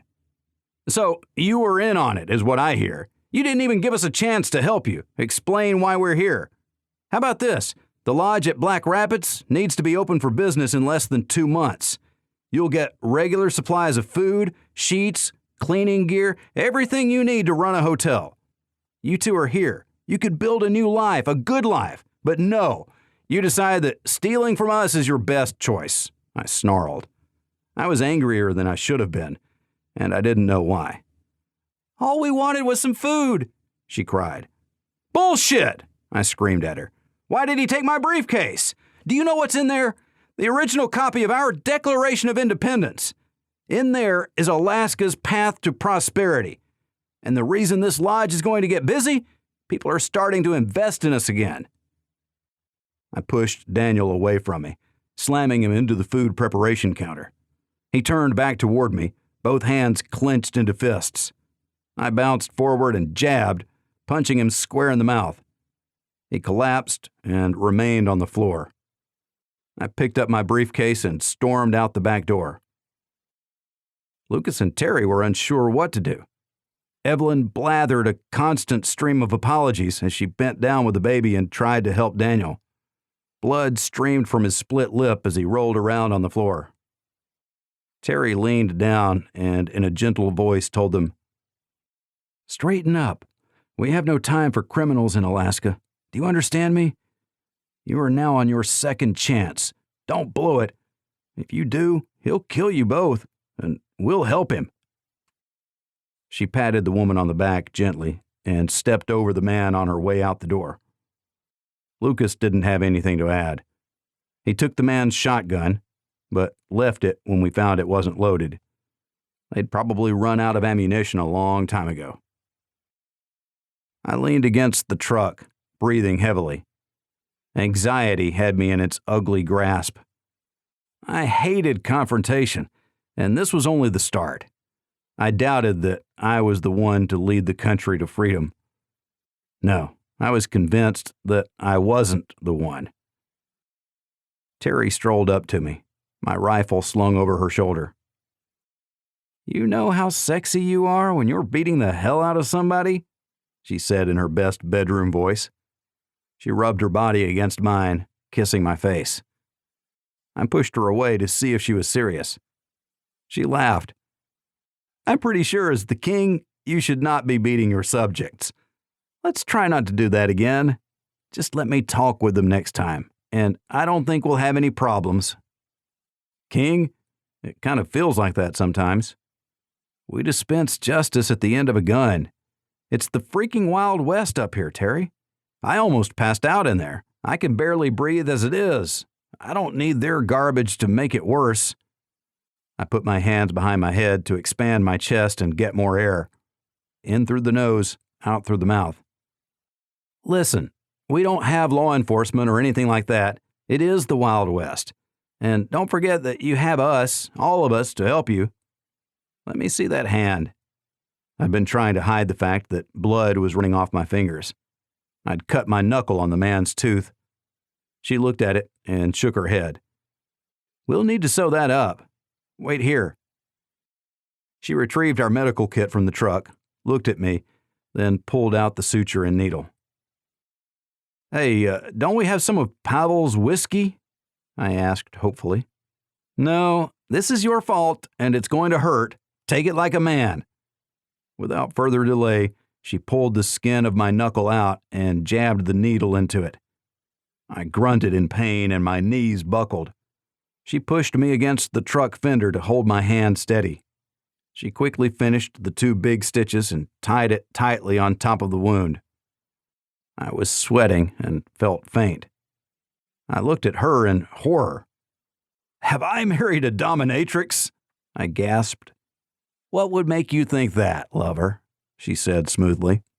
"Maybe you should find those things out before you tie the knot." She gave me her flask, and I drank deeply. The cool water helped. She gently stroked my face and smiled softly. I had to admit that I did like her fingernails. I also admitted that she was right. I needed to stay above the fray. I wasn't alone. Not anymore. "So, do you think they can have the lodge ready for people within a month or so?" I asked Lucas as he finally felt comfortable enough to approach. "I don't know, Chuck. The negotiations kind of stalled, with the beating and all," Lucas said, laughing. "I can go ask, if you'd like." I thought about it and nodded. Lucas turned and headed up the stairs toward the main entrance. He stopped and returned to the truck, where he dug out an ice bag from the med kit. It was a one-use item where, after breaking the chemicals inside, it cooled down. He knew that it would feel good on Daniel's face and make any conversation a little more friendly. He was gone for a while, but when he returned, he wore a big smile and carried a piece of paper. "We're good. Here's what they need to start things up." I looked at the list and thought some of it was overboard, but when you ask someone a question, you need to be ready for their answer. It was a starting point, and the fact that they talked about our proposal gave me hope. "I'll take that, and let's see what we can do for them." I waved at the windows where I could see the couple watching us. They did not wave back. I really wanted to give them the finger, and my hand started to lift of its own accord, but Terry stopped me. "You do that, and you won't get any tonight." she said matter-of-factly. What, you're going to use sex to control me? I asked more loudly than intended. Lucas shielded his eyes as he climbed into the driver's seat. I haven't been a wife in an awful long time. I think it's my prerogative, don't you? She asked as we leaned against the fender. I had my arm around her lean waist, and she had her hand on my chest. Her eyes sparkled. Chuck, I'm not Madison. Yes, we make love, and it's really, really good. She bit her lip and smiled. But I'm with you because I like being with you. I like talking with you, and I like arguing with you. You listen, but you have your opinions. I think that you will be an incredible first president for our new country. I want to see it firsthand, and I know that you need help. I know that you aren't as confident as you present yourself in public. I know all this stuff, and it makes me love you more. So, no, I have no intention of trying to control you and expect that you will give me the same consideration, which you have. We're partners, Chuck. Then Terry kissed me, and I was no longer angry or hurt or weak. I was what I needed me to be. Partners, I replied, as she climbed in the front and shut the door quickly. She hung an arm out the window and mouthed the word, shotgun. I looked at Floyd panting at my side. He had feathers stuck in his whiskers. What the hell did you eat? He simply perked his ears and wagged his tail. Valdez. It took 3 days to make it to Valdez. None of the bridges were out, and the debris on the road was easily removed. We could have made it in 1 day had we pushed, but it had been a pleasant drive, and I liked looking at this country of ours through new eyes. Alaska was a beautiful place, and if we were successful, then we'd be able to open it up to tourists from all over the world once again. Starting with infrastructure, we'd rebuild and open our world. Denali was glorious, and we could see it from our front porch on clear days. Others should get a chance to see it too. Valdez was a shell of the city that it used to be. The port still operated, albeit barely. There was a port operator, but the old man did it because it's what he had always done. He fished during the day to keep himself fed. His wife maintained a garden, so they had more to eat than just fish. People in Valdez were barely surviving. I had not been there before and felt remiss. These people were Alaskans and deserved better treatment. Of course, I was partial to New Fairbanks, but there were people scattered throughout the Great Land. I added that to my running list of things that needed done. We had to have a census. Maybe next year we could commission a ship to travel the coast and find at least all the people living along the ocean and larger rivers. Bethel should have been thriving, but no one had heard from them since the fall. Flyovers showed a ruined runway and what looked like an abandoned city. I wanted to send a team out there to figure out what was going on and what was available.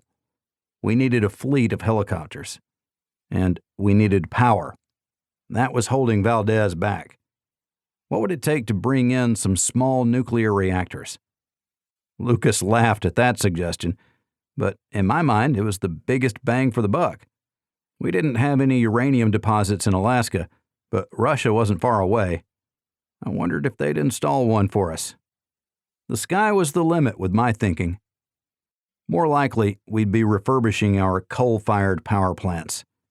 The old Usabelli mine near Denali had enough coal available from surface mining to power all of Alaska for the next 50 years. Maybe that was the biggest bang for the buck. Then again, since the Russian government was the one that put us in this position, it made coal more attractive. Maybe I wouldn't approach them. I found myself thinking of the Japanese. They'd had some problems with their reactors and decommissioned a number of them. I wonder what it would cost to get one or more of those. We drove slowly through the town. There was a crude store established down by the wharf. It was set up for trade like a farmer's market. That made my day. Lucas stayed with the truck to forestall any issues with people helping themselves to what we had in the bed. Terry and I walked into the market. The first person inside the door looked at us oddly. She seemed to be in charge as she sat in a chair by the door, watching people enter. "Is the ferry early?" she asked. We shook our heads. "Then where'd you come from?" "I'm Chuck Nagy, and I'm the governor of Alaska. I'm so sorry that I haven't made it down here before. We were set up in New Fairbanks, where the UN sanctioned our settlement and reestablishment of the state. I have a question for you. What kind of support are you getting down here from the shipping line, from Washington, or anywhere else in the States, for that matter?" "Governor, huh? You're not much of one. We've been on our own for a long time. We have a mayor, you know. That's me. I'm the mayor, and I started this market because we needed it." I had judged her poorly because of her dirty clothes and straggly gray hair. She was proud of her market, as she should have been. "We have about 800 pounds of moose meat, and we'd love to bring it in here to trade with the good people of Valdez. Do you have anyone who can sell it for us? For 10% of the meat, of course," I asked her. Her eyes brightened, and she hugged me. "Fish we have plenty of, but we have no way of getting out of town to hunt moose, and then no way to bring the meat back here. This will make our day. Hell, this will make our whole week." She snapped her fingers, and a couple of young men appeared. She directed them outside, and then which stall to take the meat to. Terry went with them so she could tell Lucas. The young men happily made multiple trips. Mayor Marcia Spatton was pleased, too, and welcomed us readily once the meat was delivered. She hugged us all like a grandmother would. It was hard not to like her. She took us from stall to stall, introducing us to the vendors and shoppers alike. We learned that there may have been around 200 people in Valdez, but that was it. They looked forward to the arrival of the ferry, as the captain always brought things to trade in order to stock up on fresh fish. Unfortunately, not everything he brought made us better. He brought whiskey and cigarettes, things that didn't help the people move forward. The good news was that I would see him personally. I didn't care what the people said they wanted. I wanted them to have what they needed, and it sure as hell wasn't cigarettes and booze. Marcia committed to taking us around town once the market closed. In the interim, we toured ourselves. Floyd was a big hit, as he chased away the numerous mutts and seagulls that plied the wharf. We talked to a few captains who were fishing from the back of the boats. They were waiting for the ferry to come in with the precious barrels of diesel to keep their engines running. Maybe the ferry captain wasn't all bad. I asked Terry to stay close when I talked with him. She looked at me oddly and then said, "Always." I thought I knew her, but I didn't know anything. For 3 days, we milled about town, getting to know people and, most importantly, laying the foundation with the mayor to expand and improve the transshipment capabilities of the port, while at the same time bringing the city back to life. We would need housing for hundreds of new arrivals. We looked at old warehouses and anything that might do. Almost everything was in a poor state of repair. So much to do. Frank. I hoped that he was up for a challenge, because this was a big one. When the ferry arrived, we were on the wharf with most everyone from the city, waiting and waving. Frank stood at the second deck railing with an Asian gentleman, which raised my hopes that a deal would advance quickly. I also saw what looked like a government official. The only reason I guessed at that was due to his government-issue blue windbreaker with a logo on the breast that I suspected had a presidential seal. I leaned toward Terry and shared my thoughts. Government guy? My first inclination is to deny him entry into the state and hold him on the ferry. But since we're the good guys, we have him out, cook up some nice moose steaks, and then drop the news on him, putting him back on the ferry tomorrow. What do you think? I like the second plan. We don't need a confrontation here on the wharf. We need it where we outnumber him in a private environment. And whatever you do, don't punch him in the face, even though I know you'll want to, she replied, eyes sparkling as usual. I held her to me for a long time, enjoying the smell of her hair, the feel of her body against mine. I love the way your eyes always sparkle, I told her. Maybe it's who I'm looking at. Does your friend Frank know about us? she asked. I shook my head. There was no us the last time I talked with him, and now we're married. Maybe we keep that part quiet. No, wait. It is who we are. No secrets, lover. We turned back to the ferry, holding hands as 5 people got off. Then a number of pallets were broken down and their goods removed by hand carts and dollies. The last 3 off the ferry were Frank, the government official, and whom I suspected was the Japanese trade representative. They were all here to see me. Frank, my man, welcome to Alaska, the last frontier, the great state, and all that. We shook hands and man-hugged. You look great, and a lot younger than me. What's your secret? Clean living, of course. And then there's flush toilets, he quipped. We shook our heads. Let me introduce Tanaka-san, the representative from Sumitomo, and this refugee here is Richard Bustamante. I felt fingers gouge my ribs to remind me not to call him Dick. Ohayo gozaimasu, Tanaka-san, I said in Japanese with the appropriate depth of bow. I was the governor, and his should have been deeper, which it was. I appreciated that. Rich, good to finally meet you. I held out my hand while feeling Terry's hand slide down my back to fondle my butt. So that was it. When I did something right, that was my reward. Suddenly, I wanted to do everything right. I'd like you all to meet my partner, Terry Nagy. Frank's eyes raised for just a moment before greeting her warmly. Lucas jumped onto the ferry to help others unload it. We have so much to talk about, Rich, and you too, Tanaka-san. Rich, why don't you go get yourself settled in your home while I catch up with my old friends? Before he could reply, I led Frank and Tanaka-san away. So, you two are married? Frank asked. Living in sin is so 1990s. We wanted to set a good example for the kids. I almost went into our current situation, but that wasn't for the years of our trade partner. Frank excused himself as he returned to the ferry to get his truck and trailer. It was packed with supplies and consumables so he could make it through the next 6 months while running a modern shipper's office. Lucas loved Frank's truck and rode with him as he drove off the ship. We guided him to the small building not far from the port that Marcia had offered us. The most important thing it had was a locking garage. Once in the office, Tanaka-san produced a vast quantity of papers that he insisted we sign immediately, as he wanted to be on the ferry out the next day.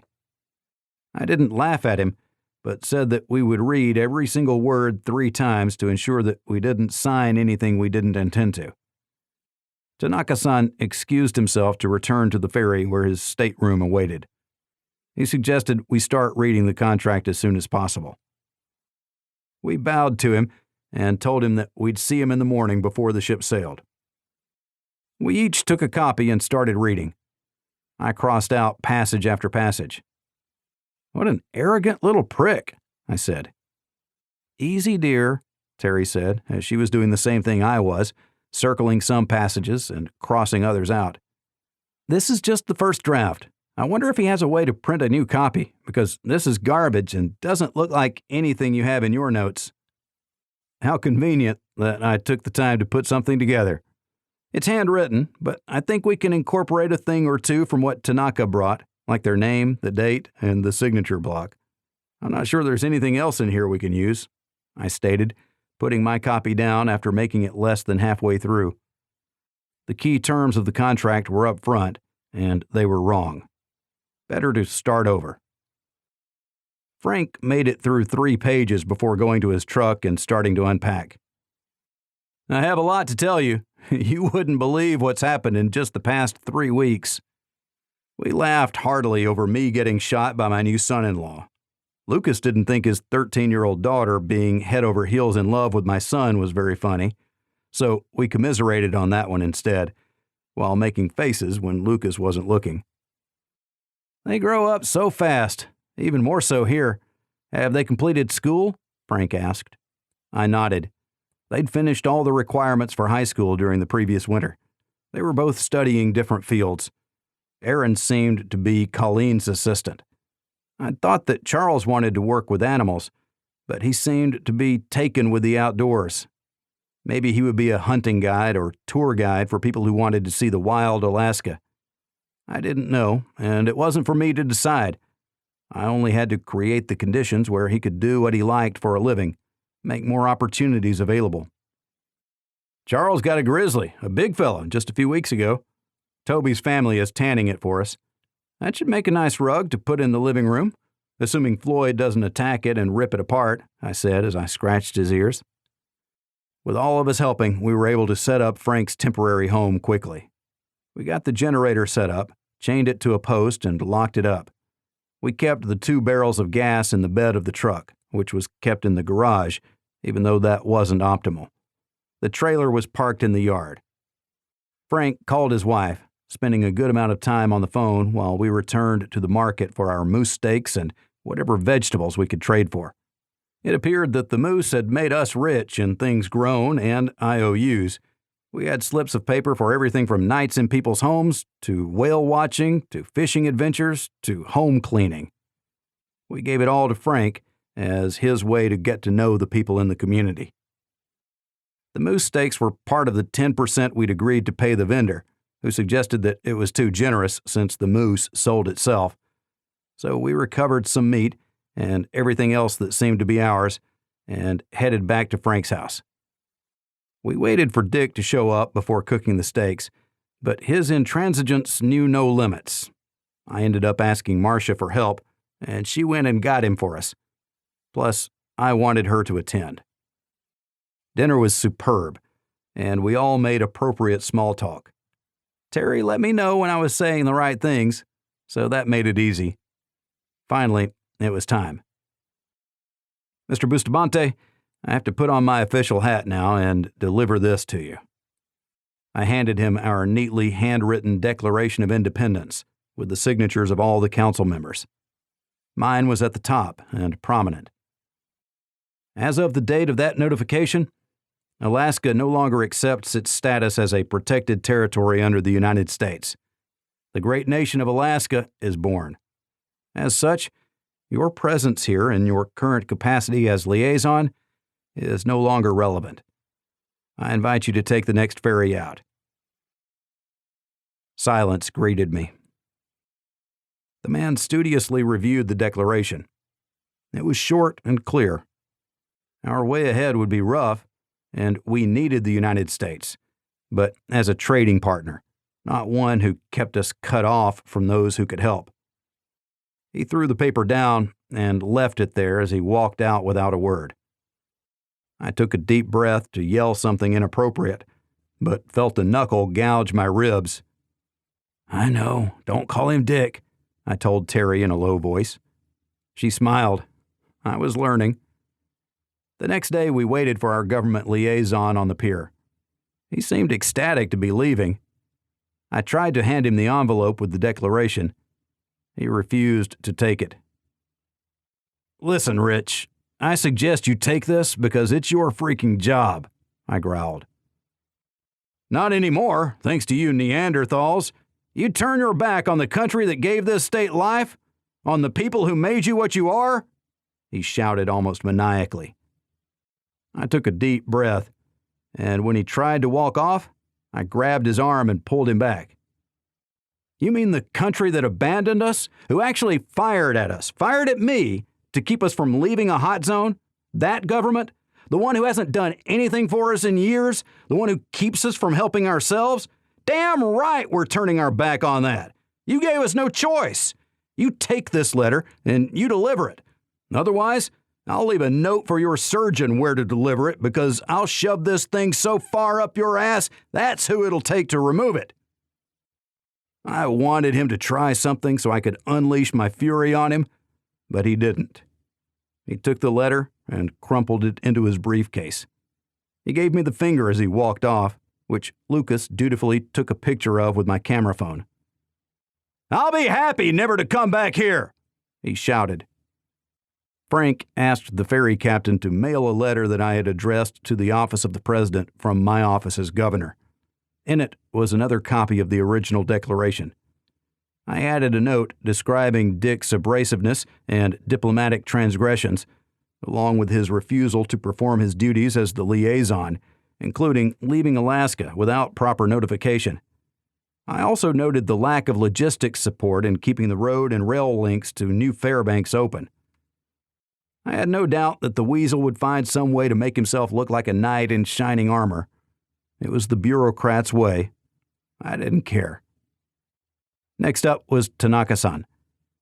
He looked at the crossed-out pages of his original contract and failed to mask his horror. I handed him my handwritten version, which he refused to sign. Then I handed him a second page with a short note.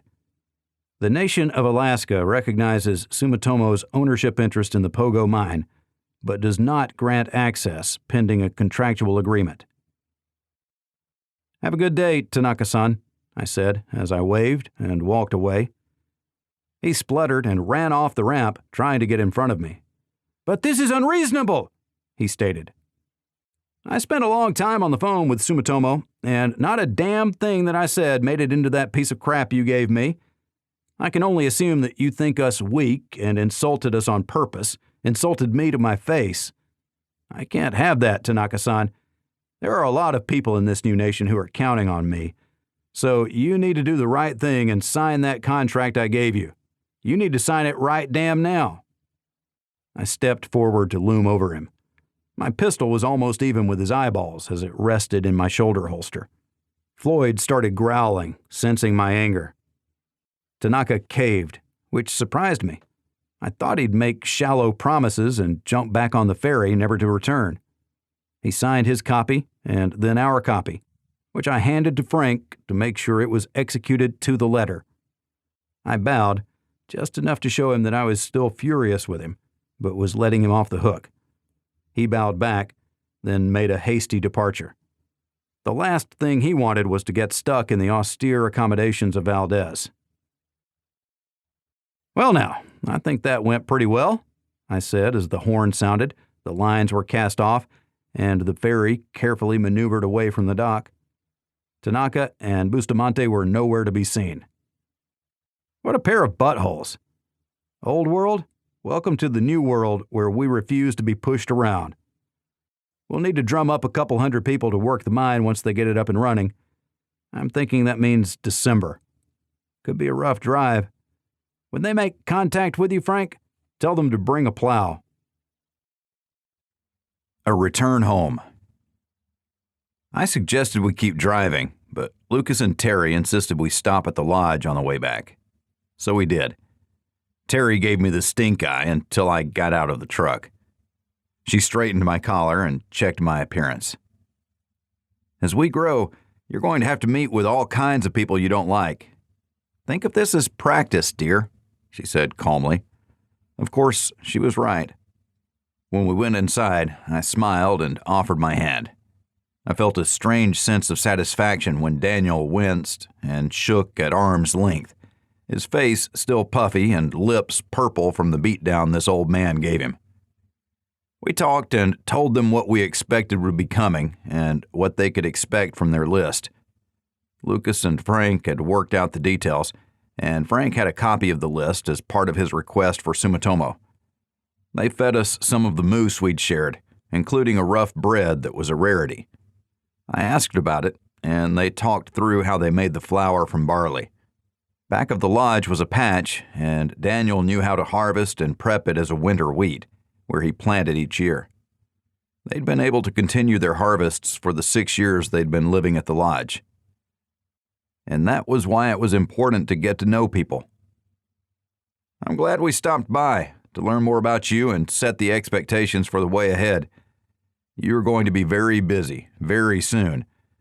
You will represent all of Alaska, the nation of Alaska. They looked questioningly at that. That's why we went to Valdez, to deliver our Declaration of Independence. We are a free nation now, a land of opportunity, a nation of simple laws. It's up to us to show the world what we can be, how a country can take care of itself while also allowing its people to grow. You are on the front lines of all of this. What people see of you is what they will think of our country. Integrity and honor above all. Maybe I was the right person to be the governor. I felt it in my bones, and I hoped that I sold it that way too. It was something bigger than all of us. No one person would make this a success. It would take everyone. When we were back in the truck, Terry put Floyd in the front seat where he was happiest to look out and see everything. She joined me in the back seat where we talked endlessly about the new nation. She took notes. I took notes. Lucas added a great deal from the driver's seat. He understood the nuts and bolts of keeping the wheels turning. We needed a lot of support to keep the logistics flowing. I needed people working on things. We had one phone and almost no vehicles. It was a high mountain that we were climbing. My initial exuberance was tempered by time and distance. I couldn't wait to get home and see my kids. I couldn't wait to sleep in my own bed, with Terry by my side. That made me think of morning. The restock of coffee that Frank brought was a godsend. I felt like a new man. I had enough to get through the winter, even with all our house guests helping themselves, a situation that I would have to accept since that seemed to be my future. In a few years, things would calm down as both twins moved into their own homes. I wasn't sure that I was looking forward to that. It already made me feel lonely. We stopped to shoot a small cow moose that was by herself a long ways away from anything else. It helped to spread out the harvest to not thin any herd too much. It would also be nice to return with a good stock. We'd arrive low on gasoline, but having accomplished our mission. I hoped that within a few months, Sumitomo would be able to clear the roads and supply fuel all the way from Delta Junction to New Fairbanks. Hope wasn't a great plan, and I had to reconcile myself with the fact that it would probably be next year before any regular logistics convoys arrived in the interior. When we arrived in New Fairbanks, Lucas went straight to my house, and we unloaded what was intended for us. Charles was home, as was Diane, which upset both Lucas and me. She insisted that she'd been sleeping at home and that her mother, Amber, could confirm that. I looked as sternly as I could at Charles, but he was defiant. "If you are touching her naked body, I will beat you senseless." I didn't want any ambiguity. Lucas approved of my approach. There was a great deal of gray in life, but not here. This was black and white with a very clear line. "Here's what we're going to do. You're going to intern with Lucas. Learn everything there is to know about fixing things. You're going to respect that man and his family, and when the time comes, we're going to celebrate you and Diane being together. You'll have to improve on Aaron's wedding. You saw Babushka brought me a plate, didn't you? Top that. By the way, where is your sister?" "Upstairs crying. They had a fight," Charles answered calmly. The blood rushed to my head. I returned to the truck and pulled out my rifle. I started walking toward my bike when Terry tackled me and took my .45-70 away. "I'll take care of it," she said, leaving me on the ground as she threw the rifle to Charles, ordering him not to give it back to me. I still had my pistol. He shrugged. Lucas asked me to help him, so Charles and Diane climbed in the back. Floyd didn't want to go, but we coaxed him back into the truck with a little jerky that Charles always carried. We stopped by the processing facility to drop off the meat. The kids stayed there to prepare the moose for storage. Lucas and I took turns hugging them, surrendering to that aspect of our lives. When we climbed back in the truck, Lucas thanked me. "I guess it was inevitable, huh?" I started. "We set a different standard for them.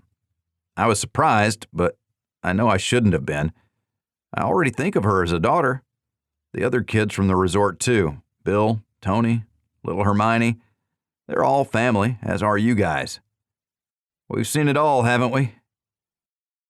Lucas looked thoughtful and took a while to answer. "Yes, we have, Chuck. I'll be proud to call Charles my son-in-law. When the time is right, that is." I had high hopes that Terry would calm things down on the home front. I liked peace. I liked calm reading by the fire in the evenings. A baby was on the way. "What are you thinking about?" Lucas asked. "Too many things, my friend. But first and foremost, I think I may have to run off into the hills and hide until calm is restored. Go back to your old house and spend a few days there. You haven't had a honeymoon yet. Take it, and then things are going to get busy, so we'll need 100% of you. I sure as hell am not going to manage the creation of a new country. I have an intern to look after." We unloaded the rest of the items at the community center, and I put my briefcase in the office that I'd commandeered. I needed a real place from which to work. I wanted wall space to help me manage all the moving parts. I was a fan of whiteboards, but we didn't have any markers that worked. There were no chalkboards, so I used old butcher block wrapping paper. We'd found a stash a few years back and had moved it into the warehouse to keep it dry. Lucas took Floyd and me back home, where I was happy to see Erin outside on her way to the kennels. Terry gave me a thumbs up. I breathed a sigh of relief and went inside with my small backpack with my clothes from our trip. "It was nothing, just two young people learning that living together requires compromise," Terry stated. "We didn't have any issues," I added.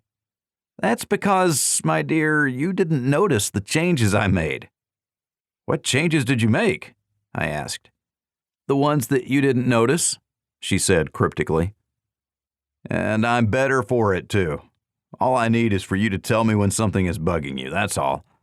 By the way, I think we should disappear for a few days. Take a honeymoon." "I'll let you know if something bothers me. Make no mistake about that." "A honeymoon? Why, Chuck, you old romantic, you. This wouldn't have anything to do with running away from people crying in your home, would it?" She already knew me so well. That was part of it, but I did want to get away before we started to get busy. We'd never discussed a military option. If the United States invaded, there would be nothing we could do. I would encourage people not to fight back, as our battle would have to be fought in the UN, where the lack of material support would be our trump card. How can you protect your people when you leave them to die? I found those thoughts less than comforting. Toby appeared later that day, a blubbering mess. They apologized repeatedly to each other while crying. I looked at Terry and rolled my eyes, which earned me a kick in the leg. Charles arrived later with Diane, just in time for dinner, but they volunteered to cook. They brought some of the fresh moose, while the rest had been packaged and was in the process of freezing. We had 2 cups of barley flour that Daniel and Evelyn had shared with us, and we used that to make some bannock bread, a rare treat since we had yet to master consistent growth of any grains we could use for flour. Add some fresh vegetables to the pot on the fire, and it made for a perfect family dinner, all 6 of us. Since the kids cooked, Terry and I cleaned up. When we finished, no one was left inside, so we retired to our bedroom for the evening. I had a bookcase filled with scavenged books. One thing that never went out of style was a good paperback. Plus, we could close the door and be alone, something we hadn't gotten enough of since the day of our wedding. The next morning, we wished the twins well as Terry and I hopped on our bikes and pedaled steadily northwest, using a variety of roads. I walked up the steepest of hills, while Terry waited at the top for me. We knew it would take time, so we gave ourselves plenty of it. The rustling in the brush was a surprise, and when a sow and 2 cubs appeared, Terry fled back toward me. She was standing on the pedals to increase her speed as the bear raced after her. I jumped off my bike and pulled my pistol. I'd left the rifle at home and instantly regretted that decision. I fired once in the air, and the bear hesitated. I shot a mailbox next to her, and the bear turned and ran. Terry slowed gradually and stopped next to me before she looked over her shoulder. "Close?" she asked. "Not too bad," I lied. The bear had been less than a car length away as I saw it. I didn't want to shoot her, as then the cubs would be abandoned.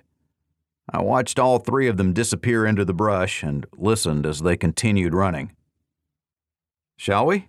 I pointed up the hill and started walking again. then stopped and replaced the 2 rounds I'd fired.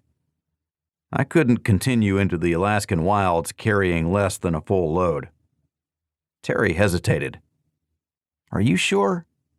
"I am certain that I want to be alone with you, even if it's only for a few days. And I'm willing to fight bears for that small slice of freedom." "Ooh, my sexy husband fighting bears for me," she purred.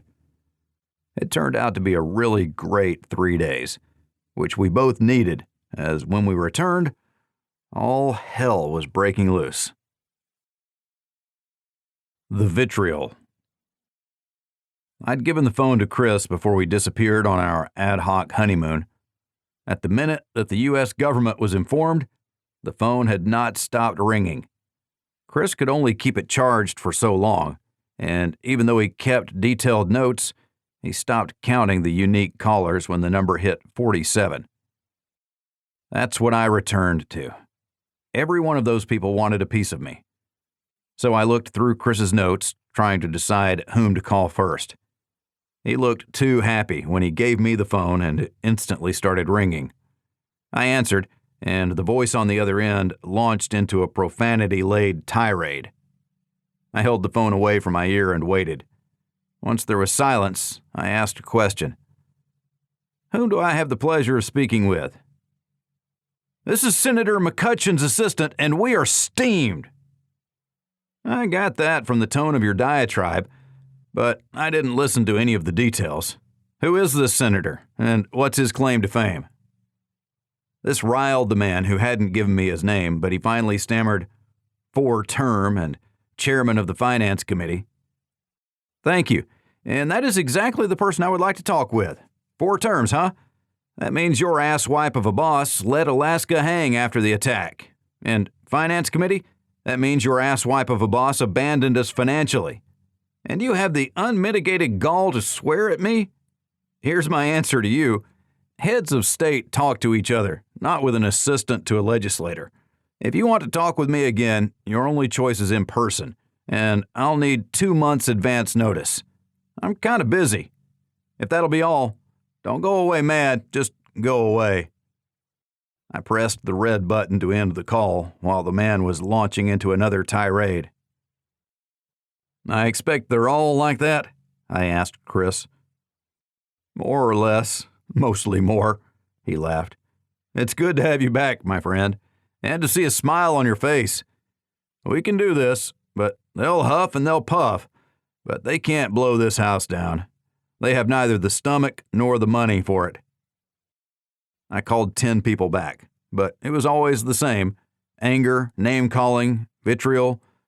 Not a single one of them wanted to hear our side of the story. I called Mr. Suzuki, and we had a pleasant conversation.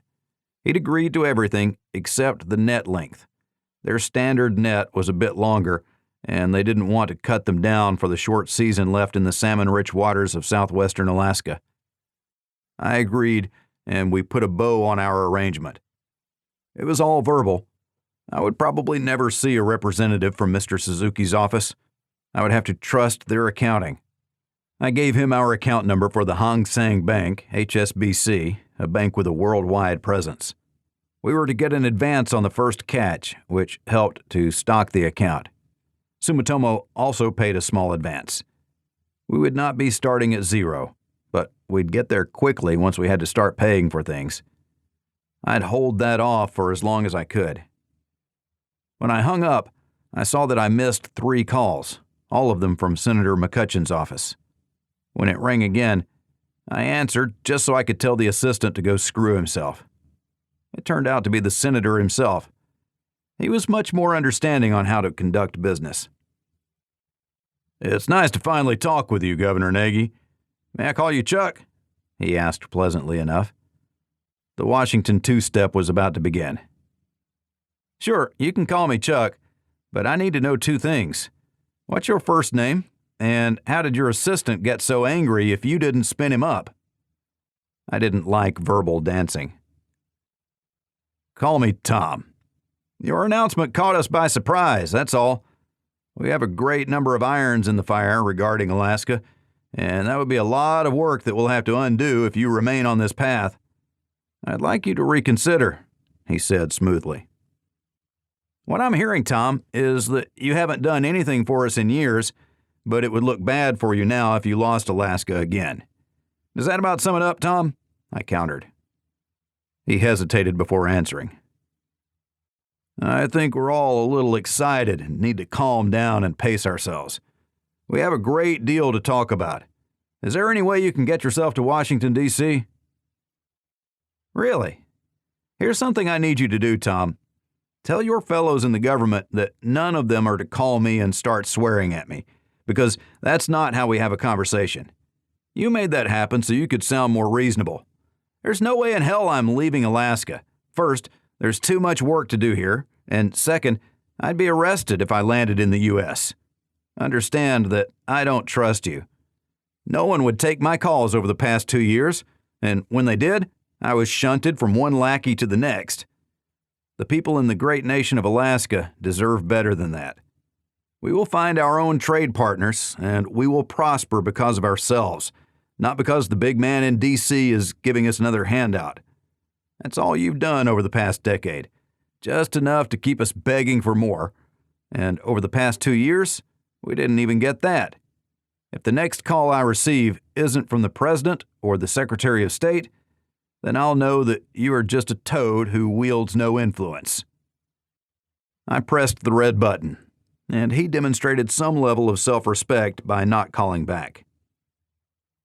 I really despised lifelong politicians and bureaucrats.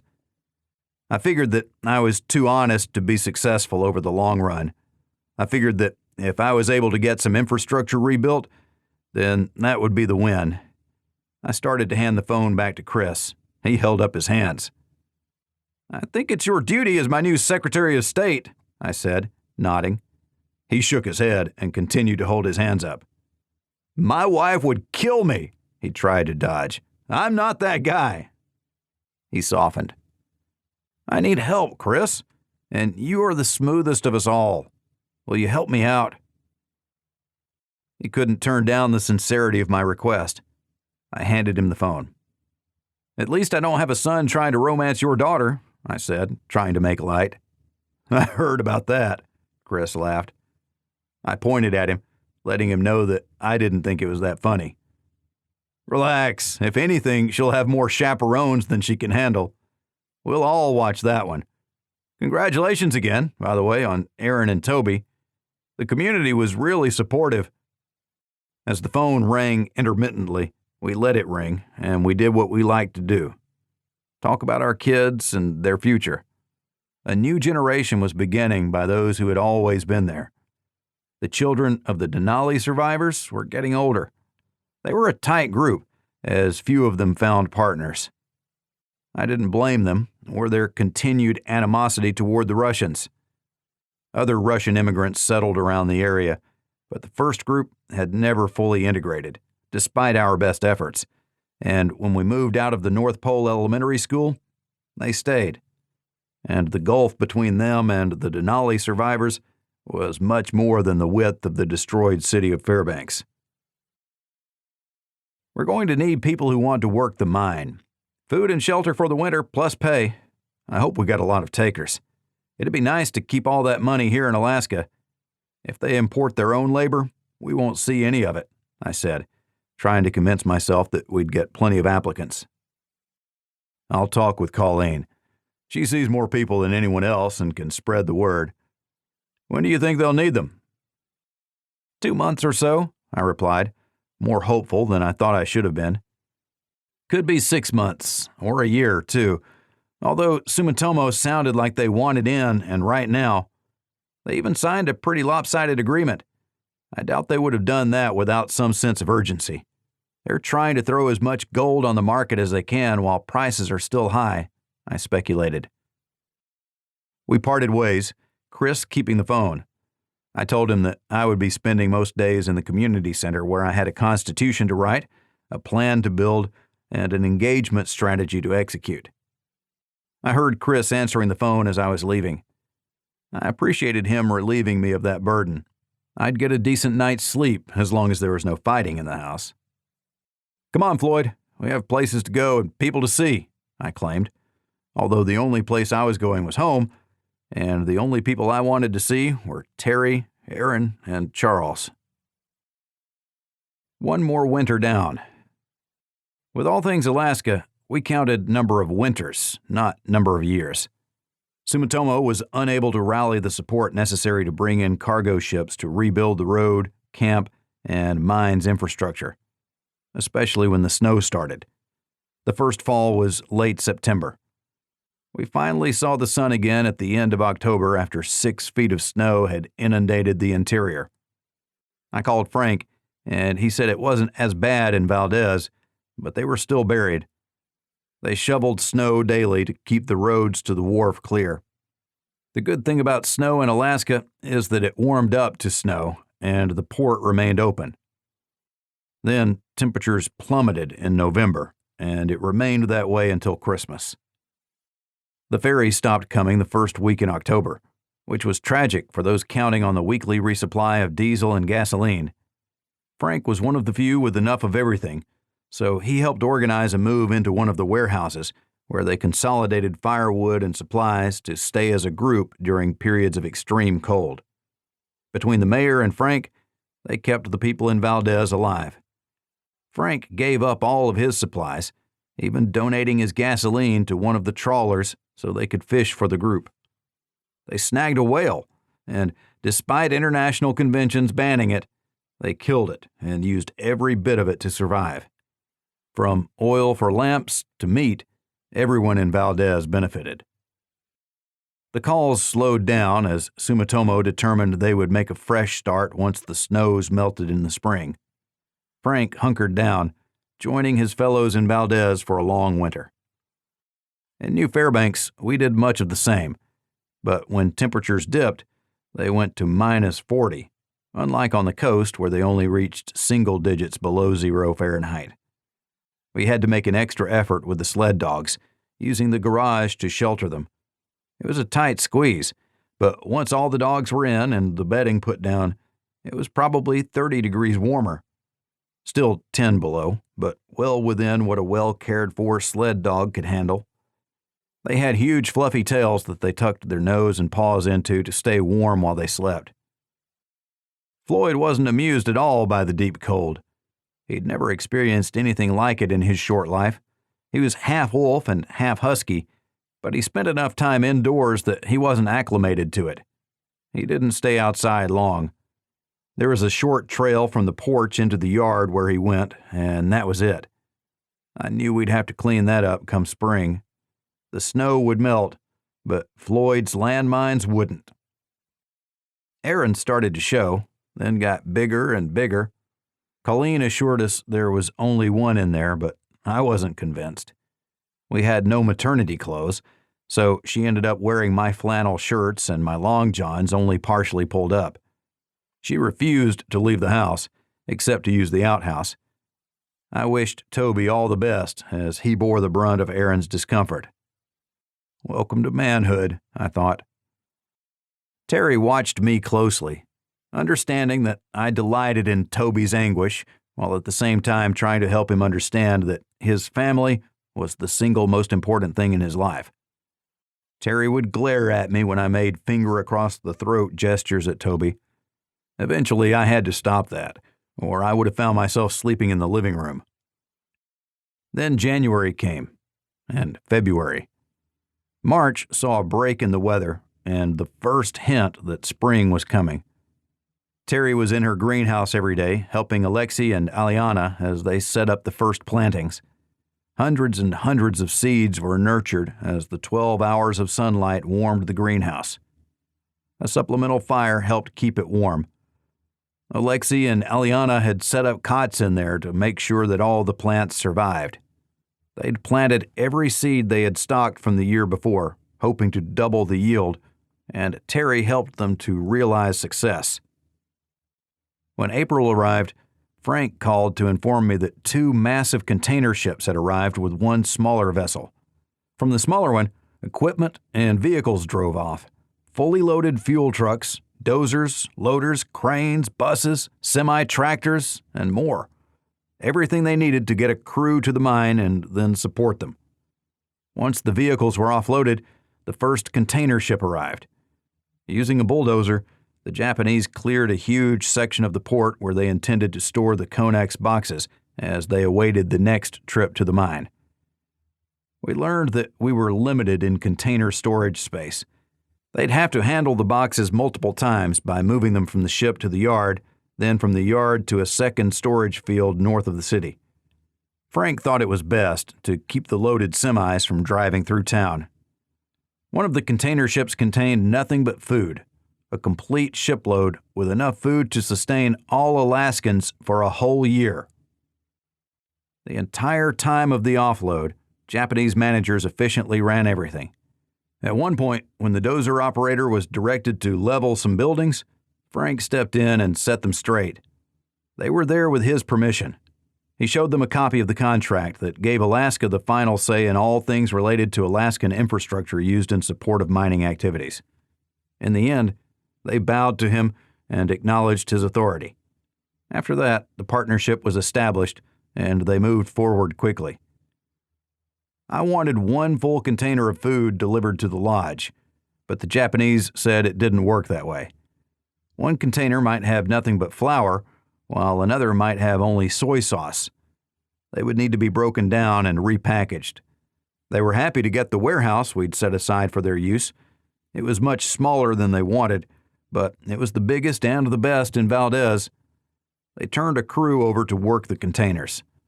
The Japanese managers also pushed to have the Alaskan workers at the mine waiting for them, which we agreed to, but only if Sumitomo provided the buses, which they readily dispatched. We raced around to let people know that the deployment was ready to start. Nearly 100% of the Russians volunteered, the older folks taking the opportunity to rejoin a regular workforce. The younger people had no intention of working in a clock-driven grind underground. Aaron and Charles couldn't fathom working underground. They'd been raised outdoors and were free spirits. When the baby came in April, the first wave of our people were hopping on buses and leaving for Delta Junction. Colleen got to our home in time to deliver the baby in the living room. Floyd was howling and had to be kicked out of the house. Toby was a trooper and didn't pass out, unlike Lucas all those years prior when Diane was born. Toby's parents made it right when Colleen handed a little girl to Aaron, my granddaughter, whom they named Madison Charles. I think they did that so I could remind Toby every day that he shot me. Aaron was glowing. Toby was holding one hand, and Charles was helping her hold the baby. Terry considered it just another day. She'd had to deliver a number of babies in the Russian camp, and a few more at their hideaway in Denali. Having Terry around was comfortable. She was different than Madison. I didn't love one more than the other, but I believed that a person's capacity for love was unlimited, and that's what we had in our home. It made us all feel alive. Then the baby started to cry, and my joy faded. It was like Bill all over again. I would help them look for their own place first thing in the morning, although I already had a few ideas. I'd been scoping places for them since Toby started drinking my coffee. He'd brought some, but he drank more than he supplied. I was dangerously low in my stocks. And that's where Terry balanced me. She couldn't believe I would let something like coffee drive a wedge between me and my daughter's family. I tried to explain that Aaron was drinking my coffee too. Terry refused to budge and told me if I persisted, the coffee would disappear, and nobody would get any. There was more to her statement than just coffee. I thought about giving it up, but discounted the idea as sheer lunacy. I hid my stash instead, ensuring that I'd get 1 cup a day for at least the next 3 months. That was my idea of compromise. Charles was spending the long days with Lucas as he worked in the machine shop. During the deep freeze, we lost power, and when the cold broke, with a little assistance from pry bars and a great deal of elbow grease to break up the new ice, the river was able to run freely again, turning the wheel to generate limited power. The most distraught of all the people were the air crew that had crashed the last plane. They worked with Pavel in the fields until it got cold. Then we put them up in a house with a wood-burning stove. Everyone contributed from their stocks so they had food, but they were less than amused with an 8-month layover. We could have taken them to Valdez, and probably should have, but I didn't think about it at the time. They did, though, and let me know in no uncertain terms. Joe and Emma and Becca and Darren went out of their way to make our refugees feel welcome. When the spring came, they still wanted to go. We consolidated the last of our gasoline and estimated that it would get us to Valdez, but not back, and determined that was good enough. Frank suggested there would be a refueling station in Delta Junction, but it only had diesel available. We'd have to make it to Valdez, where unleaded gasoline was available. Chris and the council approved the trip, understanding that everything we did was going to have a negative impact in one way or another. They also had their eyes on returning to life in a modern world. The risk was worth it. So we packed up, Lucas driving, Terry and I in the front. 2 aircrew sat in the back seat with Floyd, and 2 more in the bed of the truck. They said that any seat on the ride home was a good seat. We determined to make it in one day, so we left at daybreak and drove quickly all the way to Delta Junction, tipping our heads as we passed the location where John died after having stolen Madison's snow machine. That was the ultimate expression of karma. We would have had to do something about him anyway. What happened was the best for the community, and we appreciated not having to be the arbiters of justice, at least not in his case. Delta Junction was a beehive of activity. Loaders were still working to clear the roads around the destroyed Fort Greeley. I wondered if there were live missiles in their silos, deciding that there had to be. I added a few lines to my packed notebook in a section I had marked as extreme long-term plans. We greeted the construction crew, and they deferred to me, stopping all work while I was in the area.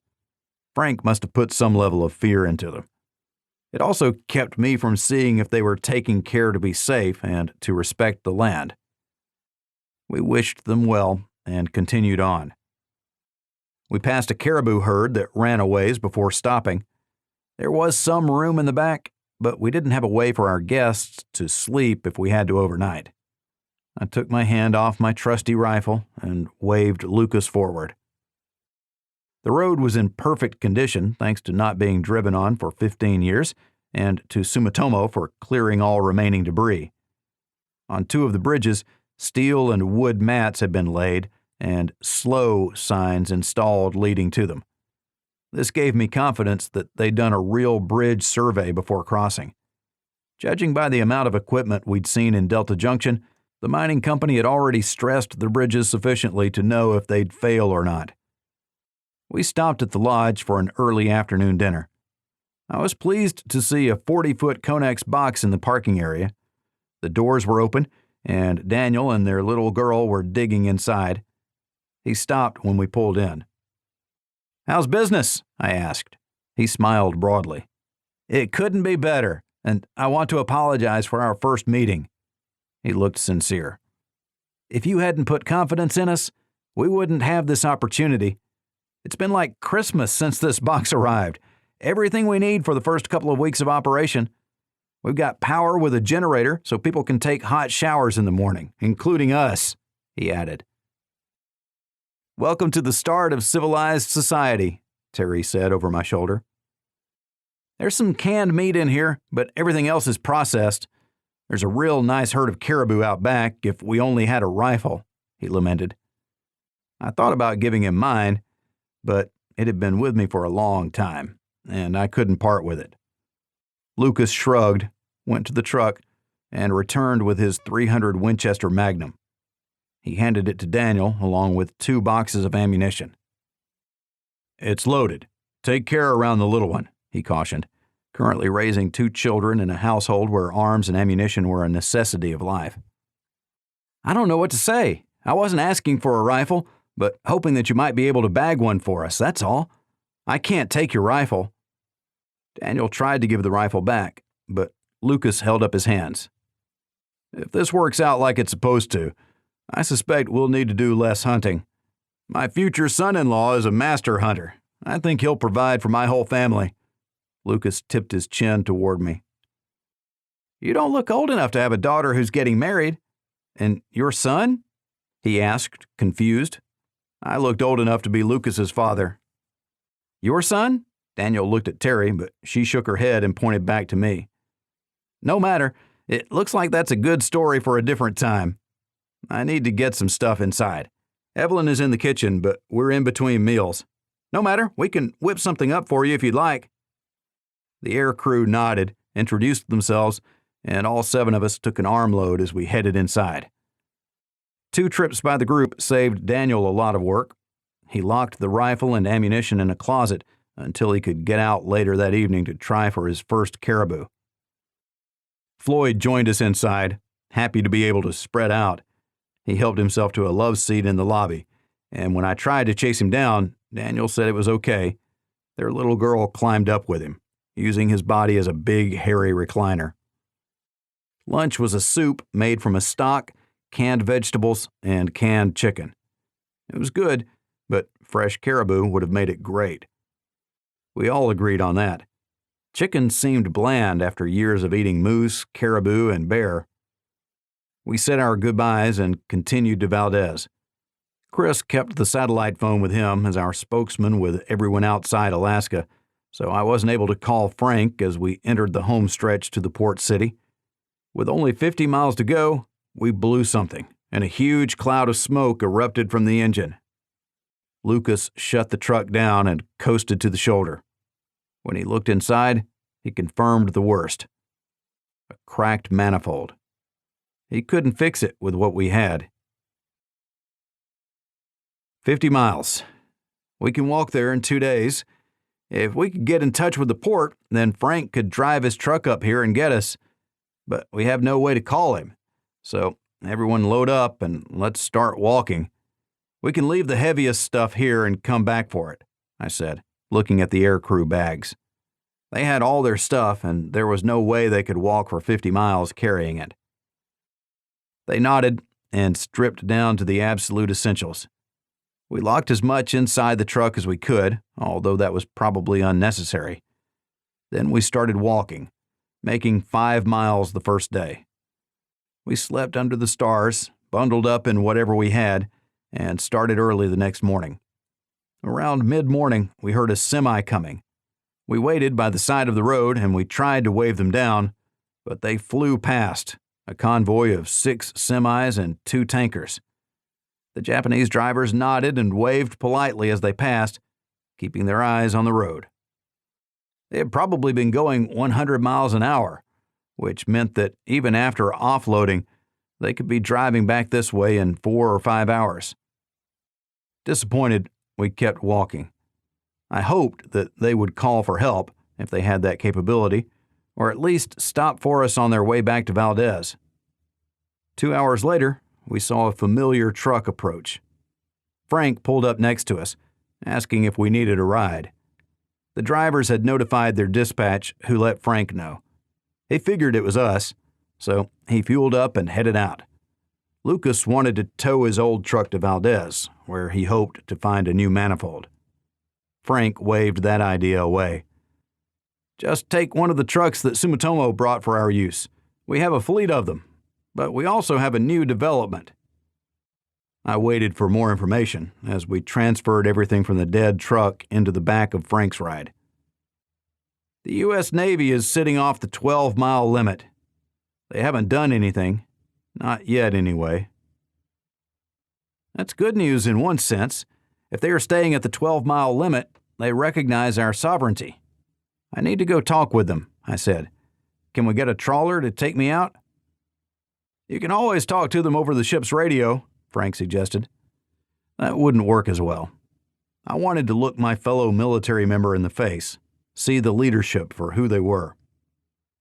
"You, I, and Terry will request a ride for first thing in the morning, assuming one of the ship captains will be amenable. We'll call the Navy and let them know that we're coming." I stopped talking as I needed to think about various conversations. Clearly, confrontation wouldn't work. A blockade would kill us, and the UN was waffling on their support for our new nation. Once again, we had to take care of ourselves. If they could afford a blockade, then they could have afforded to take care of us in the first place. I started to get angry again, which made me start wheezing as I struggled to breathe. Terry held my hand and caressed my arm. She knew of my inner turmoil and how anxiety set me up for an asthma attack. Frank looked concerned, so I closed my eyes and tried to relax. When the truck stopped, I opened my eyes and we were there, within Valdez. Frank took us to his house. We had one spare bedroom where we'd stay. We dropped off the air crew at the town's one hotel. I had no idea how long they'd be there. The Navy destroyer suggested that the ferry wouldn't be coming anytime soon. We went to the wharf as soon as possible, found a trawler captain who was working on his nets, and asked to use his radio. He waved his needle at the boat's deckhouse and returned to sewing. We helped ourselves to his radio, calling on the channel that was displayed, having no idea if the Navy monitored that one. After 5 minutes with no answer, Terry asked the captain which channel we needed to use. He harumphed, but Terry's eyes sparkled, and he had to help her. He dialed in a new number and nodded. After one try, the Navy responded. USS Gridley responding to unknown caller. Please be advised that the waters beyond the 12-mile defense zone have been declared off-limits to all people of Alaska. Well now, that was expected. Maritime law, Frank. Isn't a blockade an act of war? He nodded. I looked to Terry as she watched me closely. She wanted to be sure I was calm. She put her hand on my arm and mouthed, "I love you." It was hard to be angry after that. USS Gridley, the nation of Alaska recognizes your country's acceptance of the 12-mile limit of our territorial waters. Since you've accepted Alaska's ownership of the waters, your blockade of a sovereign nation is illegal and an act of war. Have you declared war on us? There was an abnormally long silence. We smiled at each other. Leave it to the government to force the military to do something without clear guidance. They probably wanted the destroyer to intimidate us. That wasn't going to work. No, came the long-awaited answer. In any case, I would love a face-to-face parley. You understand that we have no weapons that would be any threat to your ship, so we grant you safe passage as a representative of the United States. Your ship will remain the sovereign territory of the U.S. When you arrive at the wharf, you can dock, or send a Johnny boat, or we can come to you. I simply want to talk to you face to face, like real human beings do, especially since we're both military men. Let's talk and see what's next. The USS Gridley accepts your offer of safe passage. We will approach and use the launch to come ashore. See you in a couple hours. That gives us home field advantage, doesn't it? Makes me wish we had some fresh caribou, I said, looking at Lucas and Terry. Lucas shrugged and made a finger pistol, then waved it away. He'd given his rifle to Daniel. It was all on me, but Frank came to the rescue. A couple moose wandered into town. They didn't make it far. I think we can probably rustle up some moose. Plus, we have all kinds of food now, thanks to Sumitomo. We can put out a nice spread. What do you say we set up on the wharf itself? Looks like a beautiful day. We'll have to keep the seagulls away, but otherwise, I think we can make it top-notch. Let me take care of it. I've spent some quality time with these folks, and all you have to do is give them a chance, Frank said happily. I think it was the prospect of a feast after the long winter that made him happy. Frank ran off in search of his new friends. We stayed on the docks, meandering and looking at the ocean. It was still cool, and thanks to the humidity, I thought it felt cooler than home. We found a bench where Terry and I sat, holding hands while Floyd chased seagulls.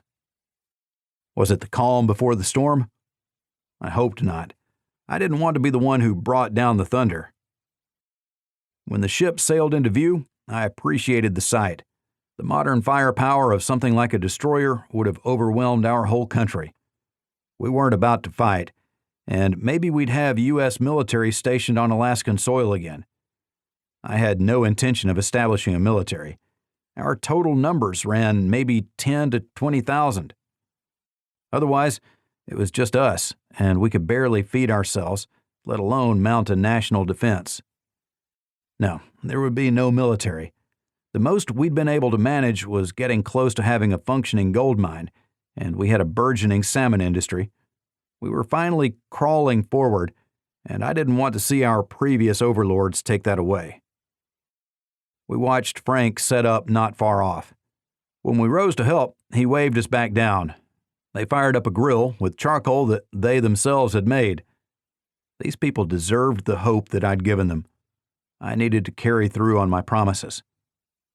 As the captain's launch approached, Floyd made a heroic leap after one overly bold seagull, sending the half-wolf into the ocean. He sputtered and started dog paddling, but there was nowhere he could get out. He started paddling slower and slower, sinking deeper and deeper into the water, confused and unable to see a way out of the ocean. I panicked and jumped in after him, immediately discovering why he was having problems. The water was barely above freezing. The cold shock seized my lungs, and I couldn't breathe. Terry started screaming for help. I heard her as if she was far away. My hands and feet quickly turned numb as Floyd tried to find some respite from the cold on my shoulders, which served to drag me under. I pushed him away and got back to the surface for one more breath, but I could no longer tread water. My breath came in short gasps. I had no air to hold. I was hit by a wave as the captain's launch angled sideways to a stop. It threw Floyd and me into a barnacle-encrusted piling. I felt the skin on my head split and the sting of salt water in the open wound on my head. I didn't feel anything below my neck. A line attached to a long pole wrapped over my arm. I tried to support Floyd with my other arm, but a second line swung out for him. He was terrified and half frozen. The sailors dragged us both aboard. We were unable to stand. They covered us with Navy-issue wool blankets. "You jumped into freezing water after your dog? You must be some kind of lunatic," a man who was wearing a captain's uniform said.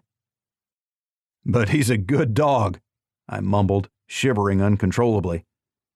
Terry jumped on board as soon as she could, pulling me into her lap as she sat on the deck. "Holy crap, that was cold. Check on Floyd." "He's in good hands," she replied as two sailors vigorously rubbed Floyd dry with towels. He was perking up quickly, enjoying the attention, while completely forgetting about his near-death experience. He staggered to his feet and wagged his big bushy tail. "I see what you mean. I'm Captain Anderson, and I command the Gridley. You must be Chuck Nagy," he said as he leaned close to me. "Please don't arrest me," I asked, chuckling slightly as I fought to get myself upright. Terry helped me to my feet, where I leaned heavily on her. "I'm happy to meet you, Captain. Call me Chuck, and thank you for saving Floyd's life." I held out my hand, but blood was streaming from me. As I warmed, the cuts from the barnacles opened. Blood started flowing into my eyes. I collapsed anew, almost dragging Terry to the deck with me, but the captain was there and helped lower me to the deck where blood started streaming from too many cuts across my body. "We have a top-notch medical staff on the ship. Maybe we can go there and get you patched up," the captain offered. Frank jumped onto the launch. "I think that would be best, assuming we have your assurance of safe passage to and from the ship. We can't have our governor thrown in the brig." "You have my word," Captain Anderson answered. "And that's how the real world needs to work. If our word isn't good, then what's left?" Frank challenged the longtime naval officer. "Marcia, hold down the fort. We'll be back as soon as they patch the old man up," Frank yelled at the people who had gathered on the pier. Floyd was almost back to himself when we arrived at the ship. Terry and Frank helped me as my head started to swim. My clothes were in tatters, and I lay in a swamp of my own blood. "I guess that ruined your record of, 8 months with a blood-free husband?" I stammered, my tongue thick and lips unable to help me enunciate. "Something like that, you knucklehead," Terry said warmly, looking close at me. When the launch docked, Floyd ran up the stairs that had been lowered along the side of the destroyer. They brought a stretcher for me, and I fell into it. The next thing I knew, it was 2 hours later, and I was warm and well bandaged. "Sorry, I guess I fell asleep. So let's get this party started," I mumbled. "What?" Terry asked sarcastically. "There's no party without you?" She leaned close.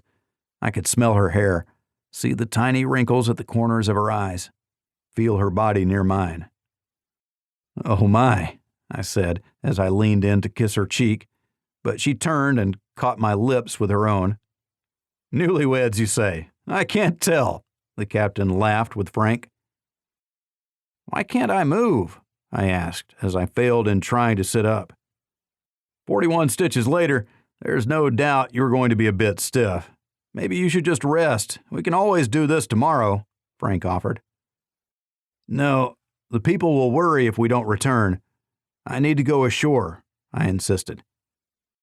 "The people have already expressed their support. While we've been sitting here watching you sleep, every boat and trawler still running has come out of port. The destroyer is completely surrounded by little boats. You're my guest, Chuck.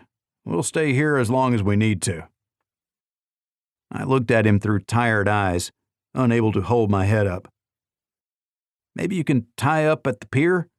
We have a little celebration prepared that I'm missing. We have fresh moose, and there's nothing like it. We invite you and your people ashore for a little R&R. As we've discussed, Captain, we're not your enemy or an enemy of the United States. We just want to climb back into the 21st century. Is it too much to ask to have a flush toilet or electricity? 10 years later, and we don't have any of that. The U.S. has had 9 of those years to help, and the politicians didn't. Time to move on," Frank told him. The captain nodded and waved for Frank to follow him. Terry stayed with me. Soon enough, we felt the ship move slowly as it maneuvered without the help of a tugboat. With a gentle bump, it leaned into the deep water pier. I couldn't hear the yelling, but expected lines were being tossed, and the good people ashore were tying the ship tightly. With a clunk, the stairs were rotated toward the pier and dropped. Frank and the captain were the first ones off the destroyer, waving at a select group of volunteers to join the small party that had been set up. The naval personnel brought stacks of paper plates and plasticware, along with trays of steaming side dishes. Marcia welcomed them and set them up. Frank and the captain stood behind the table, ready to serve. Frank had retired from the Navy long ago, and he understood the captain. He understood all of it, and they treated each other like brothers. As it turned out, he was the best representative to talk with our Navy fellows. I didn't know what kind of trouble the captain would get in for coming ashore and playing nice with whatever they were calling us. Rebels, maybe? Star Wars made the term cool, and I was good with that. Floyd stayed with me, but he didn't like the confines of my small recovery room off sickbay. Even though I was bone-tired and sore, I wanted Floyd to get outside. So with Terry's help, and despite her protests, I was up. I put on the robe they'd given me and the flip-flop slippers, and we stumbled slowly through the passageway. It took a sailor leading us to get where we wanted to go, the quarterdeck, where Floyd could use the stairs to get off the ship. A petty officer joined us. He'd been one of those on the captain's launch. He was preparing to take another small group ashore. "Can you watch Floyd while he's ashore? When you all are done, he'll want to come back aboard. Can you take care of my dog? See he gets back here okay?" I asked the young man. "Of course," he replied with a big smile. "After what you did for him, it would be a shame if we didn't coddle him a bit. I have a German Shepherd at home, but Floyd, what a great dog." The petty officer hugged the half-wolf, and the two merrily headed down the stairs toward the pier, followed by a gang of petty officers hungrily eyeing the food line. A lieutenant commander sidled up next to us and looked around suspiciously to make sure no one was near. "We're rooting for you, sir," Screw those idiots in Washington. When I retire, I want to come here, join you guys." He nodded and then casually walked away, one hand in his pocket. Terry carefully hugged me. "I never doubted that you'd win over the hearts and souls of the good people in this world. You do so much better when you aren't punching people in the face." She shook her head and pursed her lips. "I can't believe you tried to die on me. Don't do that crap again. Do you understand?" Her eyes teared. "That close, huh?" I asked. She started crying. "You flatlined, and they had to jump you back to life, which means you probably shouldn't be up now either. Back to bed with you." We ambled slowly while I leaned heavily on her. A corpsman joined her as we got close to sickbay, immediately launching into the "What the hell are you doing out of bed?" routine. We apologized profusely as I climbed back into the rack. The corpsman carefully checked my bandages to make sure I wasn't leaking anew. He gave me a new IV, then he wheeled in a second gurney to put next to my bed so Terry had a place to sleep. "Navy guys like hot civilian women on their ships," I mumbled. She shushed me, and soon I was out cold. A partnership. I stayed aboard the Gridley for an entire week as they pumped fluids back into me. It seemed that the cold kept me from dying. The barnacles had ripped into me, and I lost too much blood. I stayed until I could stand without getting dizzy. The captain spent a great deal of time in my room as we talked about it all. I knew he'd have to send a report, and I wanted him to have facts. "I don't want to see anyone die. Have you met the people here? We're right on the edge of starvation. We needed something to happen right now, or people were going to start dying.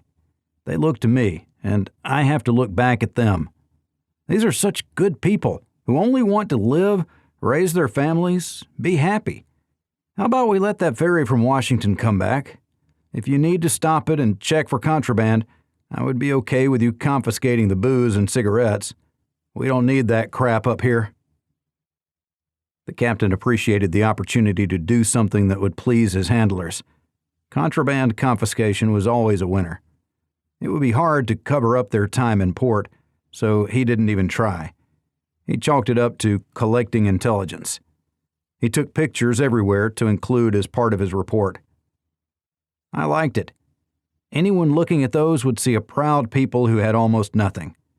The only thing that looked modern was what Sumitomo brought in for their gold mining operation. The only reason that the U.S. had kept them from returning was because they couldn't send their federal safety inspectors and accountants and the long list of people to provide oversight of the mining operation. Without the hotels and restaurants, they refused to put their people into such a place. But without the mining operation running, there was no money or support to build the hotels or restaurants. The chicken or the egg? The U.S. government ignored the problem to let someone else fix it. They didn't like my solution, which appeared to be working at least on a limited scale. We had money in our accounts thanks to the fishing fleet, and now we had the first delivery of food and supplies in nearly 7 years. It was hit or miss before that, with much of it delivered only to Fairbanks by air. But they were unable to help us fix the runway. We were set up to fail from the word go. Captain Anderson saw that too, but he couldn't put that in his report. All he could do was talk about what he'd seen, how the Alaskans were pulling themselves up by their bootstraps. Frank called the ferry company and told them that they could renew their service. They wanted independent confirmation, which the naval captain provided in an email from his official account stating unequivocally that there was no blockade.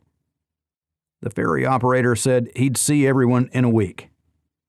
The USS Gridley agreed to stay the extra time. When Terry and I finally walked off the ship, we were greeted by 6 people on the pier who shouted heartily before getting back to work. Frank talked with the Japanese manager from Sumitomo, who relayed to his people that shipments were to continue. The first few dozen ounces of gold had already been mined and would be sent on the next ship out of Valdez that was headed toward Japan. The corporation was ecstatic at seeing results so quickly, although they were looking for something on the order of 2,000 to 4,000 ounces of gold a month. They'd need chemical leaching processes for that, which meant tanker loads of acids. I wanted to bury my head, cover my ears, and hope that there were no accidents. It was completely on me to oversee that, too. I'd do what I always did, talk to people smarter than me. And for this one, I needed the Russians. They were working the mine and had a vested interest in its security and safety. That solved it in my mind. Next order of business was to find Lucas. He'd disappeared when we first entered Valdez, and after that, he showed up on occasion to check in with Frank, then he'd disappear again. I saw that he took my rifle and hoped that he had a successful hunt. The trawlers were having some success too. Fish and shrimp especially were running, so the Gridley bought an entire trawler load of shrimp, which made for an exceptional payday for the trawler captain and his crew. The potential of exporting their catches again was intoxicating. They tasted the modern world, and they liked it. Some of the younger people had no memory of the way it used to be, but the others made it sound like a world of mystery and magic.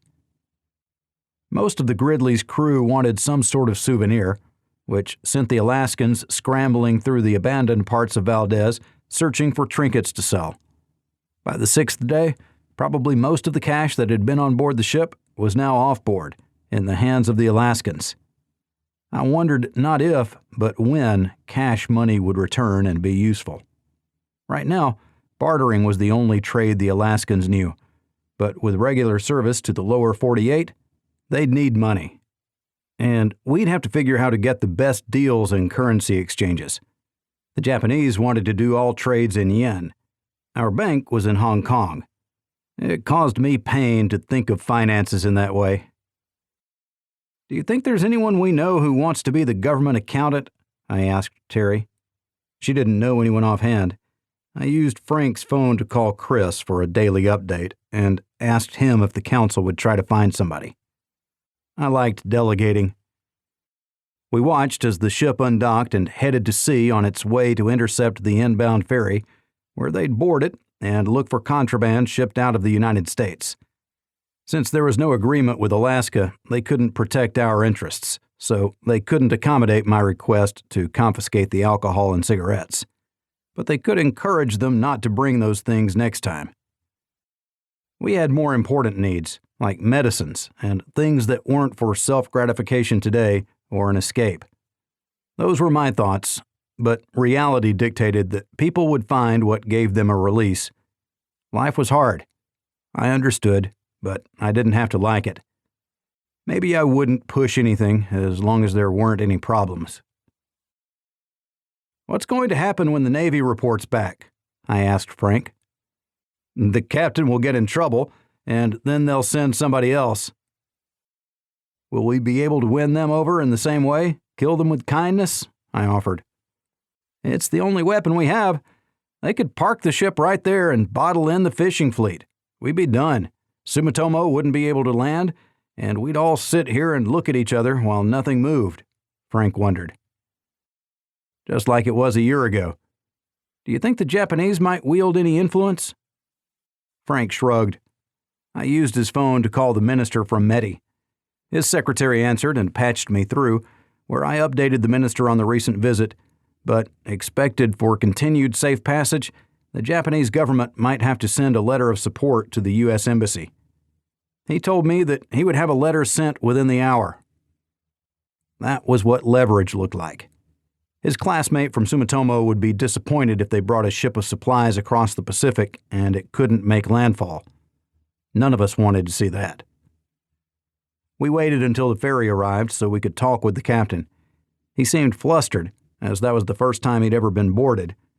The naval crew didn't confiscate anything and cleared him to continue. They also made him feel bad about the booze and cigarettes. He committed to cut down on those items, but when people started waving greenbacks at him from the pier, his eyes registered dollar signs. Marcia helped organize the offload and the inevitable fortune-seeking newcomers who would be rudely awoken and probably on the next week's ferry heading home. Some would stay, while others would leave. It was usually a net zero, but with the soon-to-be regular shipments from Sumitomo, there was more to look forward to. The air crew found their way out on that ferry, their departure bittersweet as they'd made great friends in Alaska. They all swore to return. We left them to it, and once in our new truck, courtesy of the gold miners, we headed out of Valdez. Lucas was in the back with Floyd. He was trying to keep a secret, but was being bad about it. When we reached his truck, we discovered that he'd fixed it. The only reason he didn't bring it back was he didn't want to leave the new truck out here. So we topped off the tanks, and he drove the old beater while we rode in comfort. Terry pulled out my freshly charged cell phone, and we spun up tunes on the truck's sound system. She liked the same music that I did. We had 4 barrels of gasoline in the bed of the new truck, and that would be a godsend for New Fairbanks. A whole new world of possibilities had opened up. If only the Navy would leave us alone. I tipped my hat to the captain of the USS Gridley and hoped that Frank was wrong about the next steps. Pogo Mine. We made great time on our return trip. The road was wide open and in good shape. Our stop at the lodge was brief because one busload of workers was on their way from the port of Valdez and stopped for lunch ahead of us, and Daniel and Evelyn were swamped. The Japanese maintained a small contingency staff that they shuttled back and forth as needed, and they always stopped at the lodge for a bit of rustic Alaska. I wanted to visit the mine, but Lucas wanted to get home, so he pressed ahead on his own. If he had problems with his truck, we'd drive by in just a few hours. He bristled at the notion. I told him to keep an eye on my son, make sure there was no hanky-panky going on. As the miners finished their lunch, they piled back on the bus, and we followed them the rest of the way. I'd never been there, so they made it easy for my first time. The dirt road to the mine was muddy in spots, but that didn't hold us up. We plowed straight through and continued to the mining camp, above-ground facilities, and underground access. I only wanted to look around, despite my host's offer to take me into the mine. I politely declined, using the excuse that I did not want to interfere with their important operations. I think this was the answer the manager was looking for, as he positively beamed after that. We looked at where the miners lived, and I was satisfied. It was a modernized remote mining camp, similar to what was used in the oil fields around Prudhoe Bay. They had temporary quarters with full facilities, including a large kitchen and dining area. Even with all the food getting trucked in, their position was that a well-fed miner was a productive miner. The Japanese chef was ecstatic for us to see his facilities, but he excused himself as he was preparing for dinner. They brought plates to us before the miners arrived. I wanted to talk with the Alaskans and see how they were faring. The Russian contingent was obvious. They entered together and sat together, looking miserable. I casually walked up to them. They all recognized me. I'd spent a lot of time trying to make them feel welcome, even when they distanced themselves by living in North Pole. Before I could get the first word out, they started complaining. It was like an avalanche. Never any borscht. The rooms were too hot, too cold. The mines were dark. The equipment was loud. And that was just the start of it. I started laughing. You could take the Russian out of Russia, but they'd always be Russian. I loved them for it. They were the hardest working bunch of people I knew, and just like Marines, they weren't happy unless they were complaining. At this rate, they had to be the happiest group of people on the planet. Mosquitoes? I asked. They shook their heads. Mine is free of mosquitoes. I think they don't like darkness, Yuri said. As one of the original settlers 10 years ago, he'd become their spokesman. He also owed his life to the good people in the community. I think Darren was the one who'd carried him from their smoke-filled hangar on that day long ago. I held up my drink. Here's to a mosquito-free work environment. They slowly agreed and took up the toast. Then I had to get on my soapbox. We just came from Valdez, and you know what we saw? People doing better today than they were yesterday. Our first official visitors, the U.S. Navy, made a port call, visited with us, and spent a lot of money buying fish, shrimp, trinkets. Sumitomo is just the first to bring in jobs and opportunity.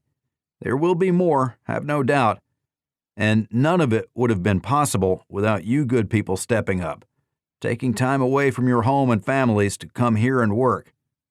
By doing this, you've helped all Alaskans. Just like they are here for us, you are here for them. Jobs. Good jobs in hard conditions, and there's no one better at that than you. You demonstrate time and again that you are some of the best Alaskans around. You carry your own weight, and now you're carrying a little extra for the rest of us. I want to thank each and every one of you. I worked my way around the table, shaking hands and slapping backs. Floyd stayed by me and was petted constantly as he passed them. He enjoyed that part. Terry stayed back. She'd had too many confrontations when the Russians originally moved into the school. She didn't have any hard feelings, but they did. They were less forthcoming when she was around. She accepted that and left them alone. The Denali survivors were scarred by their experiences with their Russian military, in most cases irreparably. When I finished, I waved to them as Terry and I took our dishes to the scullery. I gave my compliments to the chef, and we left, straight to the truck, and we headed out the road. Probably faster than was prudent, but I wanted to be home. Interacting with people was draining. Plus, it had been a while since Terry and I truly had any alone time. She sensed my hurry and started giggling. "What?" I had to ask.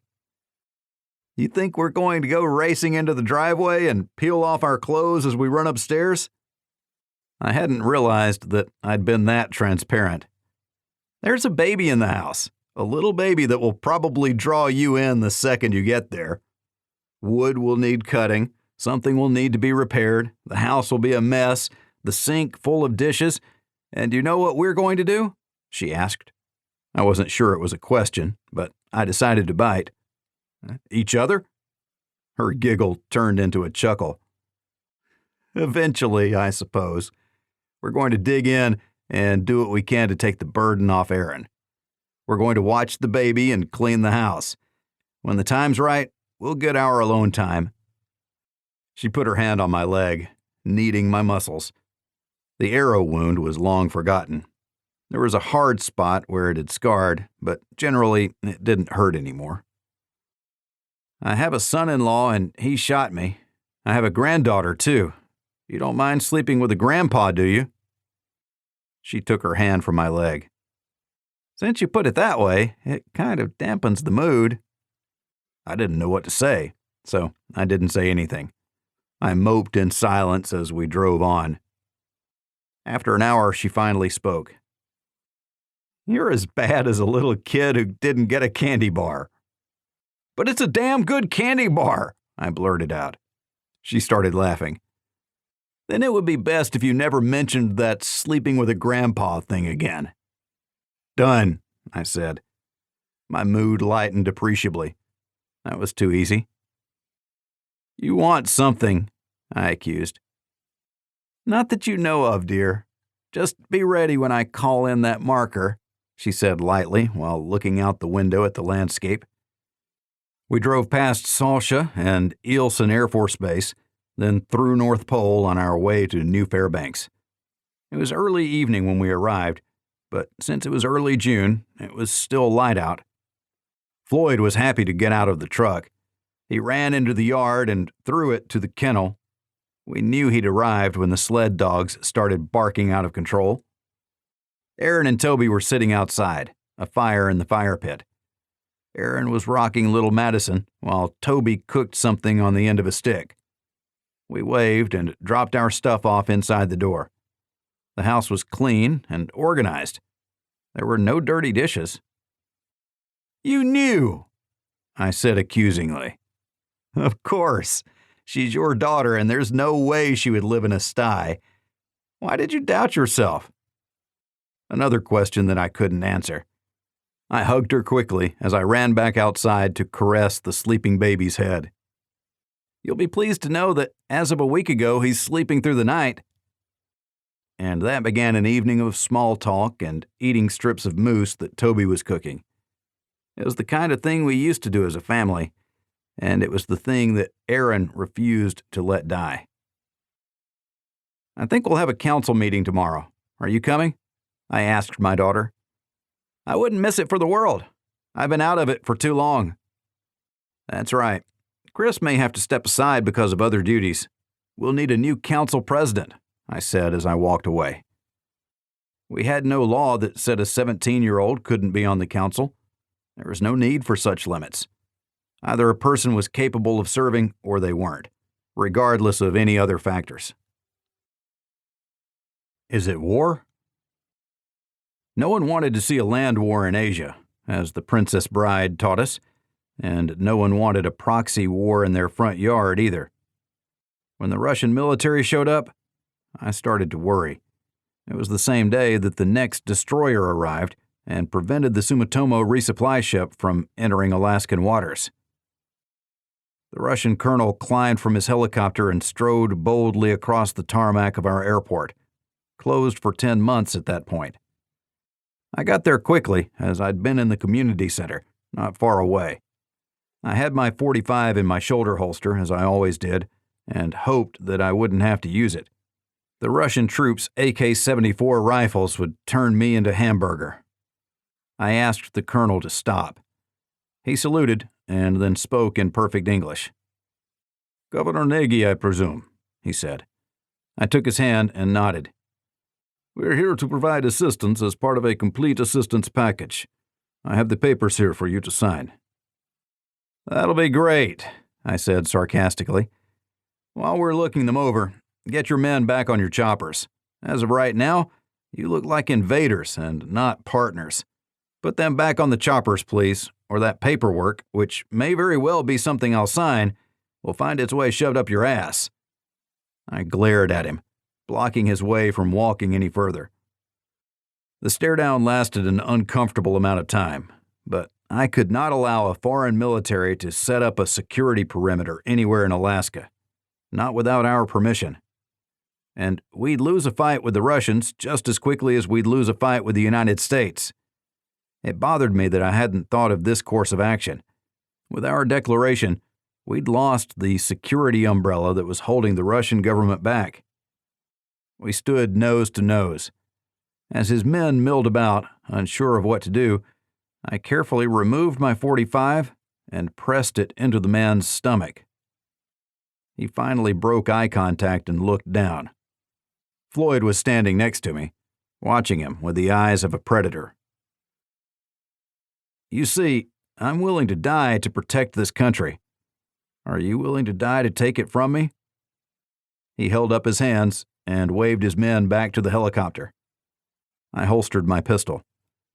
My hand was shaking slightly, but not from nerves. I'd been holding my breath, and I needed air. "We have no intention of taking anything," he said in a low voice, all attempt at being good-natured gone. "We want access to certain things, people, and places. We can't deal with anarchy, so, of course, we were going to assist your people in building a functioning government." "Russia, help us build a functioning government. I didn't think the heroin problem in your country had gotten so bad. Under no circumstances will we accept the assistance of your military in setting up a government," I retorted, getting angrier with each passing moment. Floyd started to growl. "You misunderstand us. We were only securing the area for our officials who will arrive once we can guarantee their safety. It is what you would call the Wild West out here, is it not?" "It is not, Colonel. You can put your weapons away. You'll see for yourself." I waved an arm expansively at the desolation in the immediate vicinity of the airport. A movement caught my eye. Chris riding toward us on his bike. When he arrived, I introduced him. After they shook hands, I asked Chris to call Frank and tell him that a Russian fleet was probably off anchorage and had invaded our sovereign territory, and to request assistance. The colonel raised one eyebrow. "We will always welcome representatives, but not when they lead with their military. Here's my phone number. Now pack up your boys and go home. If your representative still wants to come, you have my personal guarantee that he or she will be safe. They can land here and we will keep ourselves to the airport," I told him. "If it is safe, why do you carry your pistol?" "I'm sorry, are you trying to be funny? A foreign nation just invaded my country carrying their rifles and established a security perimeter, and you wonder why I'm armed. Wolves is why, Colonel, both human and animal. Floyd can't fight them all off himself." My dog cocked his head. "Fair enough, Governor. I shall return to the ship and report my findings," the colonel replied. He started to walk away, but I stopped him. "These birds can't make it here and back from Anchorage. Where's your FOB, Colonel?" I knew they had to have established a forward operating base. He shrugged. Even if he told me, there wouldn't have been anything we could have done about it. Not more than we were already doing. If the Russians had people ashore when the U.S. Navy showed up, then they'd have problems. "And, Colonel, don't ever come back here like this again. If you want to start a shooting war, that will be the way to do it." He didn't acknowledge that he heard me, but I had read all the UN reports regarding their last attack on Alaska. Although the United States had negotiated us away in order to get peace, the damage to the entire world was significant. When the UN heard that Russia had returned to its aggressive ways, they would not be pleased. I could always hope for trade embargoes, but any military action would take forever to arrive, and then the blue hats would never leave. No, we'd ask Japan to register the complaint on our behalf if the U.S. did not. Chris's phone call to Frank was quick. I expected Frank to turn it around instantly and start talking with everyone he'd been in touch with, to include the skipper of the new destroyer. "How many foreign ministers, Secretary of State types are you in contact with?" "If I told you 6, would you think I was a slacker?" he answered with a grin. "That's 5 more than I would have if I were you, so why don't you give them a call? Let them know about our uninvited guests and that we would appreciate their raising awareness in the UN so everyone can rattle sabers and give each other mean looks. I know how you diplomat types are. All talk and no swagger," I answered. He poked me in the chest and then walked away, dialing the first number. "What do you think, Floyd? Next time, you bite the bad men?" I said happily, and Floyd thought we were playing. It was the parking apron of the airport, so there wasn't anything to throw, so I slapped at his doggy face, and he started hopping about, getting into play pose and darting at me. He tackled me, and we rolled around on the concrete for a bit before I surrendered. When Chris finished his conversations, we talked. "We have to have a council meeting as soon as possible. Things are running away from us, and we need to get everyone to worry about what's not in their control." I was being sarcastic. They deserved to know what was going on, even if they had no influence on its outcome. Maybe we were becoming more bureaucratic than I wanted. We threw Chris's bike in the truck and headed back to the community center. We talked about our plan to engage the good people of New Fairbanks without getting them overly excited. We did not want to be in the middle of the proxy war. We needed someone in the United Nations to continually take the pulse of our competitors. Both the U.S. and Russia had done things outside of international norms. A blockade was an act of war, as was a military invasion. At the community center, Chris pulled his bike out and leaned it against the wall, all the time looking at the ground. "Did we start something that we can't control, Chuck? Will they bomb us? I don't know if we can go through another iteration of what they did to the resort," Chris asked. I couldn't know that answer, but Chris and I both needed reassuring. If they were willing to bomb us, then they wouldn't have left so readily, would they? And one destroyer can hardly blockade all of Alaska. It's like they're playing a game, toying with us, seeing what we'll do. They have to know we have no way to resist them. Maybe they're doing as much as they can with available money. That tells me there isn't any for overseas adventures. I don't know, Chris. I'm just thinking out loud. My mind is racing. How's little Hermione doing? I asked, trying to rid myself of the thought that I was leading these people to ruin. She has a boyfriend, he said flatly. I started laughing because he sounded like the Grim Reaper had just walked over his grave. Be cool, Chuck. It's Bill. It sounded like he'd spoken the name of a serial killer. All we can do is the best we can do, my friend. Raise them right, put the fear of life and death into them for misadventures, and then watch them blossom. At least Diane is 14 now, that much closer to her wedding date. What do you think of our kids getting married at 16? Chris hung his head. I'd rather fight the Russians, he said, nodding with a growing smile.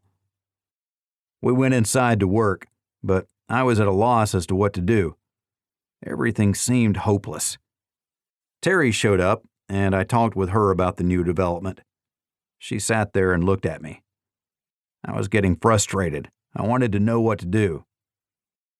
How are you feeling? She finally asked. I feel like I should lay down on the couch. Am I getting my head shrunk, Mrs. Major Horny? I asked. She gave me a quick stink eye, but shrugged it off. Well, I'm losing hope. I didn't think it would be easy, but Sumitomo came in with shiploads of materials and supplies, people and equipment. They were up and running in weeks. They showed us what was possible. Maybe I want too much of that and none of this political diplomatic posturing. It makes me tired, I replied. I moved around the desk to sit next to her so I could hold her hand. Patience. If you set things up and wait long enough, maybe what you want will come to you. She looked out the window as she spoke. Her hand was warm and it fit so well in mine. I looked at our hands and wondered. I heard the phone ring in Chris's office. He sounded pleased. Maybe that was one less thing to worry about. Chuck! He yelled. I jumped at the intrusion into my thoughts. Terry stood and pulled me to my feet, holding me close. Patience, my love, she whispered. Chuck! Chris yelled again. It's really hard to be patient when people are yelling, I replied, kissing her passionately and forgetting that we were standing so we could go see what Chris wanted. He was the impatient one as he walked into my office and stood there, waiting. I wouldn't have come either if I were you, he finally said after a robust cough announced his presence. The sparkle in her eyes almost drew me back in. I'll be waiting for you at home, she said over her shoulder as she headed out. Good to see you, Chris. Holy crap, Chuck. I think I actually saw sparks, Chris said with a touch of envy. I was uncomfortable and looked at the floor, shifting my feet. Floyd sniffed at something under my desk. It's okay, Chuck. You had the same thing with Madison. I'm not judging you. I'm happy for you. How miserable would you be if you kept mourning her? Could you do what you need to do to help the rest of us? That answer is no. Terry's good for you. She's good for all of us. He put his big hand on my shoulder and looked down at me. Life here is hard. Even as much as we've tried to improve our conditions, we have to work for everything we get, scraping it from the ground using our hands, killing it and dragging it home like freaking cavemen. If you don't have to do it alone, you don't. Your relationship with Madison made life worth living. And now with Terry, it's a new life, and it's worth living. Don't you ever be embarrassed about being in love, Chris cautioned, and he shook me. I needed that. The call. Frank says that the destroyer hightailed it out of there, heading west.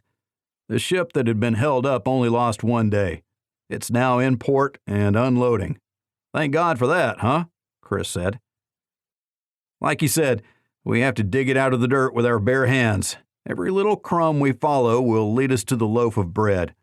As long as the Russians and Americans want to fight it out at sea, I'm good with that. A land war here would kill us all. Last time we lost, 98% of our population? More? Chris nodded. I called Frank back to ask about the amount of gold going out. Sumitomo told him that chemical leaching would begin soon on the tailings from the first month of their operation. They'd already hit 100 ounces, which they estimated was 25% of the total ore within the rock. Sumitomo hoped to get another 300 ounces from what they'd already mined. At $2,500 an ounce, the numbers were starting to add up quickly. I dialed the number to the CEO of Sumitomo Corporation. He answered on the first ring, not the secretary, but the man himself. "I'm sure you've already heard that your supply ship is in dock and unloading," I started. "Yes, I saw the report come across my desk. What did you do to end the blockade?" he asked. "The States tell me that it isn't a blockade, but we didn't do anything to get your ship into port. The Russians showed up, and now the two big bullies are facing off somewhere south of Anchorage." I didn't know what else to share with him. I didn't want to waste his time. "I will make a couple of phone calls," he said mysteriously as he signed off. I didn't think his calls would bear much fruit, but it was better than nothing. "I'd love to stay, Chris, but someone will be waiting for me at home," I suggested. Chris raised an eyebrow as he looked at me. "I never took you for a dirty old man, Chuck, but here you are in all your glory." I knew I should have taken exception to that characterization, but I couldn't. Puritan thoughts were not running through my mind. "We need to set up a council meeting for tonight. If you could handle contacting the members on your way home, we'll call it a day." "See you later, then?" Chris asked, although it couldn't have been a question. Maybe he thought this dirty old man would lose his way and fall asleep. "Of course, Terry and I will both be here. We'll bring Aaron, too." Chris left me at that. Having the truck made my life easy. I knew how little I liked riding my bike and would avoid it if I could. I didn't mind walking, but that usually took more time than I had. I drove easily, not wanting to waste gas as I went from one council member's home to the next. Of course, all the original community members had a role in the council if they wanted. Other newcomers balanced the old school members. Newcomers who'd been here at least 5 years. After the initial year of surviving, the last 5 had been the hardest. We'd learned to cut wood with minimal power tools. We'd made do without electricity by producing candles. We'd dug outhouses because we didn't have running water. We scavenged far and wide for wood stoves that we learned to cook on. We made do. It was barely better than the most basic subsistence living. We had our pride, and we had each other. Outside of that, we were on our own. When I finally made it home, my exuberance at knowing that Terry was there and waiting for me was somewhat dampened. I couldn't help but feel that I was continuing to let the good people of Alaska down. I sat on the porch while Floyd played in the yard. Terry joined me. She was wearing an apron since she'd been cooking. "I heard that the way to a man's heart was through his stomach, so I used our small stash of flour to make pot pies. I hope you don't mind. Now that you're home, I'll throw them into the Dutch oven in, let's say, 30 minutes until they're ready. Why don't you go get cleaned up? Change into something a little easier to rip off later?" she said casually, watching me keenly. I wanted to be angry. I wanted to go out and fight the world, but I was so tired. I nodded and took myself inside for a shower. After that, I put on shorts and a t-shirt. It was warm out, and although we usually dressed in long pants and long sleeves because of the mosquitoes, I didn't plan on going back outside for a while. "Self-doubt?" she asked. "Wow, that's it, huh? I don't even have to speak, and you know. It's like we've been married for a while," I replied, studying the features of her face. "How did I get so lucky, twice?" "Good things come to those who deserve it, Chuck. We've been together for 11 years, ever since I first tried to shoot you. By the way, who in this house hasn't tried to shoot you?" The pot pies saved me from continuing the verbal aerobatics. As delightful as they were, dinner was incredible because it had 3 things going for it. It was something new, it had a bread-like crust, and I didn't have to cook it. I was still getting used to that last part.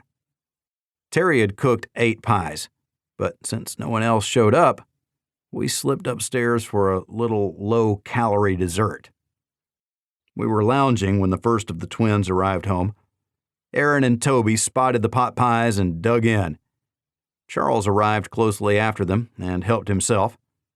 I was happy to find out that Diane was at home. I thought time apart would help the time pass when it seemed that they were always together. My joy was short-lived as she strolled in not long after Charles. She took a pie, and then Charles and Toby finished off the last two. Baby Madison was alert and watching the world. When I picked her up and started carrying her around, she began to cry. I took her outside, but brought her back in after the mosquitoes staged a full aerial assault on us both. I handed her back to her mother, and she instantly calmed. Aaron smiled and cooed at her. Toby smiled at both of them. I could not have been more pleased to see them happy. Diane and Charles played with the baby while Aaron and Toby cleaned up. I watched my family, understanding readily that there would be more grandchildren. "Council meeting tonight, and we need you guys there," I said, looking at Aaron and Toby, but Charles and Diane also committed to going. "I told my parents that I'd meet them there. Can I ride with you guys?" Diane asked in her musical voice. I watched my son, and I was certain that he was as taken with her as she was with him. Maybe their match was made in heaven, or the wilds of a new Alaska. I had to admit that I thought the world of her parents, and Lucas still owed me for pulling him out of the airplane and saving his life. At least that's what he thought. In my mind, we were even 10 times over. When the day came, I'd be proud to have Diane as my daughter-in-law, although she already called me Dad. I felt old, closing in on 65 years of age. Madison had been 10 years younger than me. Terry was only 5 years younger. She seemed much younger than that, but age was age. Mileage is what people saw on the outside. When it was time, we all piled into the truck. Diane sat on Charles's lap and Aaron sat on Toby's. They had the baby between them. I drove slowly, taking care. We didn't have a baby seat, otherwise we would have used it. I was getting lax in my old age, but then I thought back to the afternoon's dessert. Maybe I wasn't that old. The new council. We had 9 members on our council, and they were the governing body as much as one body could be. They were the legislature to my executive office. Our duties were all secondary to our day jobs, which were to provide for our families. The council was a minor part-time job. Chris was the president of the council. Amber was there to take notes, and Charles and Diane greeted her with hugs.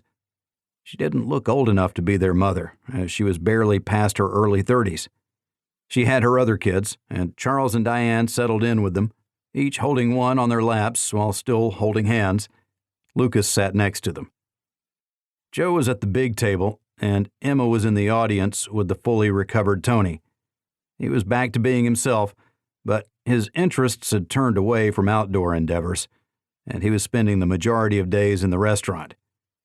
Becca was on the council, and Darren found a seat next to me. "Bill and Maddie?" I asked. He pointed to the back of the room where Bill and Hermione each had one of Maddie's hands and were swinging her. The fact that Hermione has a boyfriend is draining the life out of our big friend. "He's been over, and you'd think he was undergoing the trial of Job or something. They're all growing up. All of them. Look at you, Grandpa." "I have nothing to say to that, Darren," I told him.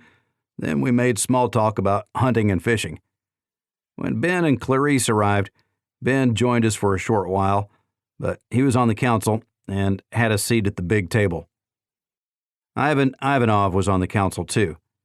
He rarely made an appearance, but I was happy that he was here for this one.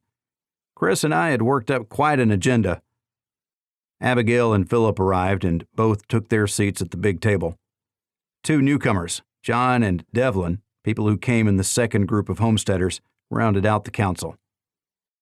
Chris called things to order, then briefed everyone on the developments with the Navy and the Russian military. He noted countries that he'd called to get verbal support within the UN. There were a couple of questions, but we had no real answers. And then Chris introduced me, whom everyone knew, so I could talk about our next steps. We've declared independence, and we've taken the first solid steps to secure our future. Sumitomo is here for good, and Valdez is in the process of rebuilding. The fishing industry is coming back strong because the trawlers have fuel and a demand. You should have seen the USS Gridley buying everything they brought in.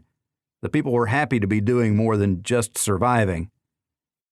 I paused to take a drink and look at Terry, whose smile encouraged me. Aaron and Charles, both surrounded by children and people they loved. Friends old and new were in the chairs, listening patiently. We were doing it all for them, and they were helping us get there. We have to take the next steps as part of our independence. We have to show that we can govern ourselves, that we can be a modern nation. That means we need to establish more trade, competition, rules, taxes, oversight, laws.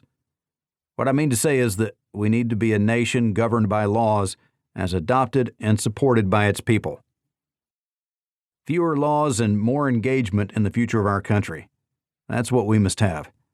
I propose that we adopt the United States Constitution and Bill of Rights as our primary document. I can think of no better way. I'm not smart enough to rewrite something like that and make it last for the next 250 years. I'd like to start with that, and then we'll work our way forward from there. We need a functioning federal leadership body. I won't sanction a bloated government. At this time, just like when the United States was first established, government positions are all part-time and unpaid. We have to provide for our families first. I don't see that as a task that the government will ever do. No matter how bad off someone is, there will always be something they can do to contribute. We need a president, a vice president, a secretary of commerce, a secretary of state, and an attorney general. That will be plenty to start building what we need to join the other sovereign nations in the 21st century. I nominate Aaron Nagy to be the first president of the nation of Alaska. I leave the vice president as her choice. No one made a sound. Maybe they thought I was kidding. The first one to finally clap was Toby, who stood and then took the baby from her. Charles joined, and then the cheering began. I thought president was kind of a crappy job. All the responsibility, little authority, and everyone second-guessing every decision that was made. I felt guilty foisting it on my daughter, but she had the energy and the idealism to make it work. "I accept," Aaron finally said. The council members smiled, as the position wasn't given, but it was Ben who stood up. "If I understand the Constitution right, it puts age limits on the position of president. Since we have not voted on the Constitution yet, I suggest we table that vote, and since I am fully in support of our candidate for president, I think we do need to modify the document. Let's remove the constraints and do right by the people. What does a well-regulated militia mean? How would the 10th Amendment apply if we don't have states? What would an election look like when we don't have a census of our great nation?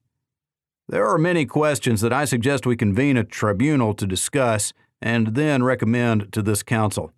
In the interim, I move that we, the council, select our first head of state to serve in a temporary appointment until such time as we can hold proper elections, whatever those 2 terms will come to mean." I'd spent time with Ben, who was usually soft-spoken, keeping his words to a minimum, but that didn't mean he wasn't wise. He and Clarice were world-class readers. They used books to insulate their cabin. I was not surprised that he'd read the Constitution of the United States.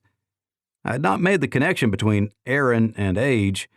It never occurred to me, since I thought she had the most important qualifications for the job. Physical age was second to integrity and dedication. And longevity. I knew that people there expected me to move into that role, but I was getting older, and Aaron had boundless energy and would have my full support. Sometimes the hardest thing to do is hand over the reins to the next generation, but they'll be here long after we're gone, and then they'd have to pass the reins on to the next generation, too. Once the council reestablished order, Chris announced that he would step down in order to commit his full energy to the Secretary of State position. I nominated my friend Frank, the most recent of all newcomers, to the position of Commerce Secretary, but his approval was tentatively approved pending his presentation before the council. Despite my protests, Chris insisted that I take the position as council president until a volunteer could be found. Erin made the final announcement of the evening. She wanted Terry to be her vice president. After we changed positions and I took Chris's chair up front, I looked out at the crowd and saw smiles and nods of support. I saw my friends, new and old, saw children who were mature beyond their years. Felt the energy of hope. These people deserved to live as modern people with a level of comfort beyond what they could carve from the world with their own two hands. I raised the gavel, but then put it down and stood to address everyone. I thought when we drafted and delivered our Declaration of Independence that was a banner day. It is to be remembered, but today is the most important day in the rest of all our lives. Declaration Day was the time we said we'd had enough, but today we finally said, here's what we're going to do to move forward. We've established a vision of what better looks like: electricity, fuel, food. We have scraped and clawed for the past decade for the things that too many take for granted. It is our duty to ourselves to raise our standard of living and give our children better lives, better Alaskan lives. You still earn your keep, but no one, absolutely no one, should be on the edge of starvation. Look at us. I waved my arm to take in the entire room. Wouldn't it be nice to have ice cream every once in a while? Many snickered. The children had no idea what I was talking about. Charles and Erin had tasted a little when we were outside, but that was long forgotten. Booze and cigarettes? Those vices would come too, but sometimes I just wanted a bowl of ice cream with extra chocolate on top. With a modern world comes modern problems. Drugs, crime, freeloaders.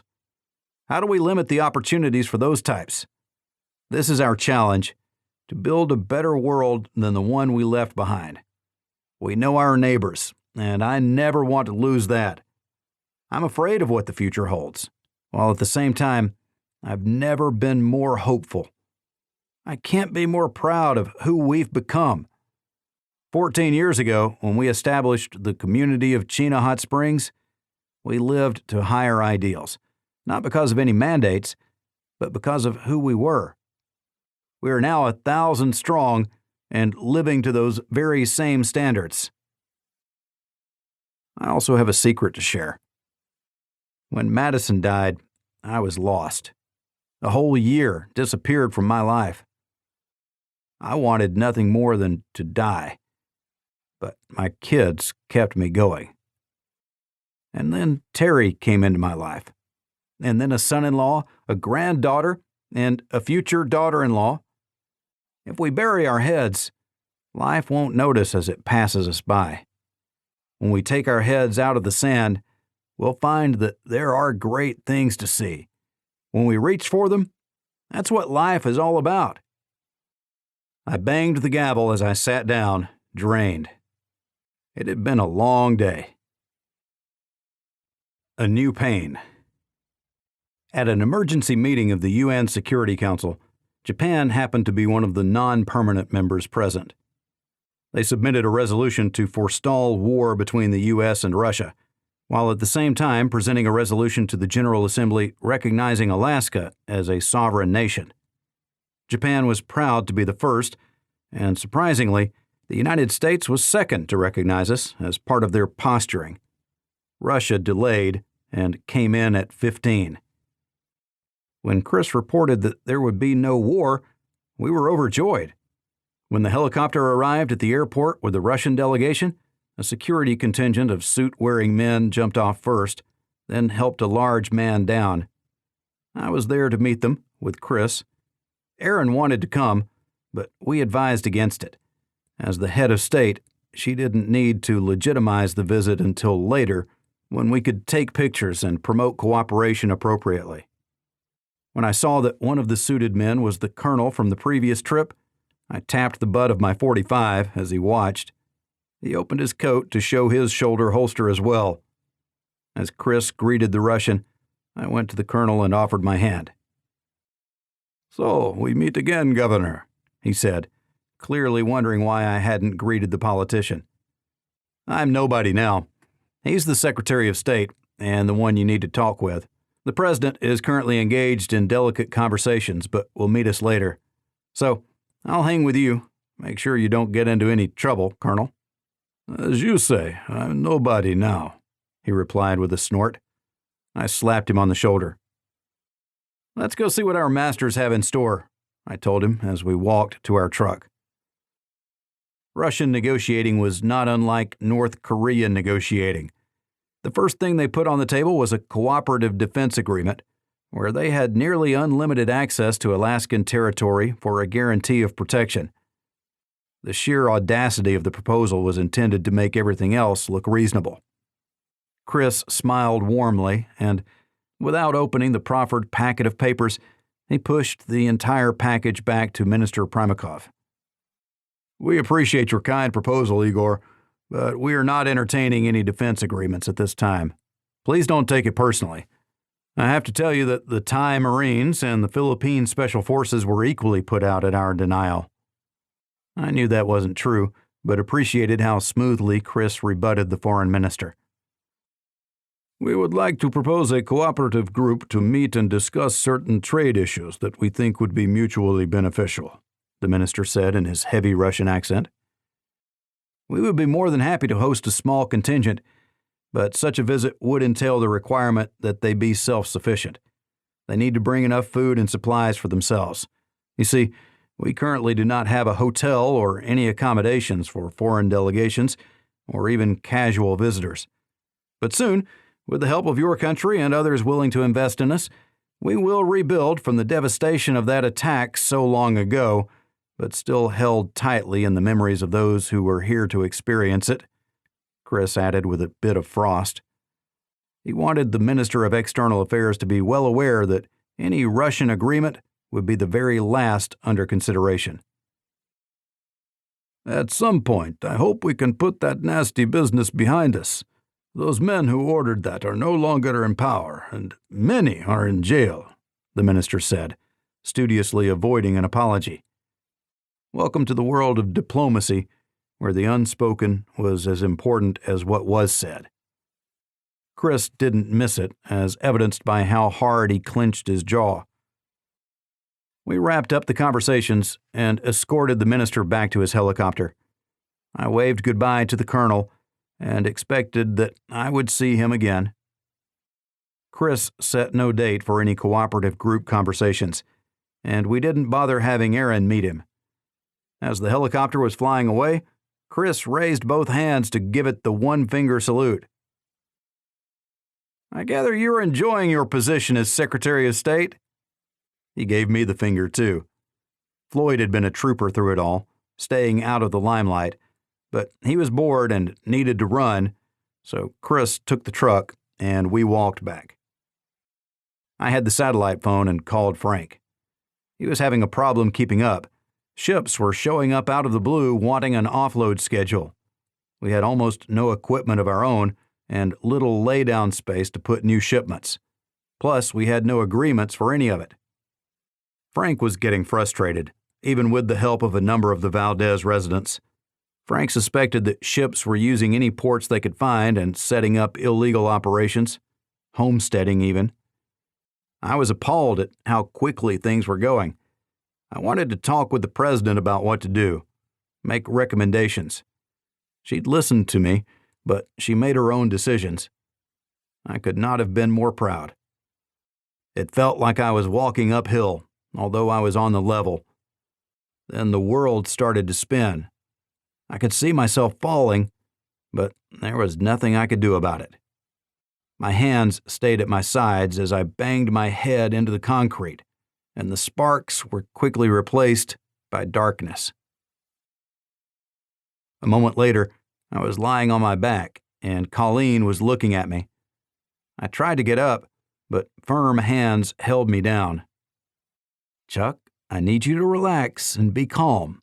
You've had a heart attack, and then you banged your head on the ground pretty hard, so you have a concussion, too," she said slowly and clearly.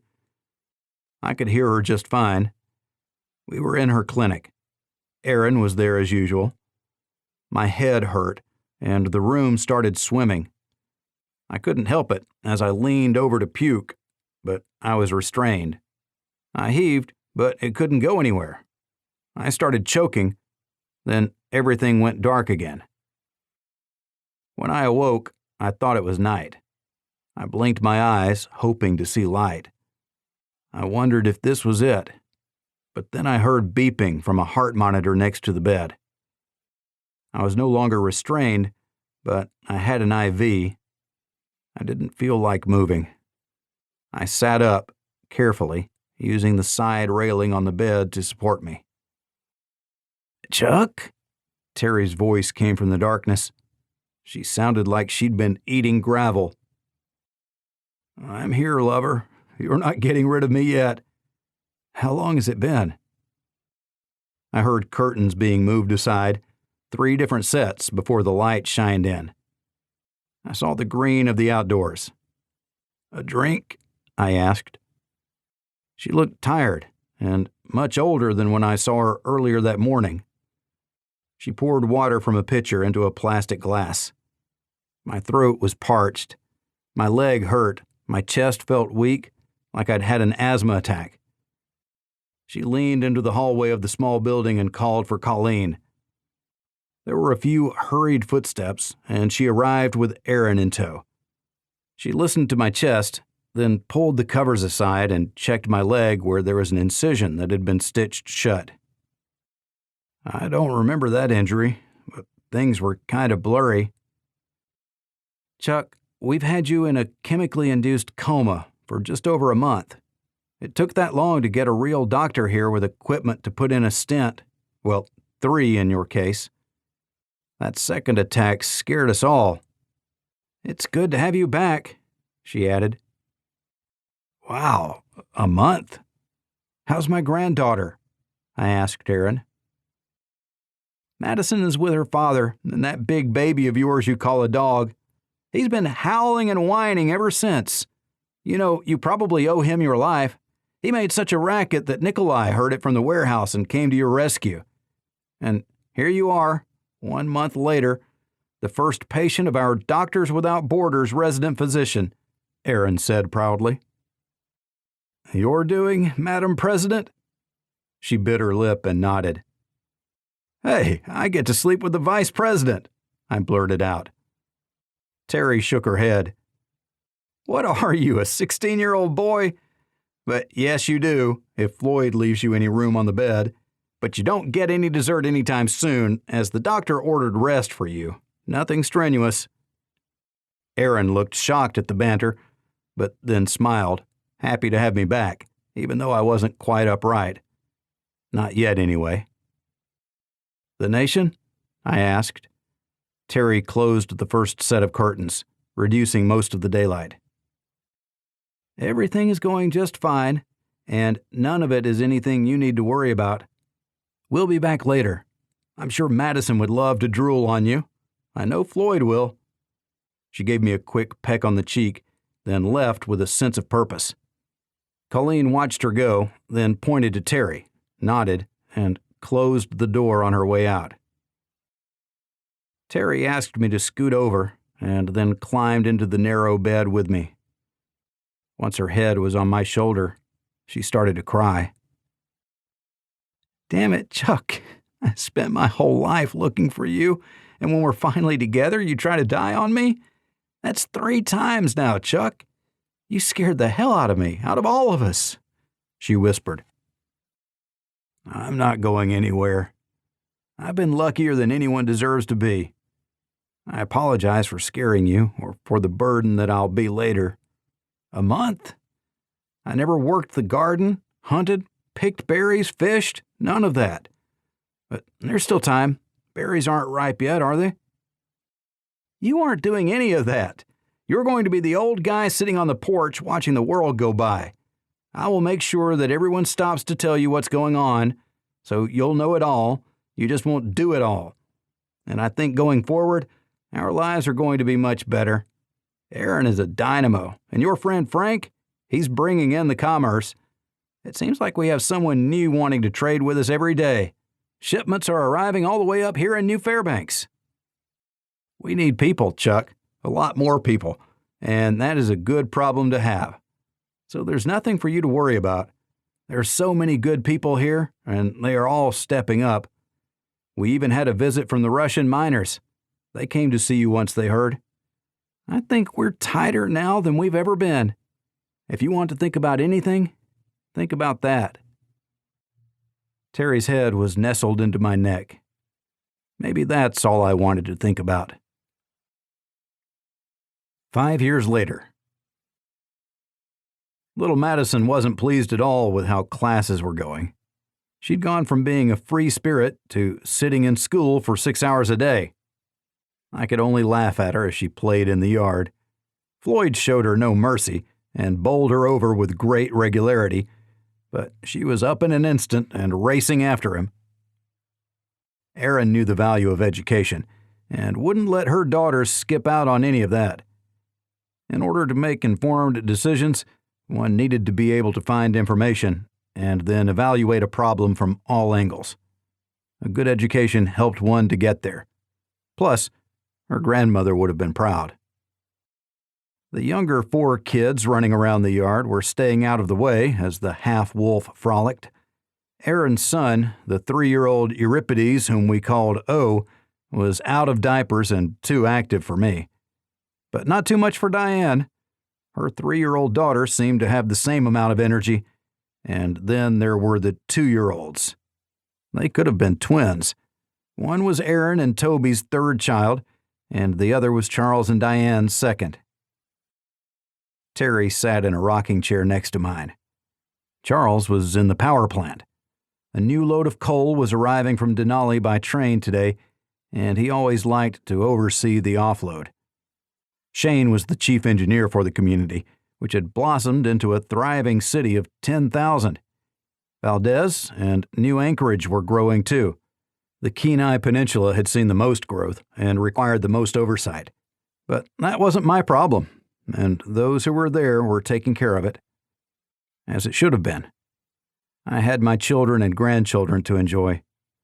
I had only to watch the birth of a nation with Terry by my side and Floyd at our feet.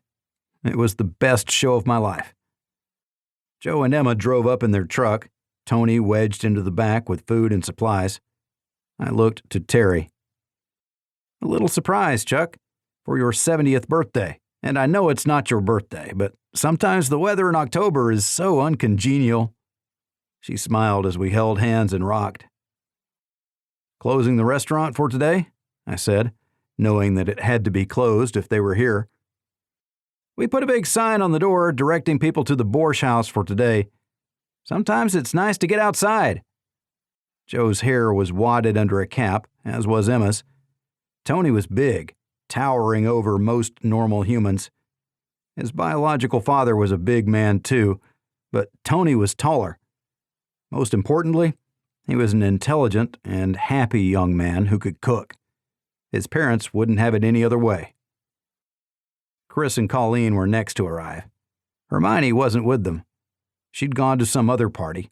But I wasn't put out in any way, as it was good to see a social scene return for the people of New Fairbanks. Chris and Colleen rode their bikes, even though they had a vehicle. Most people did nowadays, but gasoline was still at a premium. We had yet to develop our own currency, as we continued to use the U.S. dollar. They hit us with an export fee for the cash, which made me angry, but we dealt with it as it was cheaper than contracting to have our own currency printed. Most nations on the planet had their currency printed in the United States. We were shortcutting the design and trade process. Who understands how currency trade works anyway? I reasoned. Darren and Becca showed up with their 5 kids. They'd purchased one of the first Chevy Suburbans to arrive in Valdez. How do you do it? I asked, looking at the mob tumble from the SUV and start running in every direction. Floyd chased after the fastest one. Bill was almost 18, but stayed at home to help his mom with the other children, although he and Hermione were soon to be married. Madison followed her father everywhere and was the next hunter and trapper of the family. They'd made good money over the years with the hides they sold once the markets reopened. They paid cash for their vehicle, as did most of us. Our cost of living was almost nothing, as we still used a great deal of barter and subsistence. We traded with the outside enough to maintain our cash flow. We did a straight 10% tariff on goods imported and exported. No one batted an eye, and it kept our government running. That's how my daughter, the president, was paid. Terry resigned as the vice president before our first election in order to allow Aaron to groom a possible successor. Terry had no aspirations for higher office. She was happy to stay at home and enjoy the grandchildren, too. I think her ulterior motive was to keep me from doing anything stupid. One was never too old to make mistakes, although they were less risky with age. The immortality of youth usually led a long parade of stupid decisions. Nevertheless, my wife trusted me only so far. I wasn't moving as quickly as I used to, although I still enjoyed driving the truck. I hadn't hunted in forever, although I found fishing to be oddly appealing, probably because Ben made me feel young. At 80, he was still going strong, but Clarice had slowed down immensely. They arrived in his cherished quad, now an antique. He'd put a new engine in a year ago, hoping to keep it going for the rest of his life. Nobody knew what that meant. Clarice brought homemade jam and fresh-baked bread. Things with limited shelf lives like bread and fruit usually never made it as far as New Fairbanks. We had a grocery store, but it was more like a general store. Anyone driving up from Valdez or New Anchorage would be co-opted into carrying something, so deliveries would arrive every day, and one never knew what they were going to be. The modern world. At least we had consistent electricity. I'd heard the train whistle as it headed out of town, which meant Charles would be along shortly. Amber and Lucas rolled in, fresh-faced and happy as they drove their new Subaru. We called them yuppies to their faces, which made Lucas bristle, and he always brought up the fact that his old truck was still running. They joined the ruckus in the yard, playing with their grandchildren. Abigail and Philip had moved back to Chena Hot Springs, where they rebuilt the kennel and were working with both finance and construction groups to reestablish the resort. I didn't know if they were coming, but knew the first place they'd go would be our kennel where the couple teams of dogs lived. Aaron, Charles, and their families loved dog mushing in the winter. The oldest of the bunch, Madison, was already grooming her own team, and I couldn't wait to see her turned loose this winter. We taught all of them survival skills. They went to school, even the youngest, to learn how to learn, and at home, they learned how to live. Abigail talked about an intern program where the kids could spend a week or two at the resort, understand how to take care of the dogs, and then practice mushing. If they were going to have a proper resort, they'd need mushers, and for that, they wanted Alaskans. Better to train them themselves. Shane and Tanya arrived with Mark and their daughter Felicity. Mark joined his friend Tony, and they disappeared behind the house. One never asked what young men did. Felicity joined the others running around the yard. She wasn't that much younger than Diane. They all looked like little kids to me. The last to make it was Charles, and we could hear him from a mile away as he rode a dirt bike he'd resurrected from somewhere. I didn't mind because he wasn't reckless. He had a family to care for and took that seriously. On Diane's 16th birthday, they'd gotten married, just like he'd said, and the two acted like a prince and a princess. The irony wasn't lost on me. He parked his bike by the garage and jogged into the yard, where he picked Diane up and swung her around.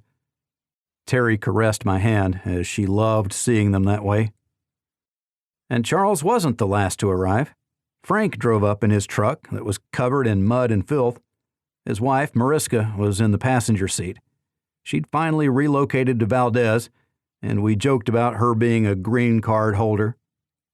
I had many friends from the council, both old and new, but the only ones here were the original ones from the community of Chena Hot Springs, and then from our return, when we realized that the real world was a harsh place where we didn't like the people. Frank was instrumental in helping us return to Alaska. This small group had sworn that they wouldn't fall into the trap of drama and self-service, and they hadn't. We were as close as any blood relatives could be, probably closer in many cases. Erin called everyone to the tables to feast. When she spoke, people listened because she was the president. She didn't let it go to her head, but she always carried one burden or another. She had smile wrinkles at the corners of her eyes, just like her mother. I sat next to her because I wanted to hear the latest from the regional governors. Some of us had slow satellite internet in our homes, but we didn't have a radio station. I wanted news. Terry rubbed my back while we ate, and I listened to my daughter talk about the regions, their growth, and challenges. She had options and a preference for everything. She never sounded like she was complaining. Her words were always hopeful. She said she griped to Toby all the time, but he was sworn to secrecy. He shook his head and smiled. He turned out to be a good father, too. One should never judge too quickly, even though he did shoot me, and I brought that up, less often now, but always during storytelling time with the kids. I even showed them my old scar, which led to the inevitable eye rolling.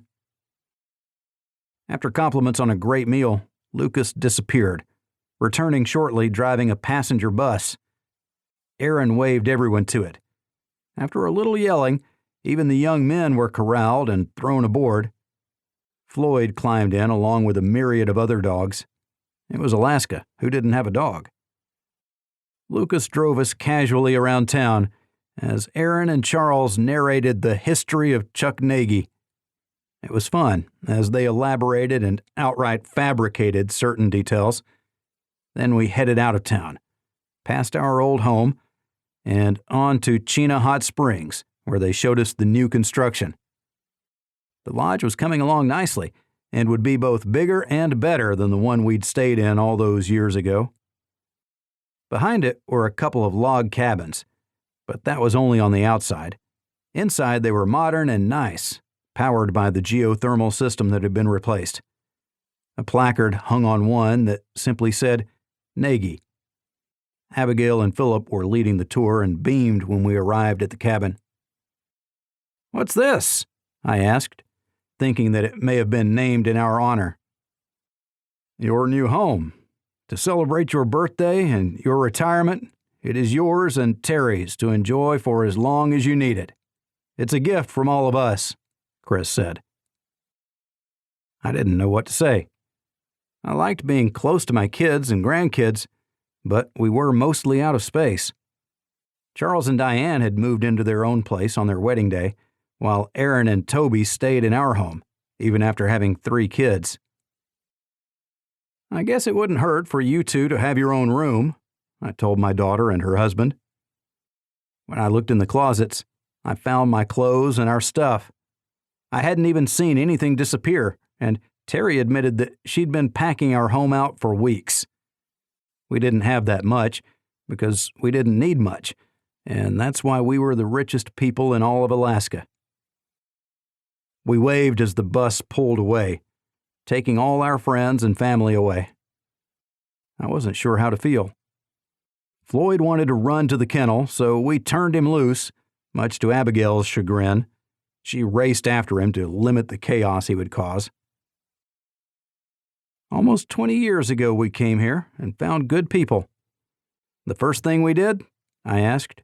Terry looked at me, patiently waiting for the answer. We went swimming. Shall we? She asked as she pulled out a pair of shorts for me and shorts and a t-shirt for herself. Why not? It looks like we're retired now. The end. This concludes the End Times Alaska series. I hope you enjoyed it. From survival to nation building, we dipped to the lowest point of humanity and rose only as high as we were willing to imagine. This has been End Times Alaska, Fury, Book 4, written by Craig Martelle, narrated by Chris Abernathy. Copyright 2017 by Craig Martelle. Production copyright 2017 by Craig Martelle.